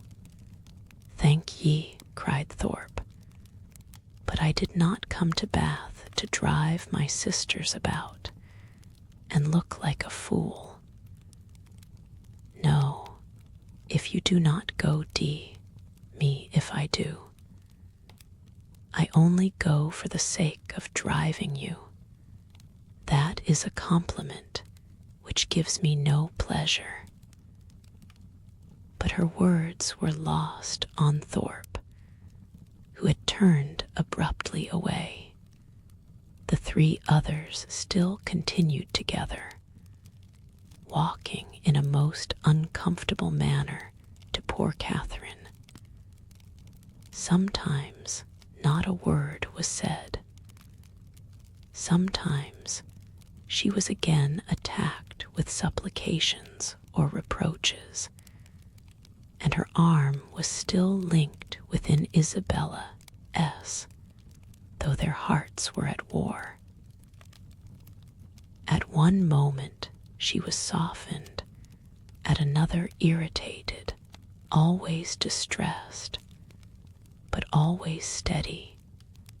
"I did not think you had been so obstinate, Catherine," said James. "You were not used to be so hard to persuade. You once were the kindest, best-tempered of my sisters." "I hope I am not less so now," she replied, very feelingly. "But indeed I cannot go. If I am wrong, I am doing what I believe to be right. I suspect," said Isabella, in a low voice, "there is no great struggle." Catherine's heart swelled. She drew away her arm, and Isabella made no opposition. Thus passed a long 10 minutes, till they were again joined by Thorpe, who, coming to them with a gayer look, said, "Well, I have settled the matter, and now we may all go tomorrow with a safe conscience. Have been to Miss Tilney and made your excuses." "You have not," cried Catherine. "I have, upon my soul. Left her this moment.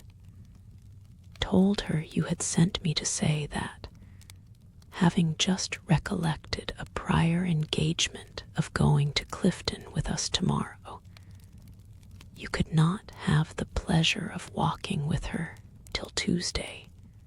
She said very well. Tuesday was just as convenient to her. So there is an end of all our difficulties. A pretty good thought of mine, hey?" Isabella's countenance was once more all smiles and good humor, and James too looked happy again. A most heavenly thought indeed. "Now, my sweet Catherine, all our distresses are over. You are honorably acquitted, and we shall have a most delightful party." "This will not do," said Catherine. "I cannot submit to this. I must run after Miss Tilney directly and set her right." Isabella, however, caught hold of one hand, Thorpe of the other, and remonstrances poured in from all three. Even James was quite angry.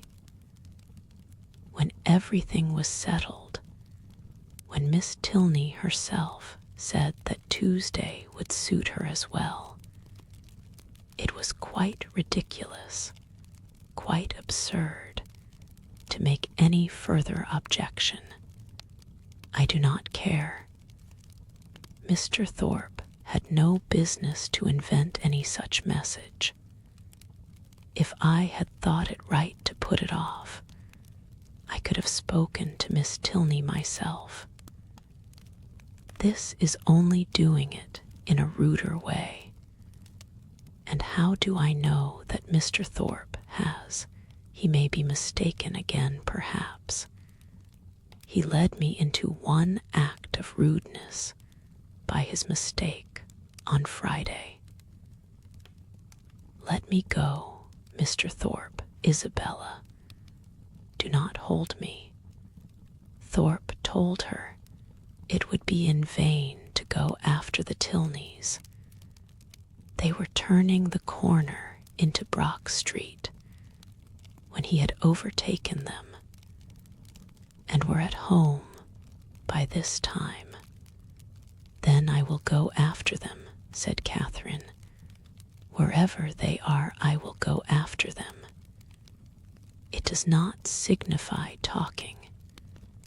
If I could not be persuaded into doing what I thought wrong, I never will be tricked into it." And with these words she broke away and hurried off. Thorpe would have darted after her, but Morland withheld him. Let her go,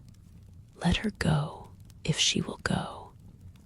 She is as obstinate as—" Thorpe never finished the simile, for it could hardly have been a proper one. Away walked Catherine in great agitation, as fast as the crowd would permit her, fearful of being pursued, yet determined to persevere. As she walked, she reflected on what had passed. It was painful to her to disappoint and displease them, particularly to displease her brother. But she could not repent her resistance. Setting her own inclination apart, to have failed a second time in her engagement to Miss Tilney, to have retracted a promise voluntarily made only 5 minutes before, and on a false pretense too, must have been wrong. She had not been withstanding them on selfish principles alone. She had not consulted merely her own gratification. That might have been ensured in some degree by the excursion itself, by seeing Blaise Castle. No, she had attended to what was due to others, and to her own character in their opinion. Her conviction of being right, however, was not enough to restore her composure. Till she had spoken to Miss Tilney, she could not be at ease, and quickening her pace when she got clear of the crescent, she almost ran over the remaining ground till she gained the top of Milsom Street. So rapid had been her movements that, in spite of the Tilneys' advantage in the outset, they were but just turning into their lodgings as she came within view of them, and the servant still remaining at the open door, she used only the ceremony of saying that she must speak with Miss Tilney that moment, and hurrying by him, proceeded upstairs. Then, opening the first door before her, which happened to be the right, she immediately found herself in the drawing-room with General Tilney, his son, and daughter. Her explanation, defective only in being from her irritation of nerves and shortness of breath, no explanation at all, was instantly given. "I am come in a great hurry. It was all a mistake. I never promised to go. I told them from the first I could not go. I ran away in a great hurry to explain it. I did not care what you thought of me. I would not stay for the servant. The business, however, though not perfectly elucidated by this speech, soon ceased to be a puzzle. Catherine found that John Thorpe had given the message, and Miss Tilney had no scruple in owning herself greatly surprised by it. But whether her brother had still exceeded her in resentment, Catherine, though she instinctively addressed herself as much to one as to the other in her vindication, had no means of knowing whatever might have been felt before her arrival.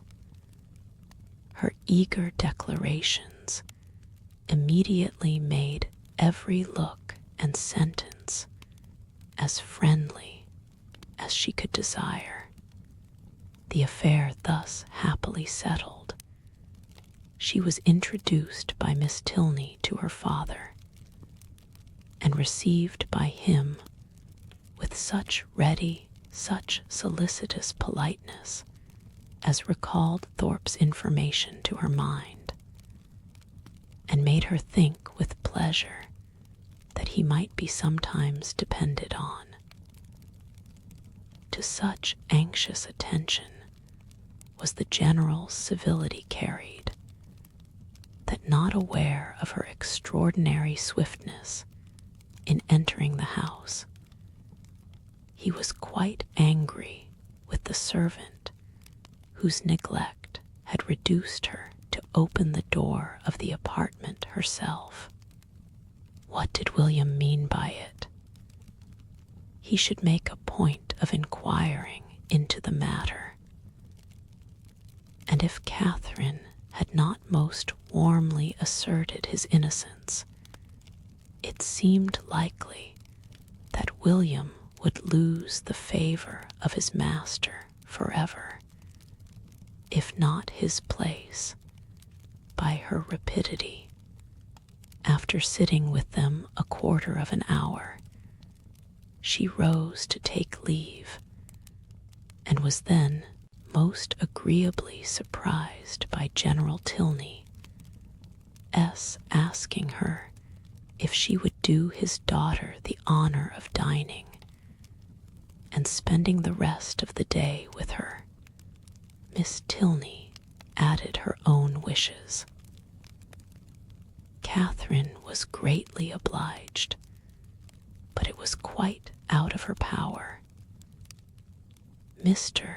and Mrs. Allen would expect her back every moment. The general declared he could say no more. The claims of Mr. and Mrs. Allen were not to be superseded.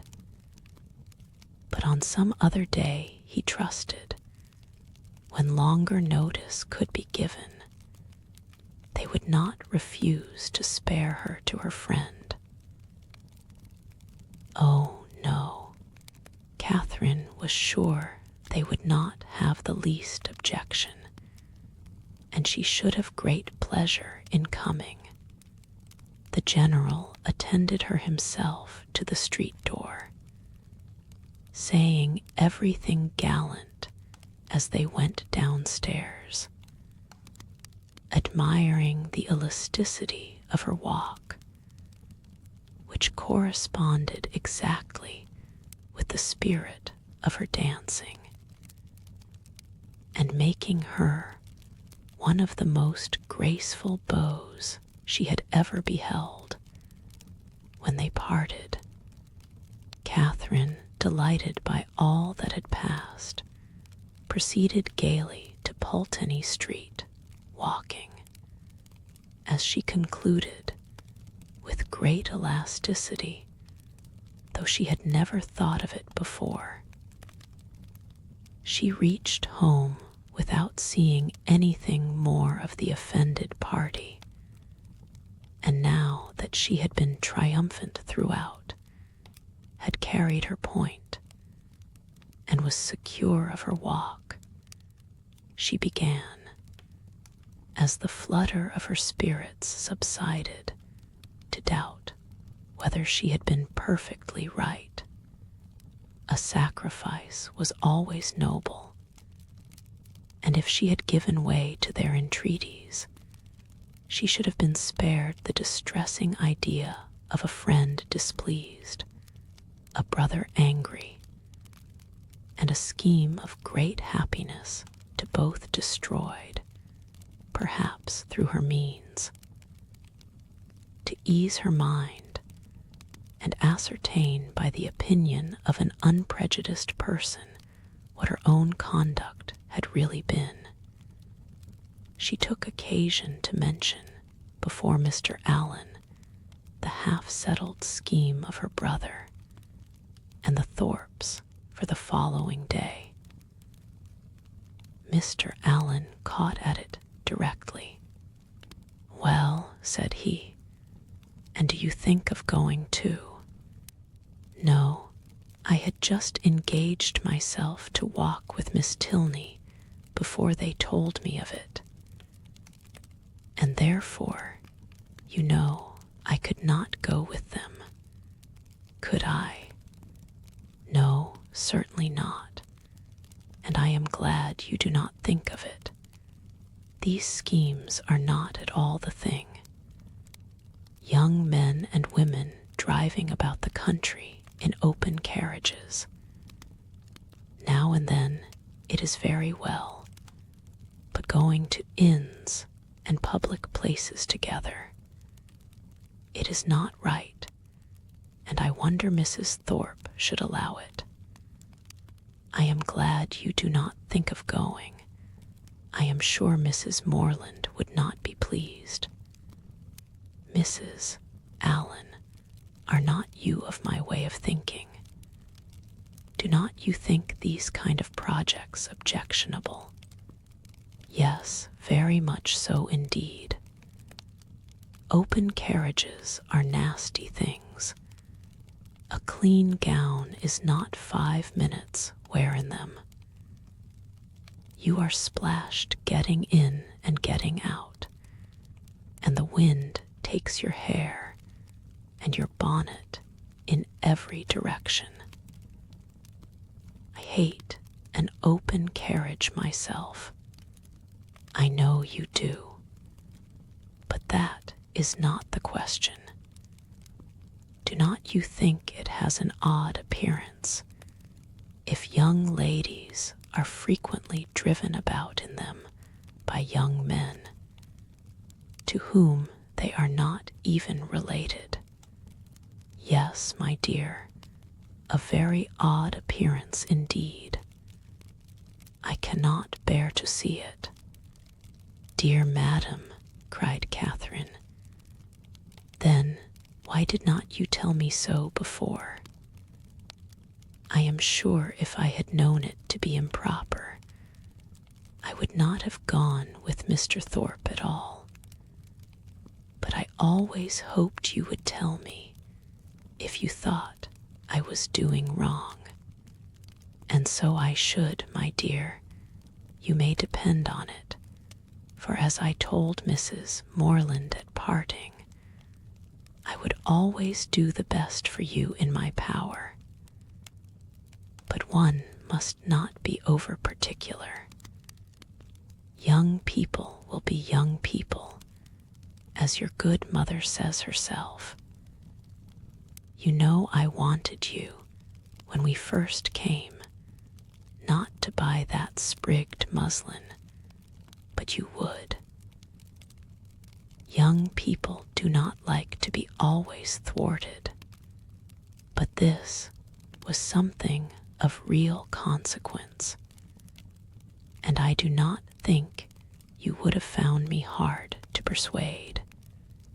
As far as it has gone hitherto, there is no harm done, said Mr. Allen, and I would only advise you, my dear, not to go out with Mr.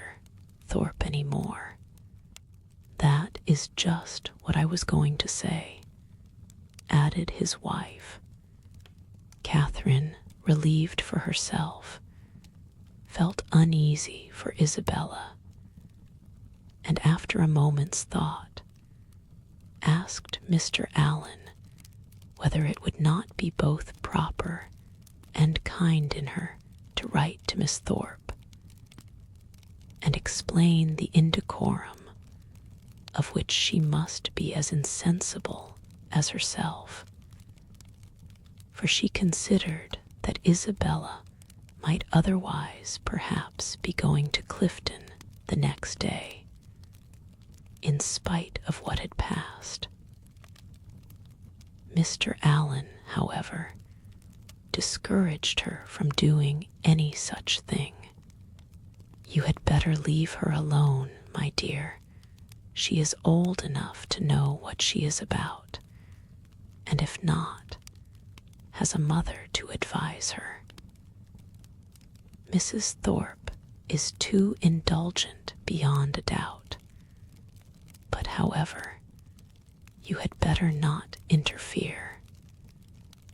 She and your brother choose to go, and you will be only getting ill will." Catherine submitted, and though sorry to think that Isabella should be doing wrong, felt greatly relieved by Mr. Allen's approbation of her own conduct, and truly rejoiced to be preserved by his advice from the danger of falling into such an error herself. Her escape from being one of the party to Clifton was now an escape indeed. For what would the Tilneys have thought of her if she had broken her promise to them in order to do what was wrong in itself, if she had been guilty of one breach of propriety, only to enable her to be guilty of another? Chapter 14. The next morning was fair, and Catherine almost expected another attack from the assembled party. With Mr. Allen to support her, she felt no dread of the event, but she would gladly be spared a contest where victory itself was painful, and was heartily rejoiced therefore at neither seeing nor hearing anything of them. The Tilneys called for her at the appointed time, and no new difficulty arising, no sudden recollection, no unexpected summons, no impertinent intrusion to disconcert their measures, my heroine was most unnaturally able to fulfill her engagement, though it was made with the hero himself.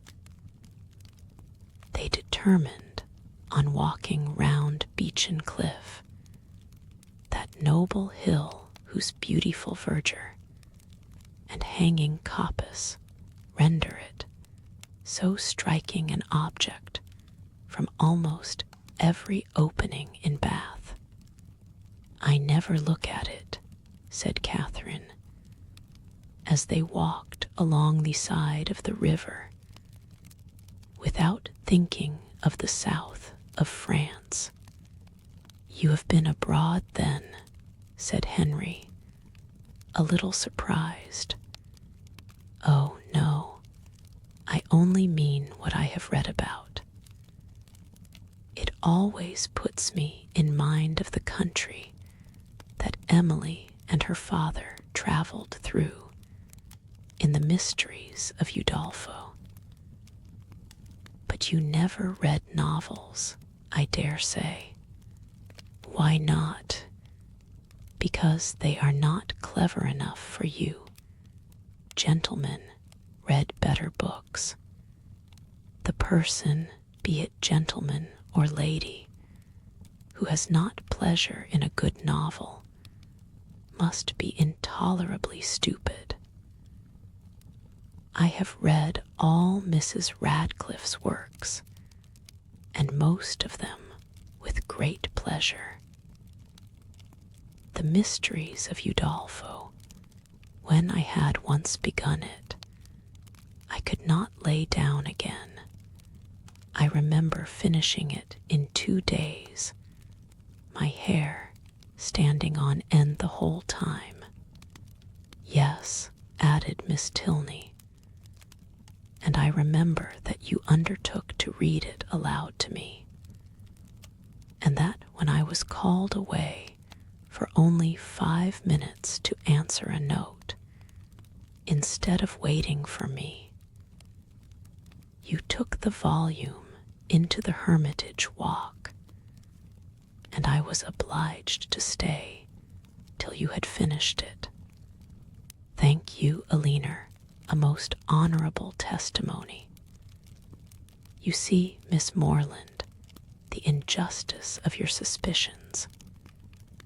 Here was I, in my eagerness to get on, refusing to wait only 5 minutes for my sister, breaking the promise had made of reading it aloud, and keeping her in suspense at a most interesting part by running away with the volume, which, you are to observe, was her own, particularly her own. I am proud when I reflect on it, and I think it must establish me in your good opinion. I am very glad to hear it indeed, and now I shall never be ashamed of liking Udolpho myself.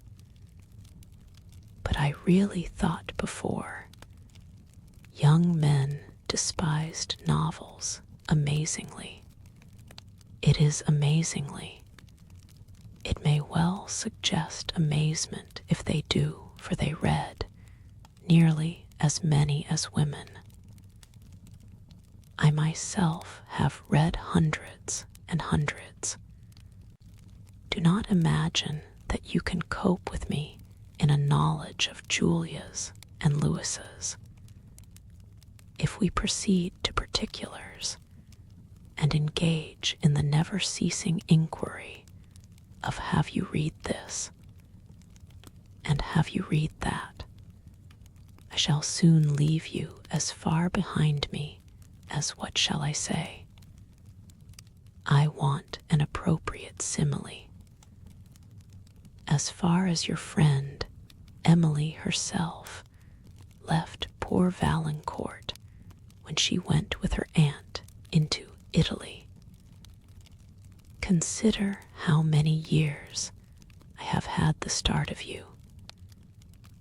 I had entered on my studies at Oxford, while you were a good little girl working your sampler at home. Not very good, I am afraid. But now really, do not you think Udolpho the nicest book in the world?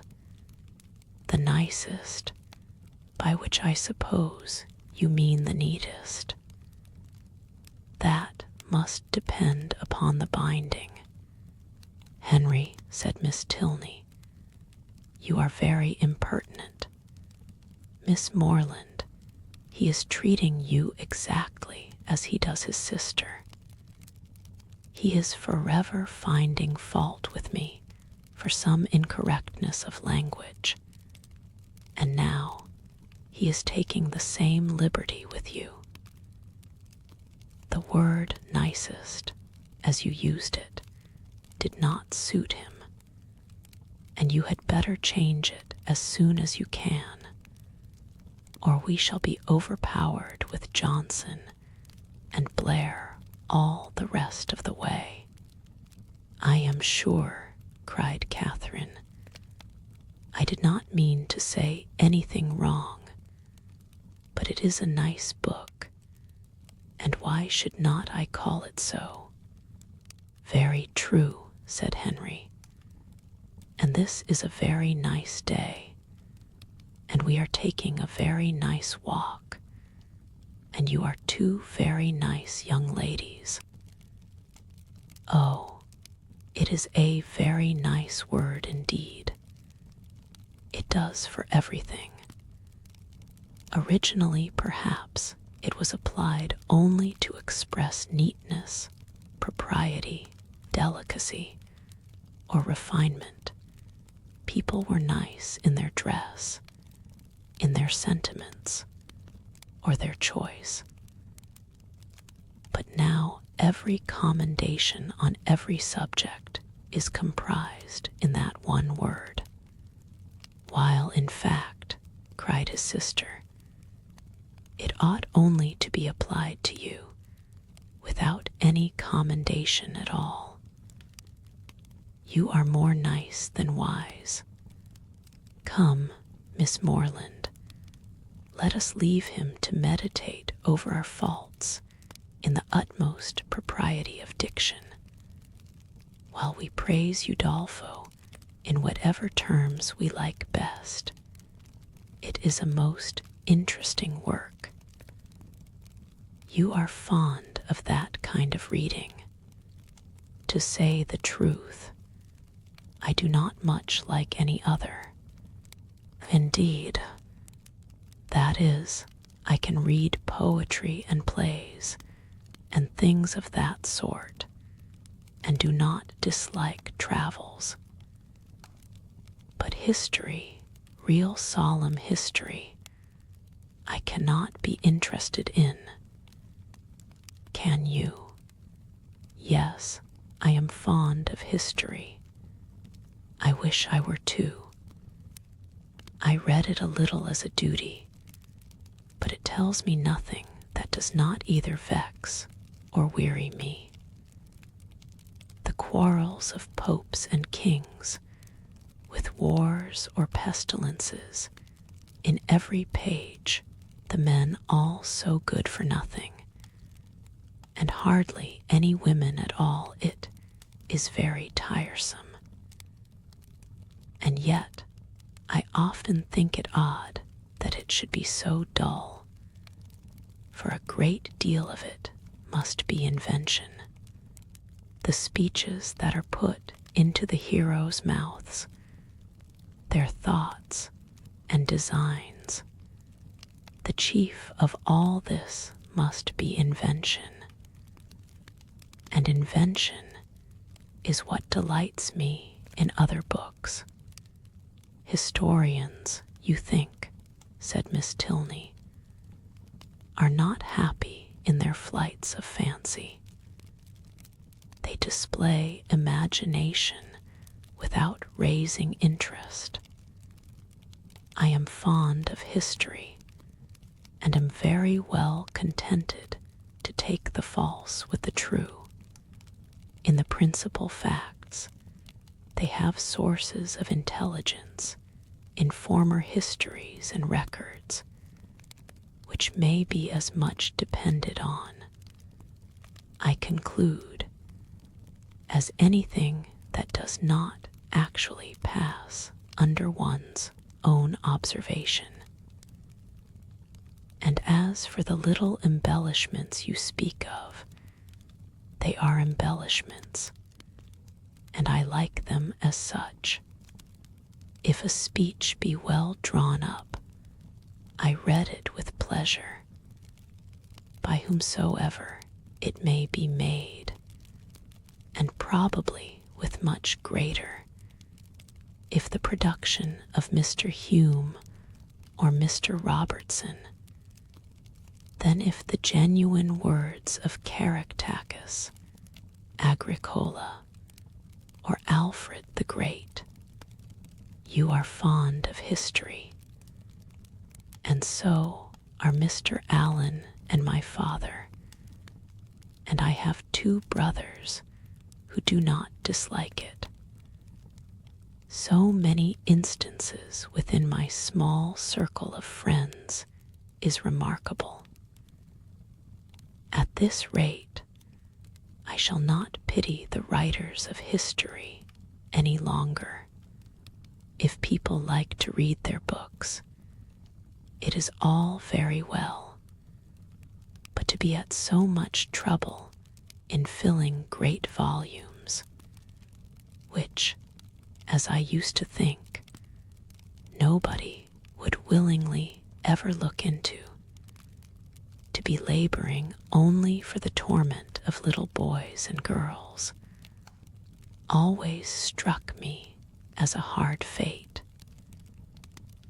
And though I know it is all very right and necessary, I have often wondered at the person's courage that could sit down on purpose to do it. That little boys and girls should be tormented, said Henry, is what no one at all acquainted with human nature in a civilized state can deny.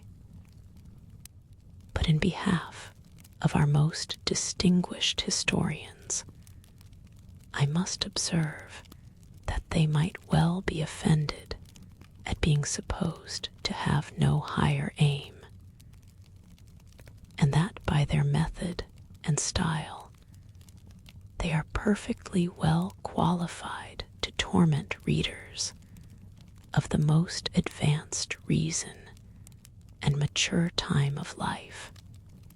I use the verbitude torment, as I observed to be your own method, instead of to instruct, supposing them to be now admitted as synonymous.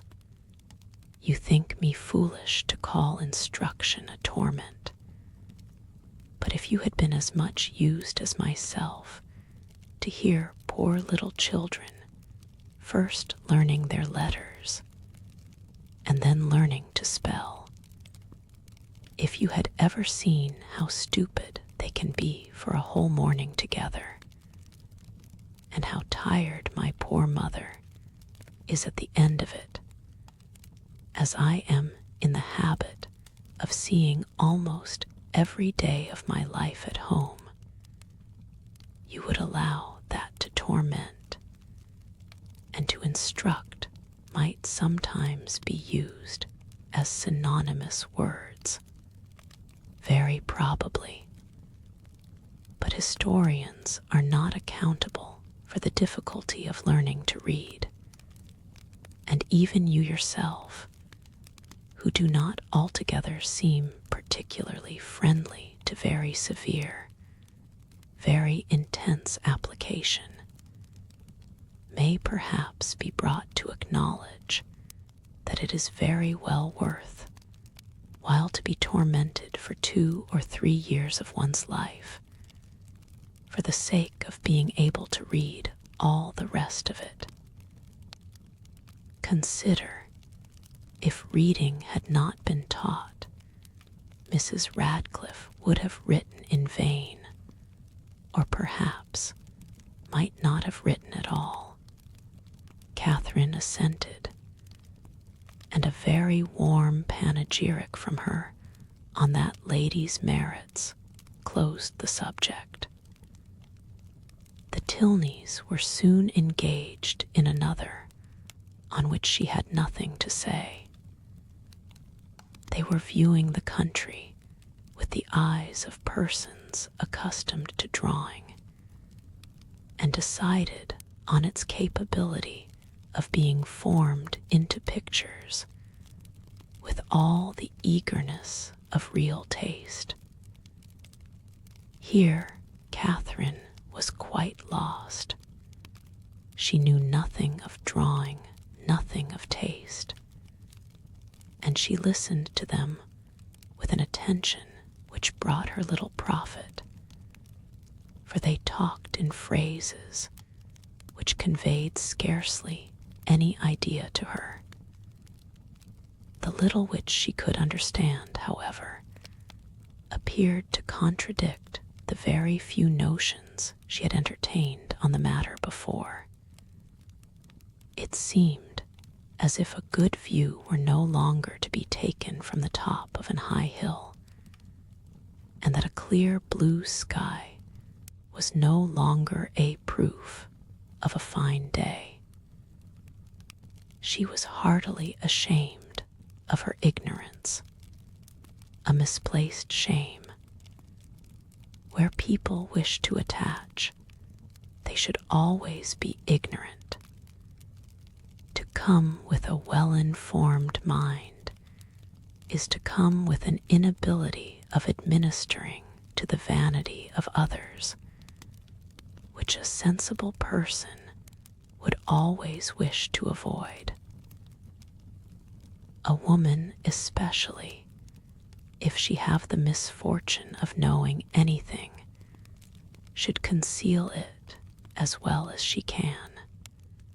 The advantages of natural folly in a beautiful girl have been already set forth by the capital pen of a sister author, and to her treatment of the subject I will only add, in justice to men, that though to the larger and more trifling part of the sex, imbecility in females is a great enhancement of their personal charms, there is a portion of them too reasonable and too well informed themselves to desire anything more in woman than ignorance.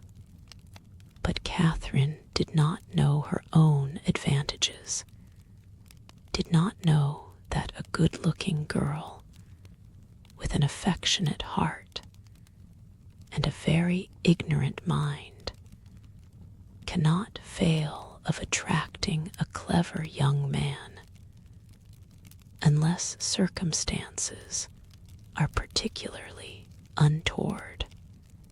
In the present instance, she confessed and lamented her want of knowledge, declared that she would give anything in the world to be able to draw, and a lecture on the picturesque immediately followed, in which his instructions were so clear that she soon began to see beauty in everything admired by him, and her attention was so earnest that he became perfectly satisfied of her having a great deal of natural taste. He talked of foregrounds, distances, and second distances, side screens and perspectives, lights and shades, and Catherine was so hopeful a scholar that, when they gained the top of Beechen Cliff, she voluntarily rejected the whole city of Bath as unworthy to make part of a landscape, delighted with her progress, and fearful of wearying her with too much wisdom at once. Henry suffered the subject to decline, and by an easy transition from a piece of rocky fragment and the withered oak which he had placed near its summit, to oaks in general, to forests, the enclosure of them waste lands, crown lands, and government, he shortly found himself arrived at politics, and from politics it was an easy step to silence. The general pause which succeeded his short disquisition on the state of the nation was put an end to by Catherine, who, in rather a solemn tone of voice, uttered these words: "I have heard that something very shocking indeed will soon come out in London." Miss Tilney, to whom this was chiefly addressed, was startled and hastily replied, "Indeed." "And of what nature?" "That I do not know, nor who is the author. I have only heard that it is to be more horrible than anything we have met with yet. Good heaven, where could you hear of such a thing? A particular friend of mine had an account of it in a letter from London yesterday. It is to be uncommonly dreadful. I shall expect murder and everything of the kind. You speak with astonishing composure. But I hope your friends' accounts have been exaggerated. And if such a design is known beforehand, proper measures will undoubtedly be taken by government to prevent its coming to effect. Government, said Henry, endeavoring not to smile, neither desires nor dares to interfere in such matters. There must be murder, and government cares not how much. The ladies stared. He laughed and added, "Come, shall I make you understand each other, or leave you to puzzle out an explanation as you can? No, I will be noble. I will prove myself a man, no less by the generosity of my soul than the clearness of my head. I have no patience with such of my sex as disdain to let themselves sometimes down to the comprehension of yours.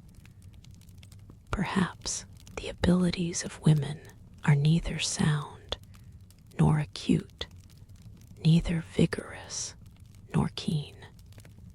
Perhaps they may want observation, discernment, judgment, fire, genius, and wit. Miss Morland, do not mind what he says, but have the goodness to satisfy me as to this dreadful riot. Riot, what riot? My dear Aliner, the riot is only in your own brain. The confusion there is scandalous. Miss Morland has been talking of nothing more dreadful than a new publication which is shortly to come out, in 3 duodecimo volumes, 276 pages in each, with a frontispiece to the first, of 2 tombstones and a lantern. Do you understand? And you, Miss Morland, my stupid sister, has mistaken all your clearest expressions.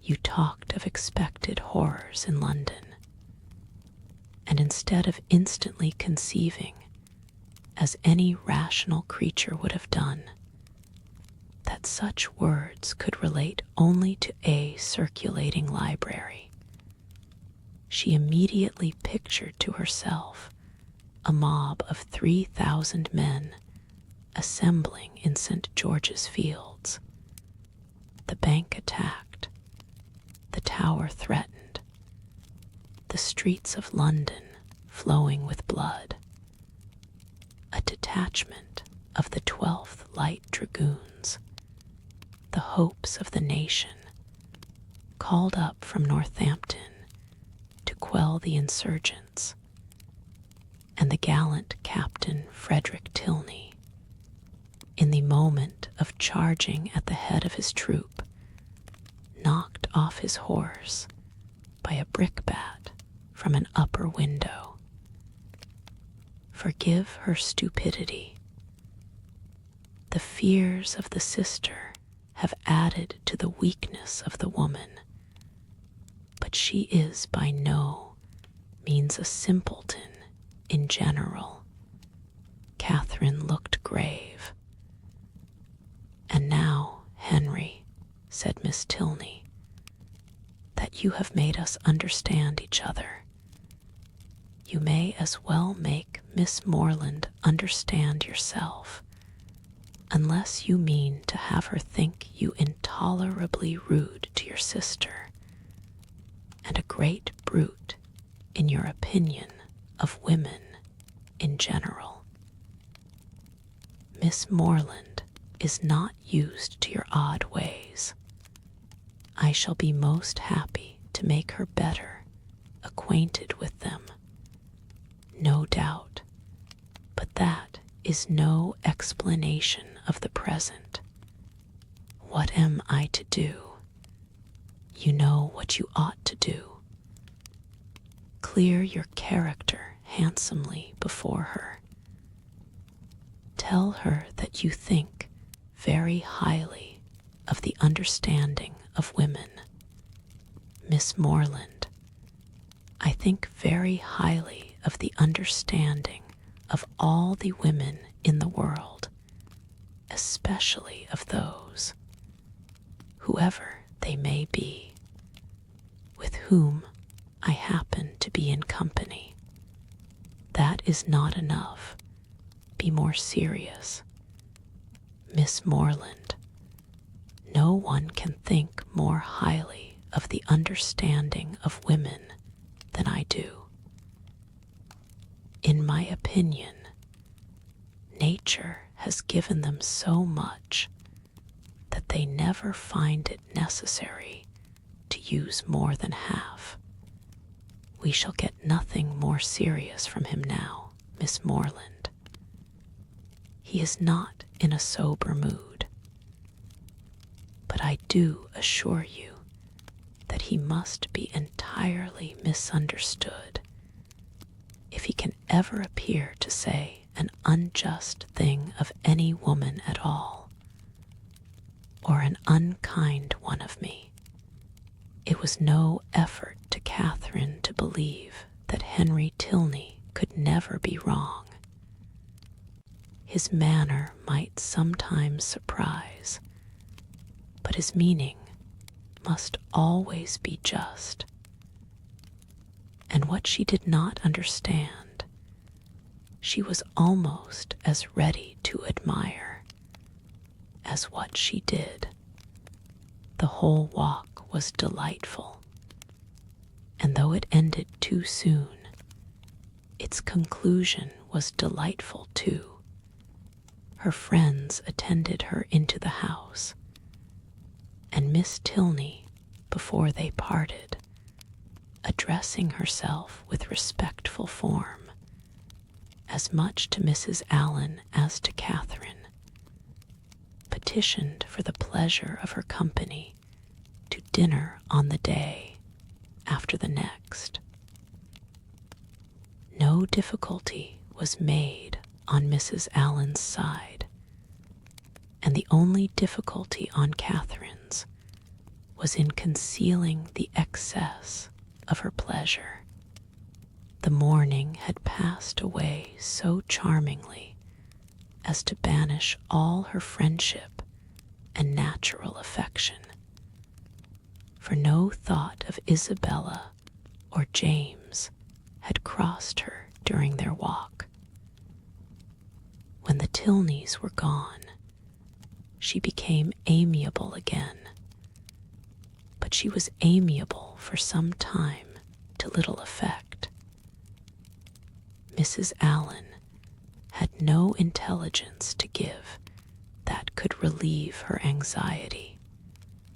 She had heard nothing of any of them. Towards the end of the morning, however, Catherine, having occasion for some indispensable yard of ribbon, which must be bought without a moment's delay, walked out into the town, and in Bond Street overtook the second Miss Thorpe, as she was loitering towards Edgar's buildings between two of the sweetest girls in the world, who had been her dear friends all the morning.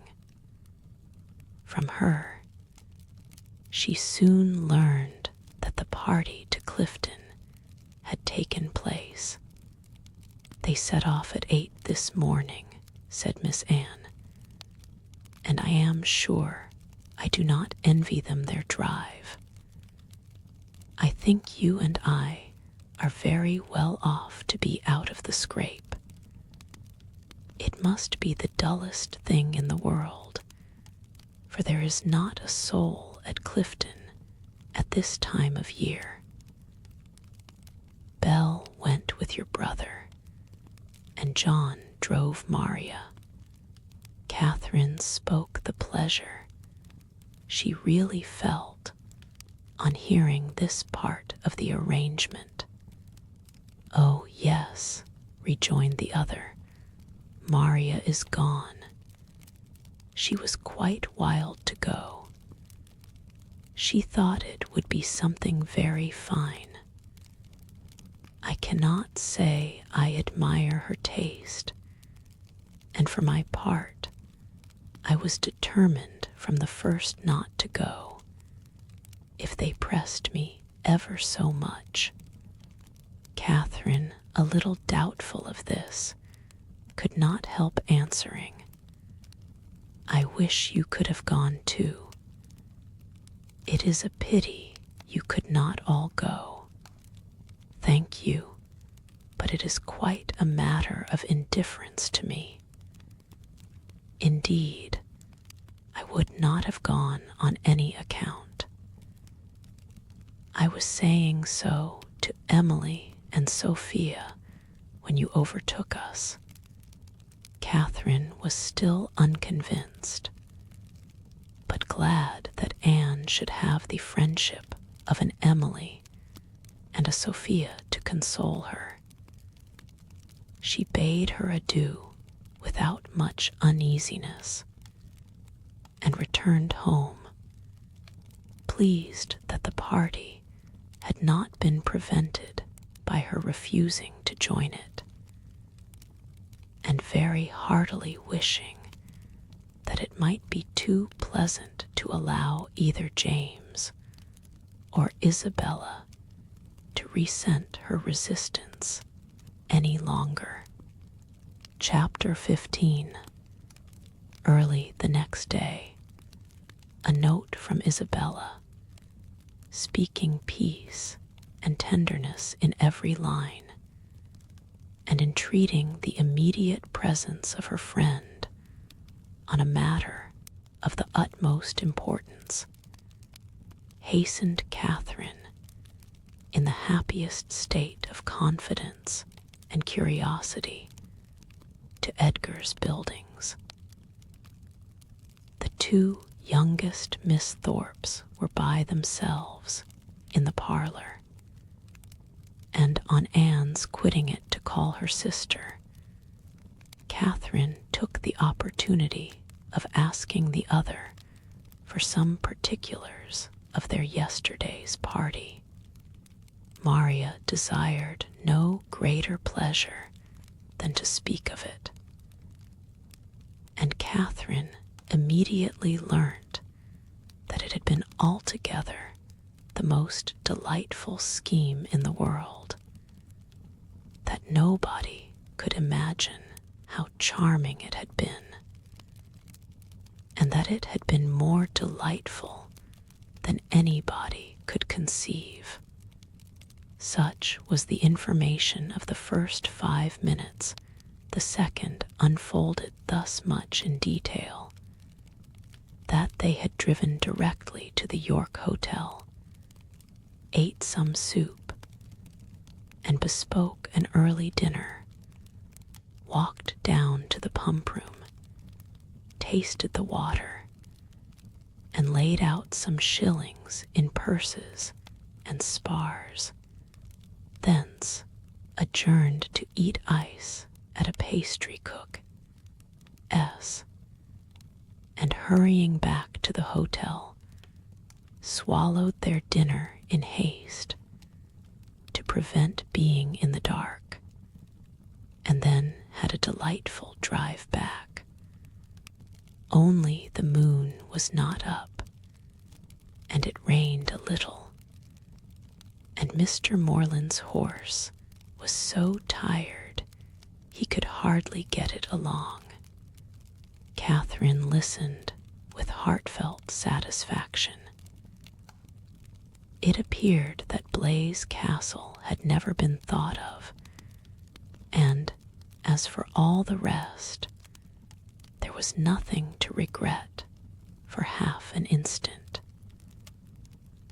Maria's intelligence concluded with a tender effusion of pity for her sister Anne, whom she represented as insupportably cross from being excluded the party.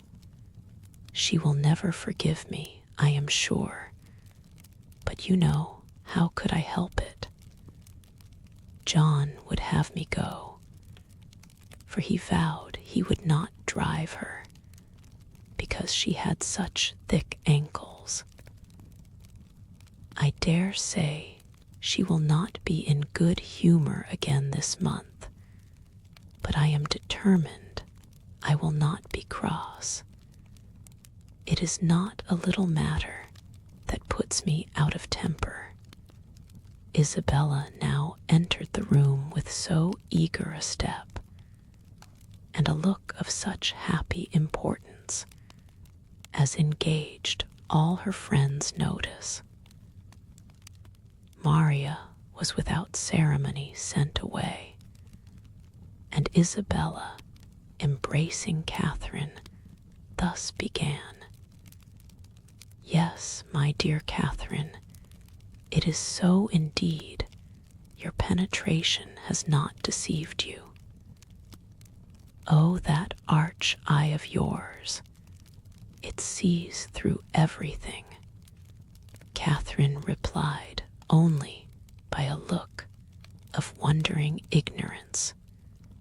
"Nay, my beloved, sweetest friend," continued the other, "compose yourself. I am amazingly agitated, as you perceive. Let us sit down and talk in comfort. Well, and so you guessed it the moment you had my note, sly creature. Oh, my dear Catherine, you alone, who know my heart, can judge of my present happiness. Your brother is the most charming of men. I only wish I were more worthy of him. But what will your excellent father and mother say? Oh, heavens! When I think of them, I am so agitated." Catherine's understanding began to awake. An idea of the truth suddenly darted into her mind, and with the natural blush of so new an emotion, she cried out, "Good heaven! My dear Isabella, what do you mean? Can you really be in love with James?" This bold surmise, however, she soon learnt comprehended but half the fact.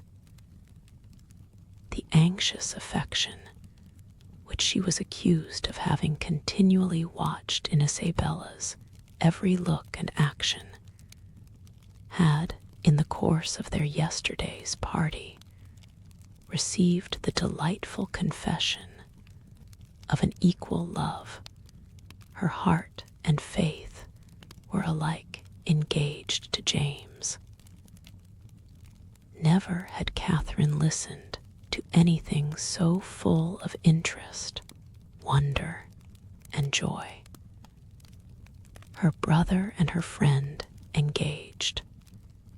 New to such circumstances, the importance of it appeared unspeakably great, and she contemplated it as one of those grand events of which the ordinary course of life can hardly afford a return. The strength of her feelings she could not express.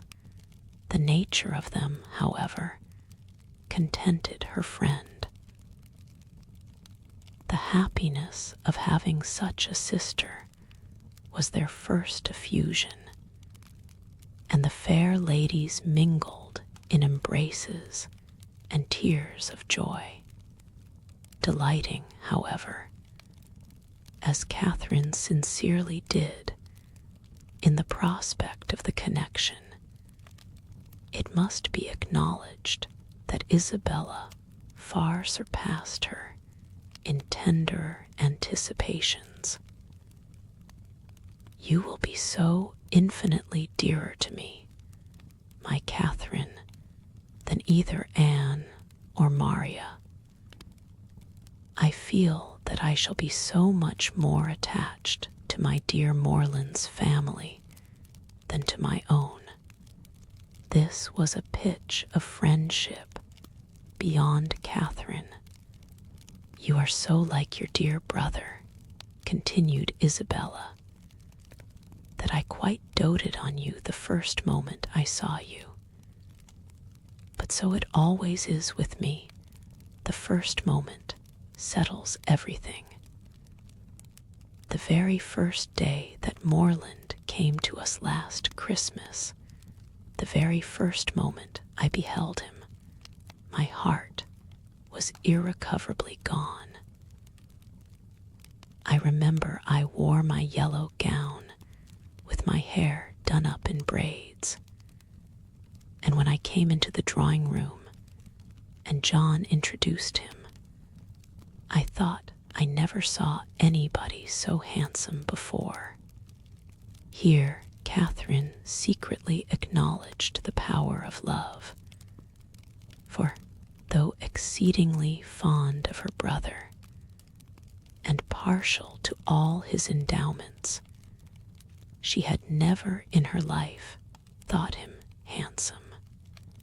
I remember, too, Miss Andrews drank tea with us that evening and wore her puce-colored sarcenet, and she looked so heavenly that I thought your brother must certainly fall in love with her.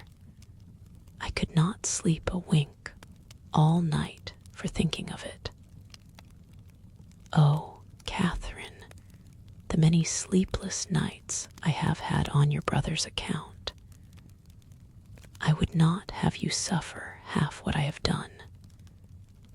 I am grown wretchedly thin, I know, but I will not pain you by describing my anxiety. You have seen enough of it. I feel that I have betrayed myself perpetually, so unguarded in speaking of my partiality for the church. But my secret, I was always sure, would be safe with you. Catherine felt that nothing could have been safer, but ashamed of an ignorance little expected, she dared no longer contest the point, nor refuse to have been as full of arch penetration and affectionate sympathy as Isabella chose to consider her. Her brother, she found, was preparing to set off with all speed to Fullerton, to make known his situation and ask consent. And here was a source of some real agitation to the mind of Isabella.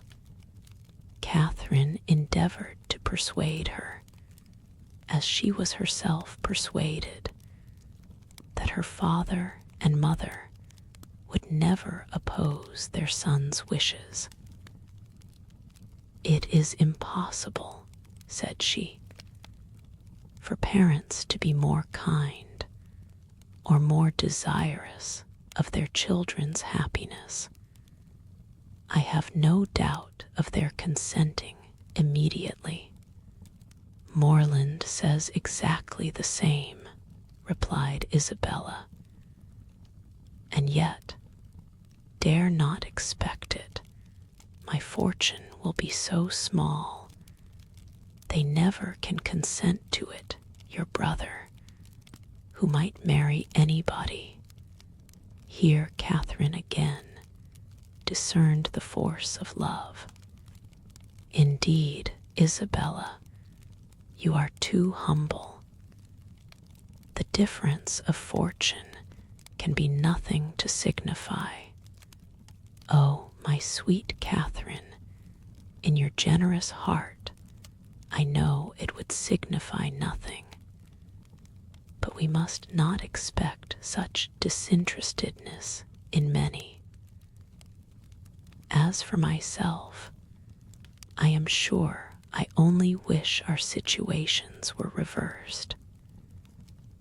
Had I the command of millions, were I mistress of the whole world, your brother would be my only choice. This charming sentiment, recommended as much by sense as novelty, gave Catherine a most pleasing remembrance of all the heroines of her acquaintance, and she thought her friend never looked more lovely than in uttering the grand idea. I am sure they will consent, was her frequent declaration. I am sure they will be delighted with you. For my own part, said Isabella, my wishes are so moderate that the smallest income in nature would be enough for me.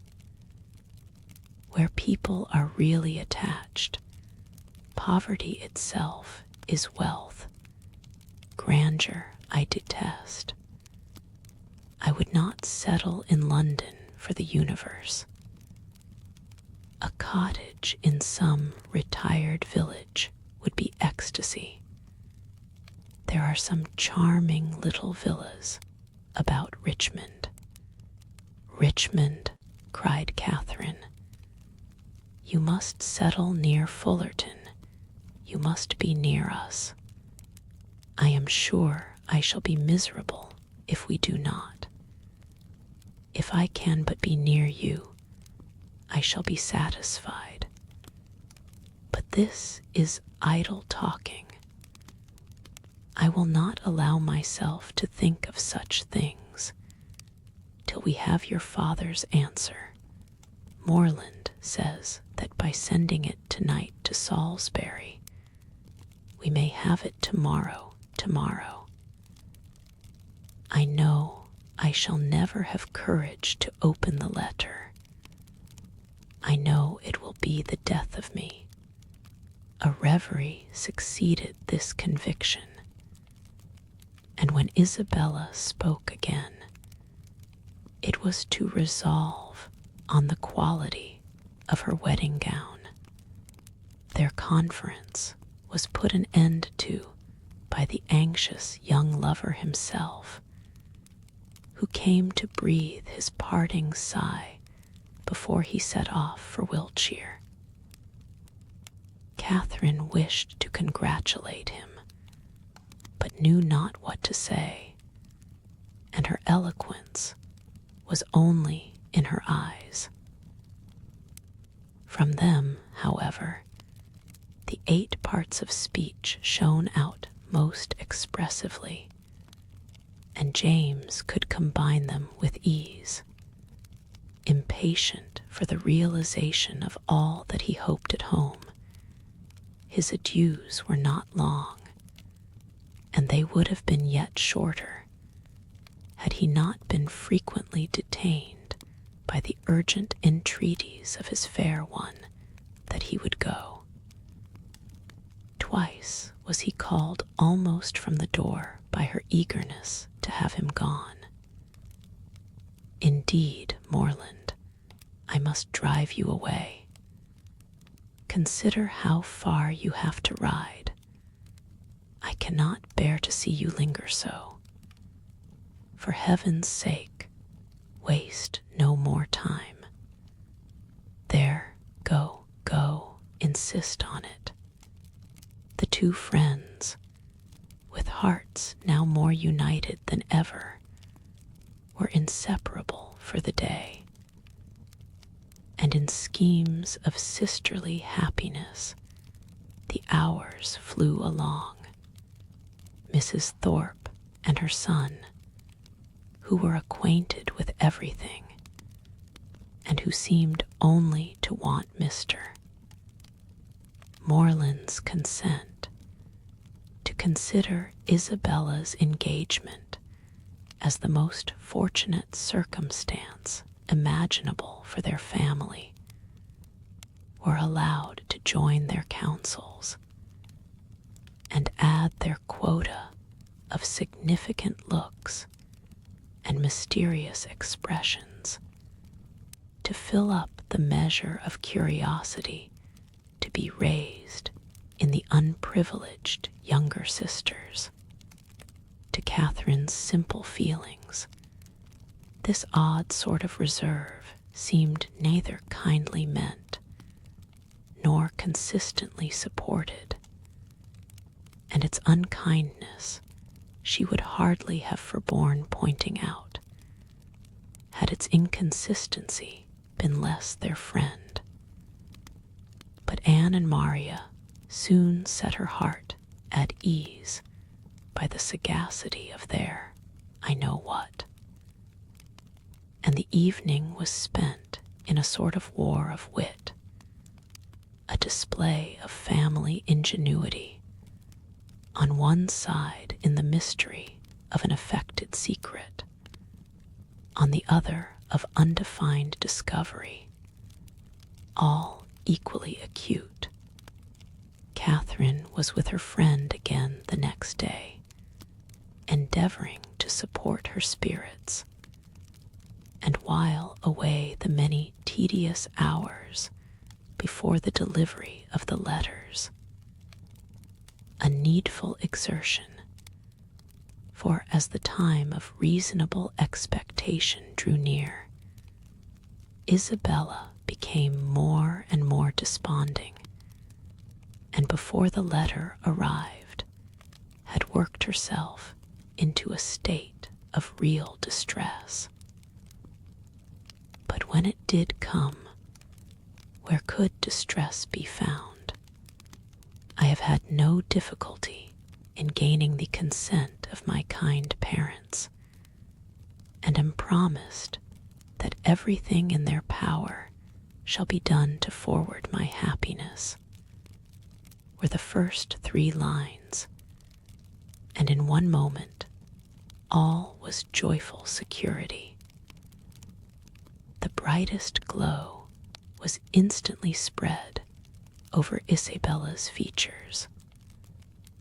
All care and anxiety seemed removed. Her spirits became almost too high for control, and she called herself, without scruple, the happiest of mortals. Mrs. Thorpe, with tears of joy, embraced her daughter, her son, her visitor, and could have embraced half the inhabitants of Bath with satisfaction. Her heart was overflowing with tenderness.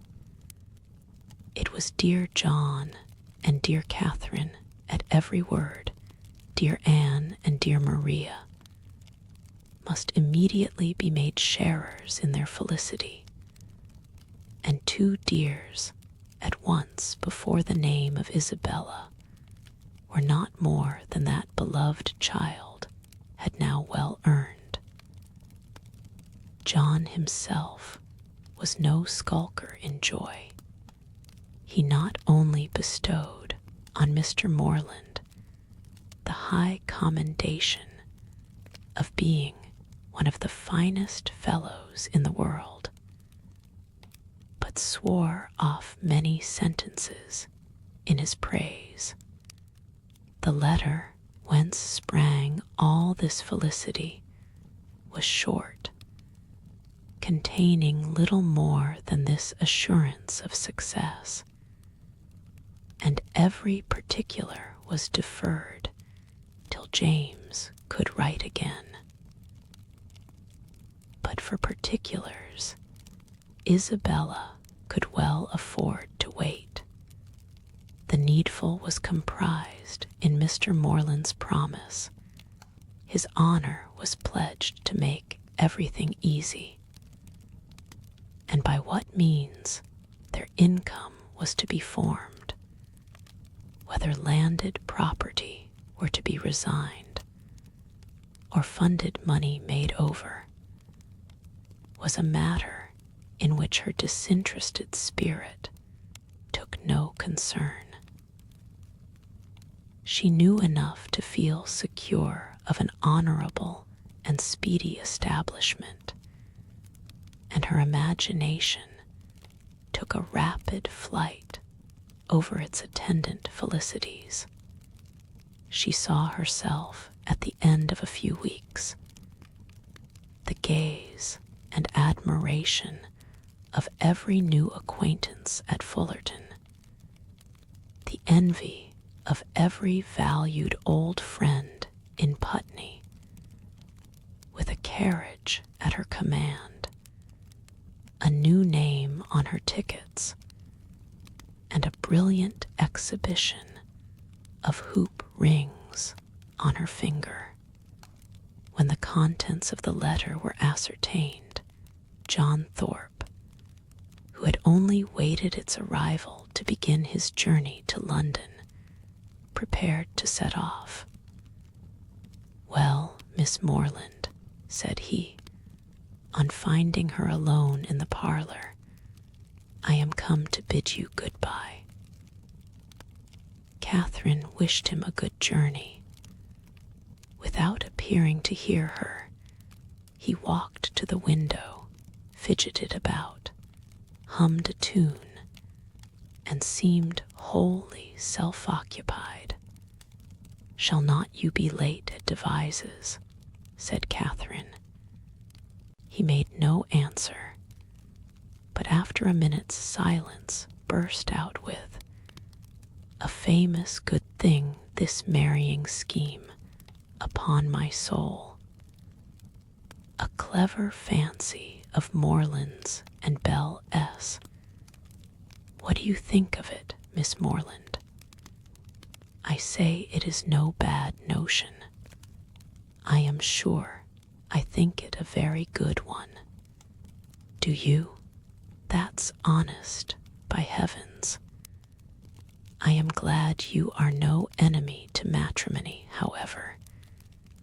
Did you ever hear the old song, 'Going to one wedding brings on another'? I say, you will come to Belle's wedding, I hope. Yes, I have promised your sister to be with her, if possible."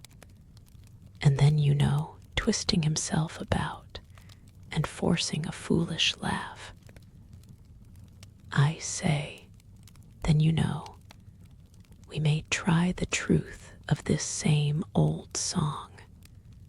May we? But I never sing. Well, I wish you a good journey. I dine with Miss Tilney today, and must now be going home. Nay, but there is no such confounded hurry. Who knows when we may be together again? Not but that I shall be down again by the end of a fortnight, and a devilish long fortnight it will appear to me. Then why do you stay away so long?" replied Catherine, finding that he waited for an answer. "That is kind of you, however kind and good-natured. I shall not forget it in a hurry. But you have more good nature, and all that, than anybody living, I believe. A monstrous deal of good nature, and it is not only good nature, but you have so much of everything. And then you have such, upon my soul, I do not know anybody like you.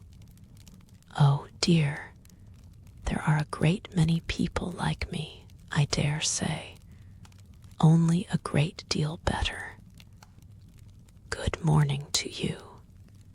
But I say, Miss Morland, I shall come and pay my respects at Fullerton before it is long. If not disagreeable, pray do. My father and mother will be very glad to see you, and I hope, Miss Morland, you will not be sorry to see me. Oh, dear, not at all. There are very few people I am sorry to see. Company is always cheerful. That is just my way of thinking. Give me but a little cheerful company. Let me only have the company of the people I love. Let me only be where I like, and with whom I like, and the devil take the rest. Say I, and I am heartily glad to hear you say the same. But I have a notion, Miss Morland. You and I think pretty much alike upon most matters. Perhaps we may, but it is more than I ever thought of. And as to most matters, to say the truth, there are not many that I know my own mind about. By Jove, no more do I. It is not my way to bother my brains with what does not concern me. My notion of things is simple enough. Let me only have the girl I like, say I, with a comfortable house over my head, and what care I for all the rest? Fortune is nothing. I am sure of a good income of my own, and if she had not a penny, why, so much the better.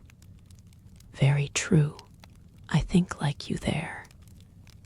If there is a good fortune on one side, there can be no occasion for any on the other.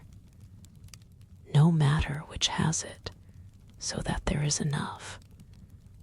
I hate the idea of one great fortune looking out for another.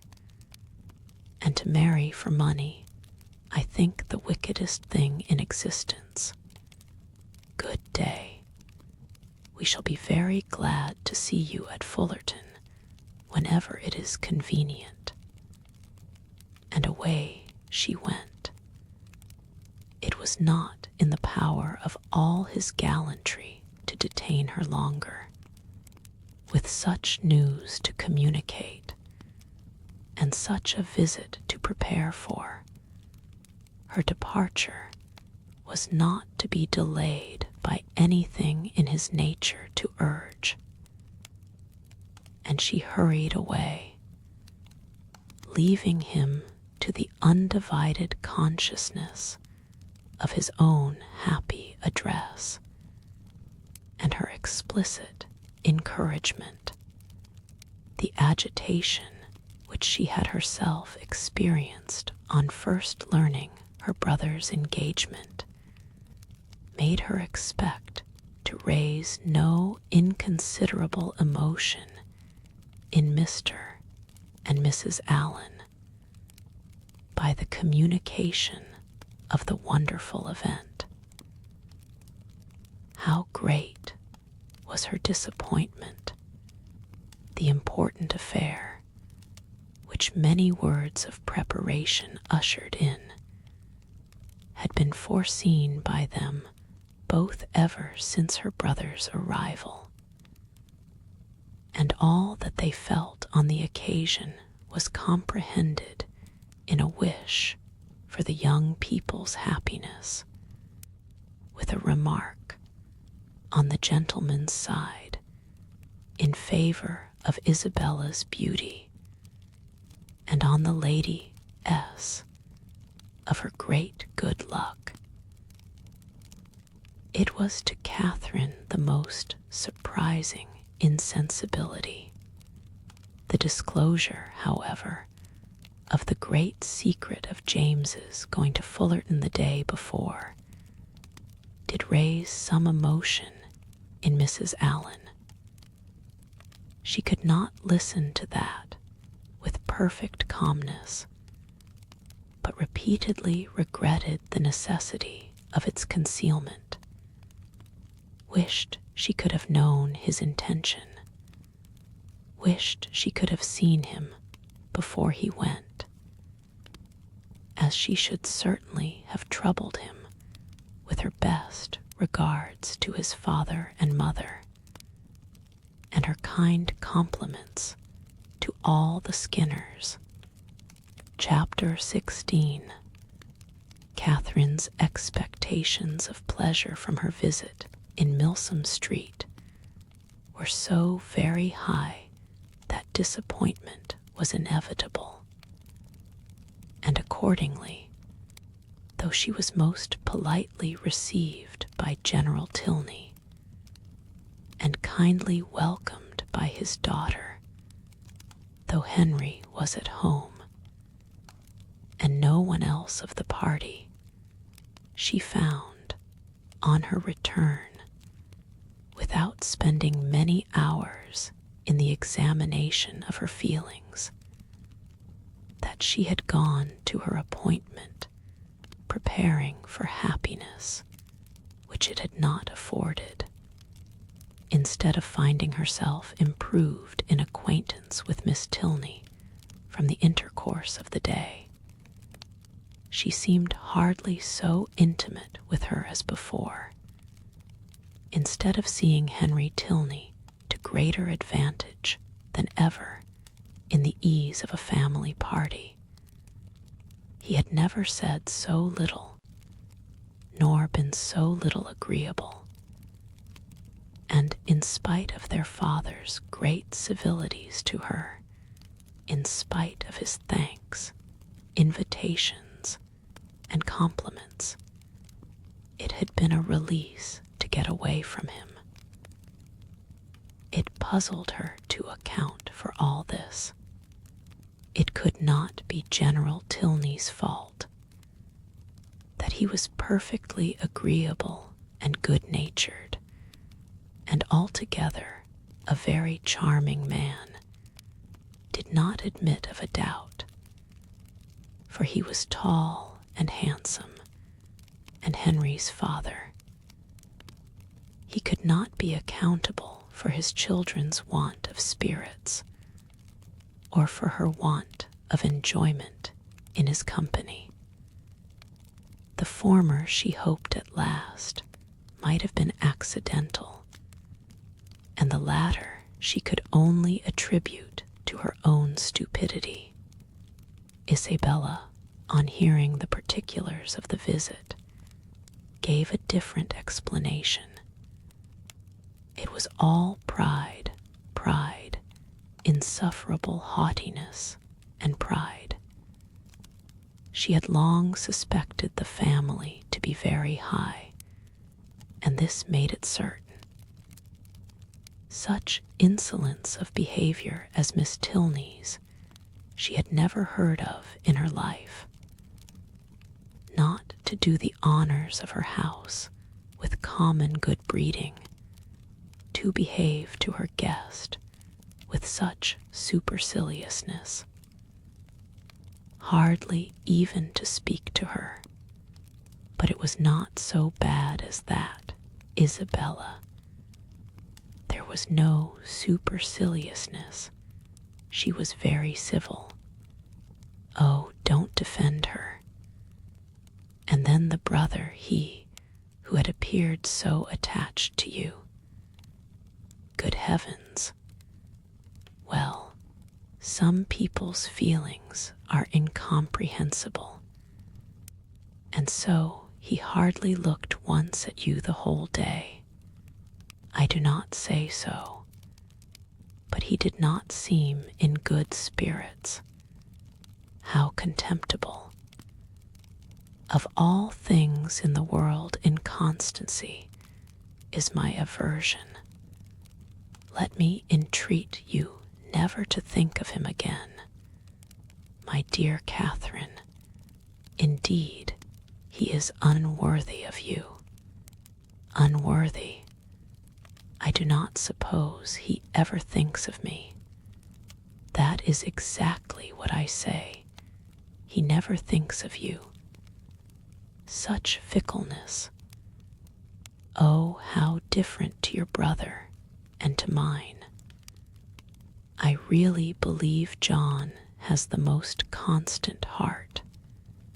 But as for General Tilney, I assure you it would be impossible for anybody to behave to me with greater civility and attention. It seemed to be his only care to entertain and make me happy.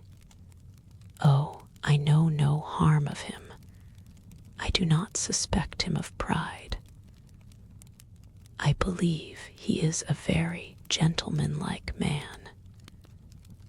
John thinks very well of him, and John's judgment. Well, I shall see how they behave to me this evening. We shall meet them at the rooms. And must I go? Do not you intend it? I thought it was all settled. Nay, since you make such a point of it, I can refuse you nothing. But do not insist upon my being very agreeable, for my heart, you know, will be some 40 miles off. And as for dancing, do not mention it, I beg. That is quite out of the question. Charles Hodges will plague me to death, I dare say, but I shall cut him very short. 10 to 1, but he guesses the reason. And that is exactly what I want to avoid, so I shall insist on his keeping his conjecture to himself. Isabella's opinion of the Tilneys did not influence her friend.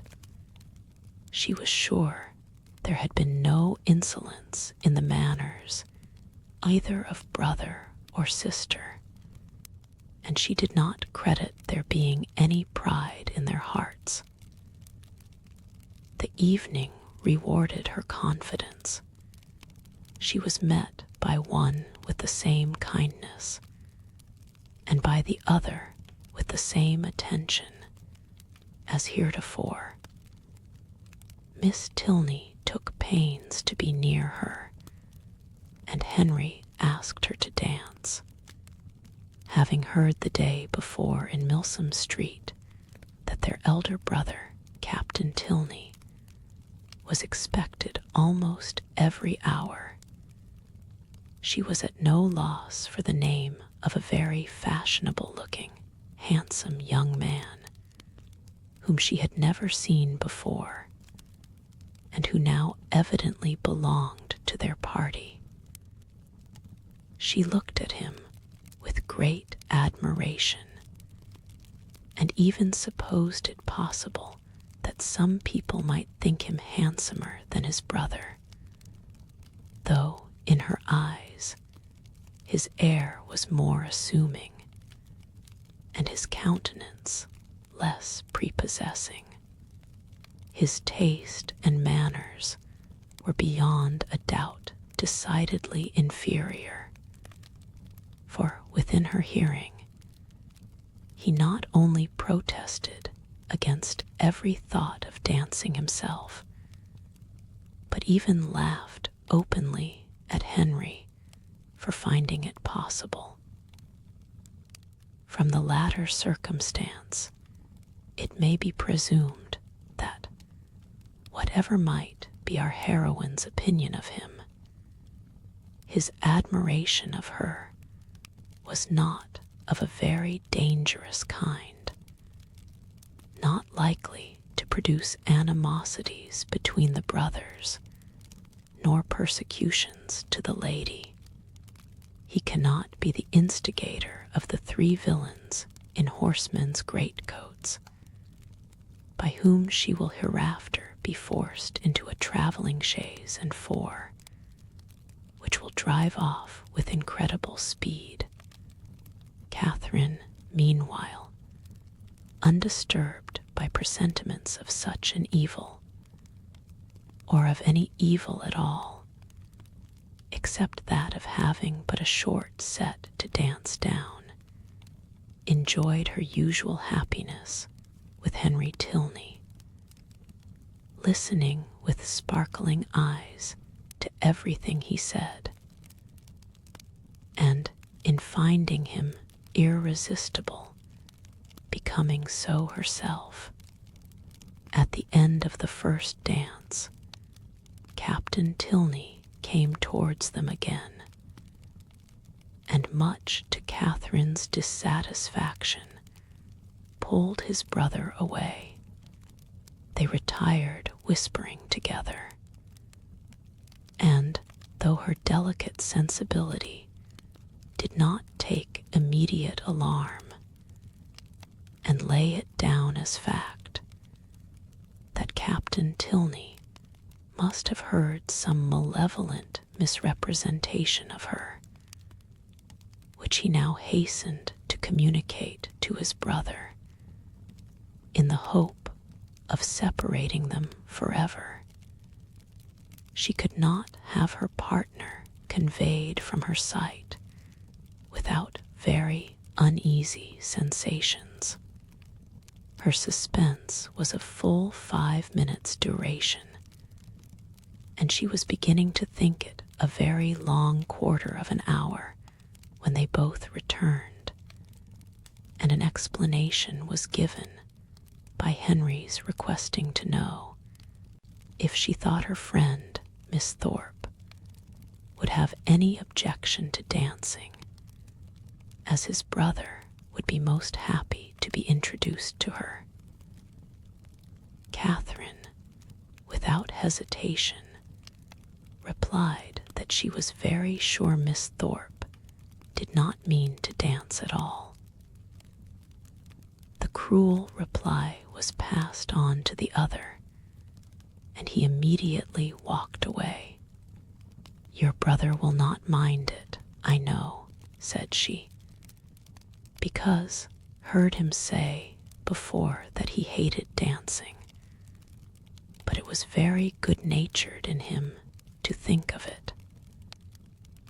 I suppose he saw Isabella sitting down, and fancied she might wish for a partner, but he is quite mistaken, for she would not dance upon any account in the world."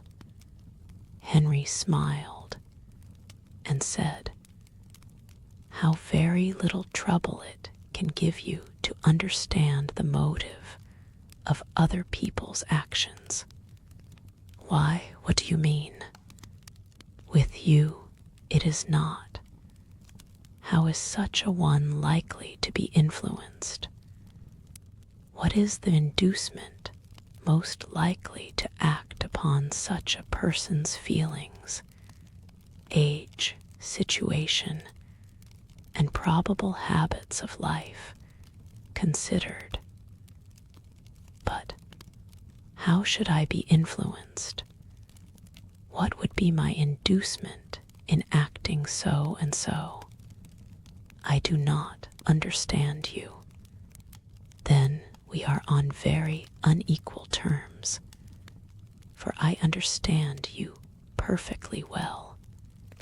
Me, yes, I cannot speak well enough to be unintelligible. Bravo, an excellent satire on modern language. But pray tell me what you mean. Shall I indeed? Do you really desire it? But you are not aware of the consequences. It will involve you in a very cruel embarrassment, and certainly bring on a disagreement between us. No, no, it shall not do either. I am not afraid.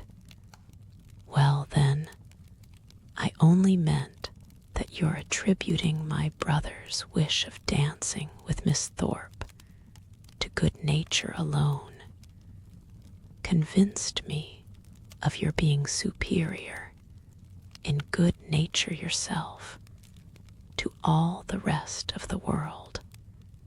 Catherine blushed and disclaimed, and the gentleman's predictions were verified.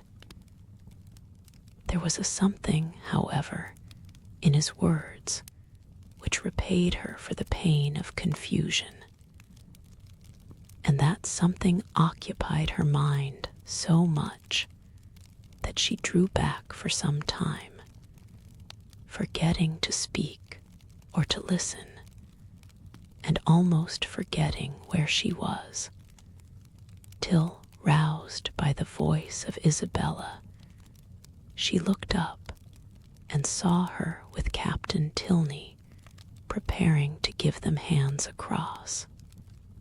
Isabella shrugged her shoulders and smiled.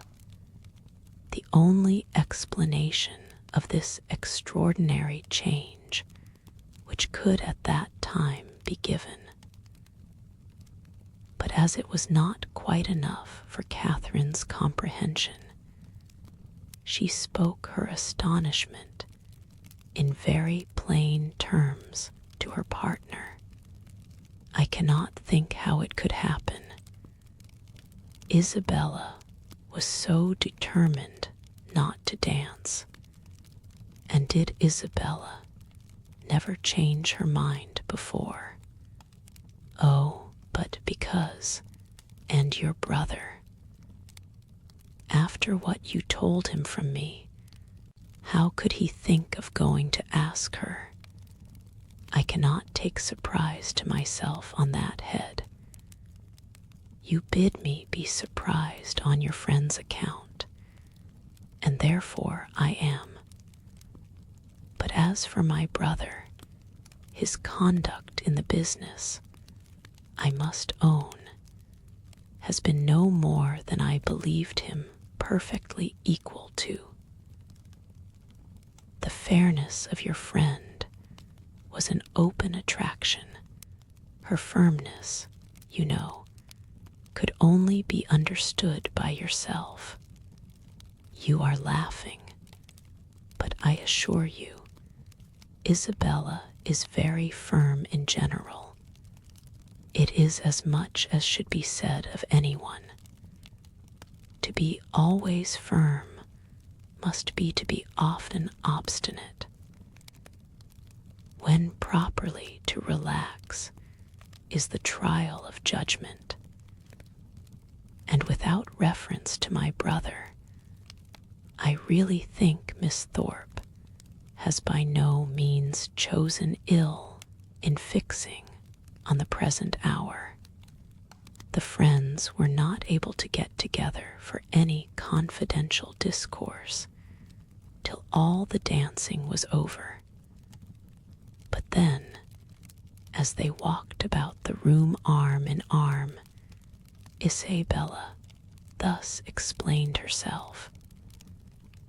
I do not wonder at your surprise, and I am really fatigued to death. He is such a rattle, amusing enough if my mind had been disengaged, but I would have given the world to sit still. Then why did not you? Oh, my dear, it would have looked so particular, and you know how I abhor doing that. I refused him as long as I possibly could, but he would take no denial. You have no idea how he pressed me. I begged him to excuse me and get some other partner, but no, not he, after aspiring to my hand. There was nobody else in the room he could bear to think of, and it was not that he wanted merely to dance. He wanted to be with me. Oh, such nonsense. I told him he had taken a very unlikely way to prevail upon me. For, of all things in the world, I hated fine speeches and compliments. And so, And so then I found there would be no peace if I did not stand up. Besides, I thought Mrs. Hughes, who introduced him, might take it ill if I did not. And your dear brother, I am sure he would have been miserable if I had sat down the whole evening. I am so glad it is over. My spirits are quite jaded with listening to his nonsense. And then, being such a smart young fellow, I saw every eye was upon us. He is very handsome indeed. Handsome, yes, I suppose he may. I dare say people would admire him in general, but he is not at all in my style of beauty. I hate a florid complexion and dark eyes in a man. However, he is very well. Amazingly conceited, I am sure. I took him down several times, you know, in my way. When the young ladies next met, they had a far more interesting subject to discuss. James Morland's second letter was then received, and the kind intentions of his father fully explained. A living, of which Mr. Morland was himself patron and incumbent, of about £400 yearly value, was to be resigned to his son as soon as he should be old enough to take it. No trifling deduction from the family income, no niggardly assignment to one of 10 children, an estate of at least equal value, moreover, was assured as his future inheritance. James expressed himself on the occasion with becoming gratitude, and the necessity of waiting between 2 and 3 years before they could marry being, however unwelcome, no more than he had expected, was borne by him without discontent. Catherine, whose expectations had been as unfixed as her ideas of her father's income, and whose judgment was now entirely led by her brother, felt equally well satisfied, and heartily congratulated Isabella on having everything so pleasantly settled. "It is very charming indeed," said Isabella, with a grave face. "Mr. Morland has behaved vastly handsome indeed," said the gentle Mrs. Thorpe, looking anxiously at her daughter. "I only wish I could do as much. One could not expect more from him, you know.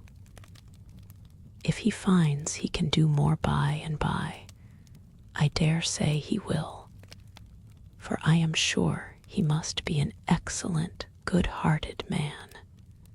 400 is but a small income to begin on indeed, but your wishes, my dear Isabella, are so moderate. You do not consider how little you ever want, my dear. It is not on my own account I wish for more, but I cannot bear to be the means of injuring my dear Morland, making him sit down upon an income hardly enough to find one in the common necessaries of life. For myself, it is nothing. I never think of myself.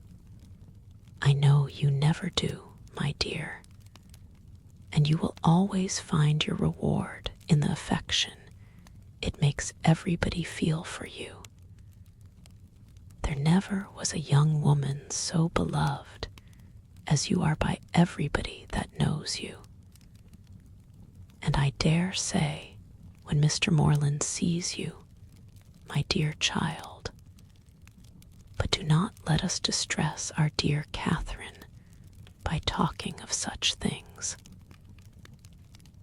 Mr. Morland has behaved so very handsome, you know. I always heard he was a most excellent man. And you know, my dear, we are not to suppose, but what, if you had had a suitable fortune, he would have come down with something more, for I am sure he must be a most liberal-minded man. Nobody can think better of Mr. Morland than I do, I am sure.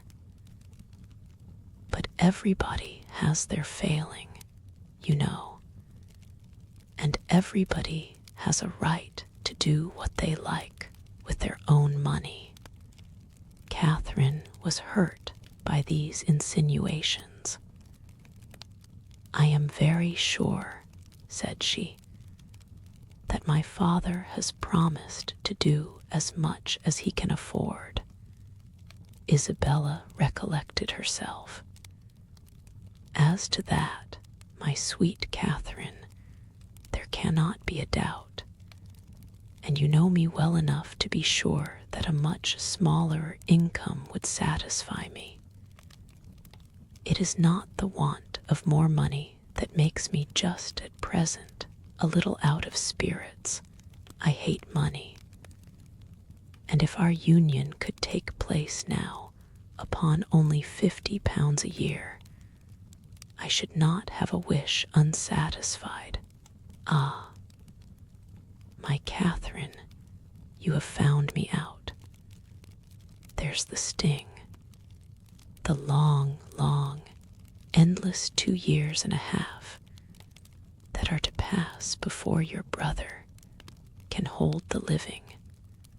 Yes, my darling Isabella, said Mrs. Thorpe. We perfectly see into your heart. You have no disguise. We perfectly understand the present vexation, and everybody must love you the better for such a noble, honest affection. Catherine's uncomfortable feelings began to lessen. She endeavored to believe that the delay of the marriage was the only source of Isabella's regret. And when she saw her at their next interview, as cheerful and amiable as ever, endeavored to forget that she had for a minute thought otherwise.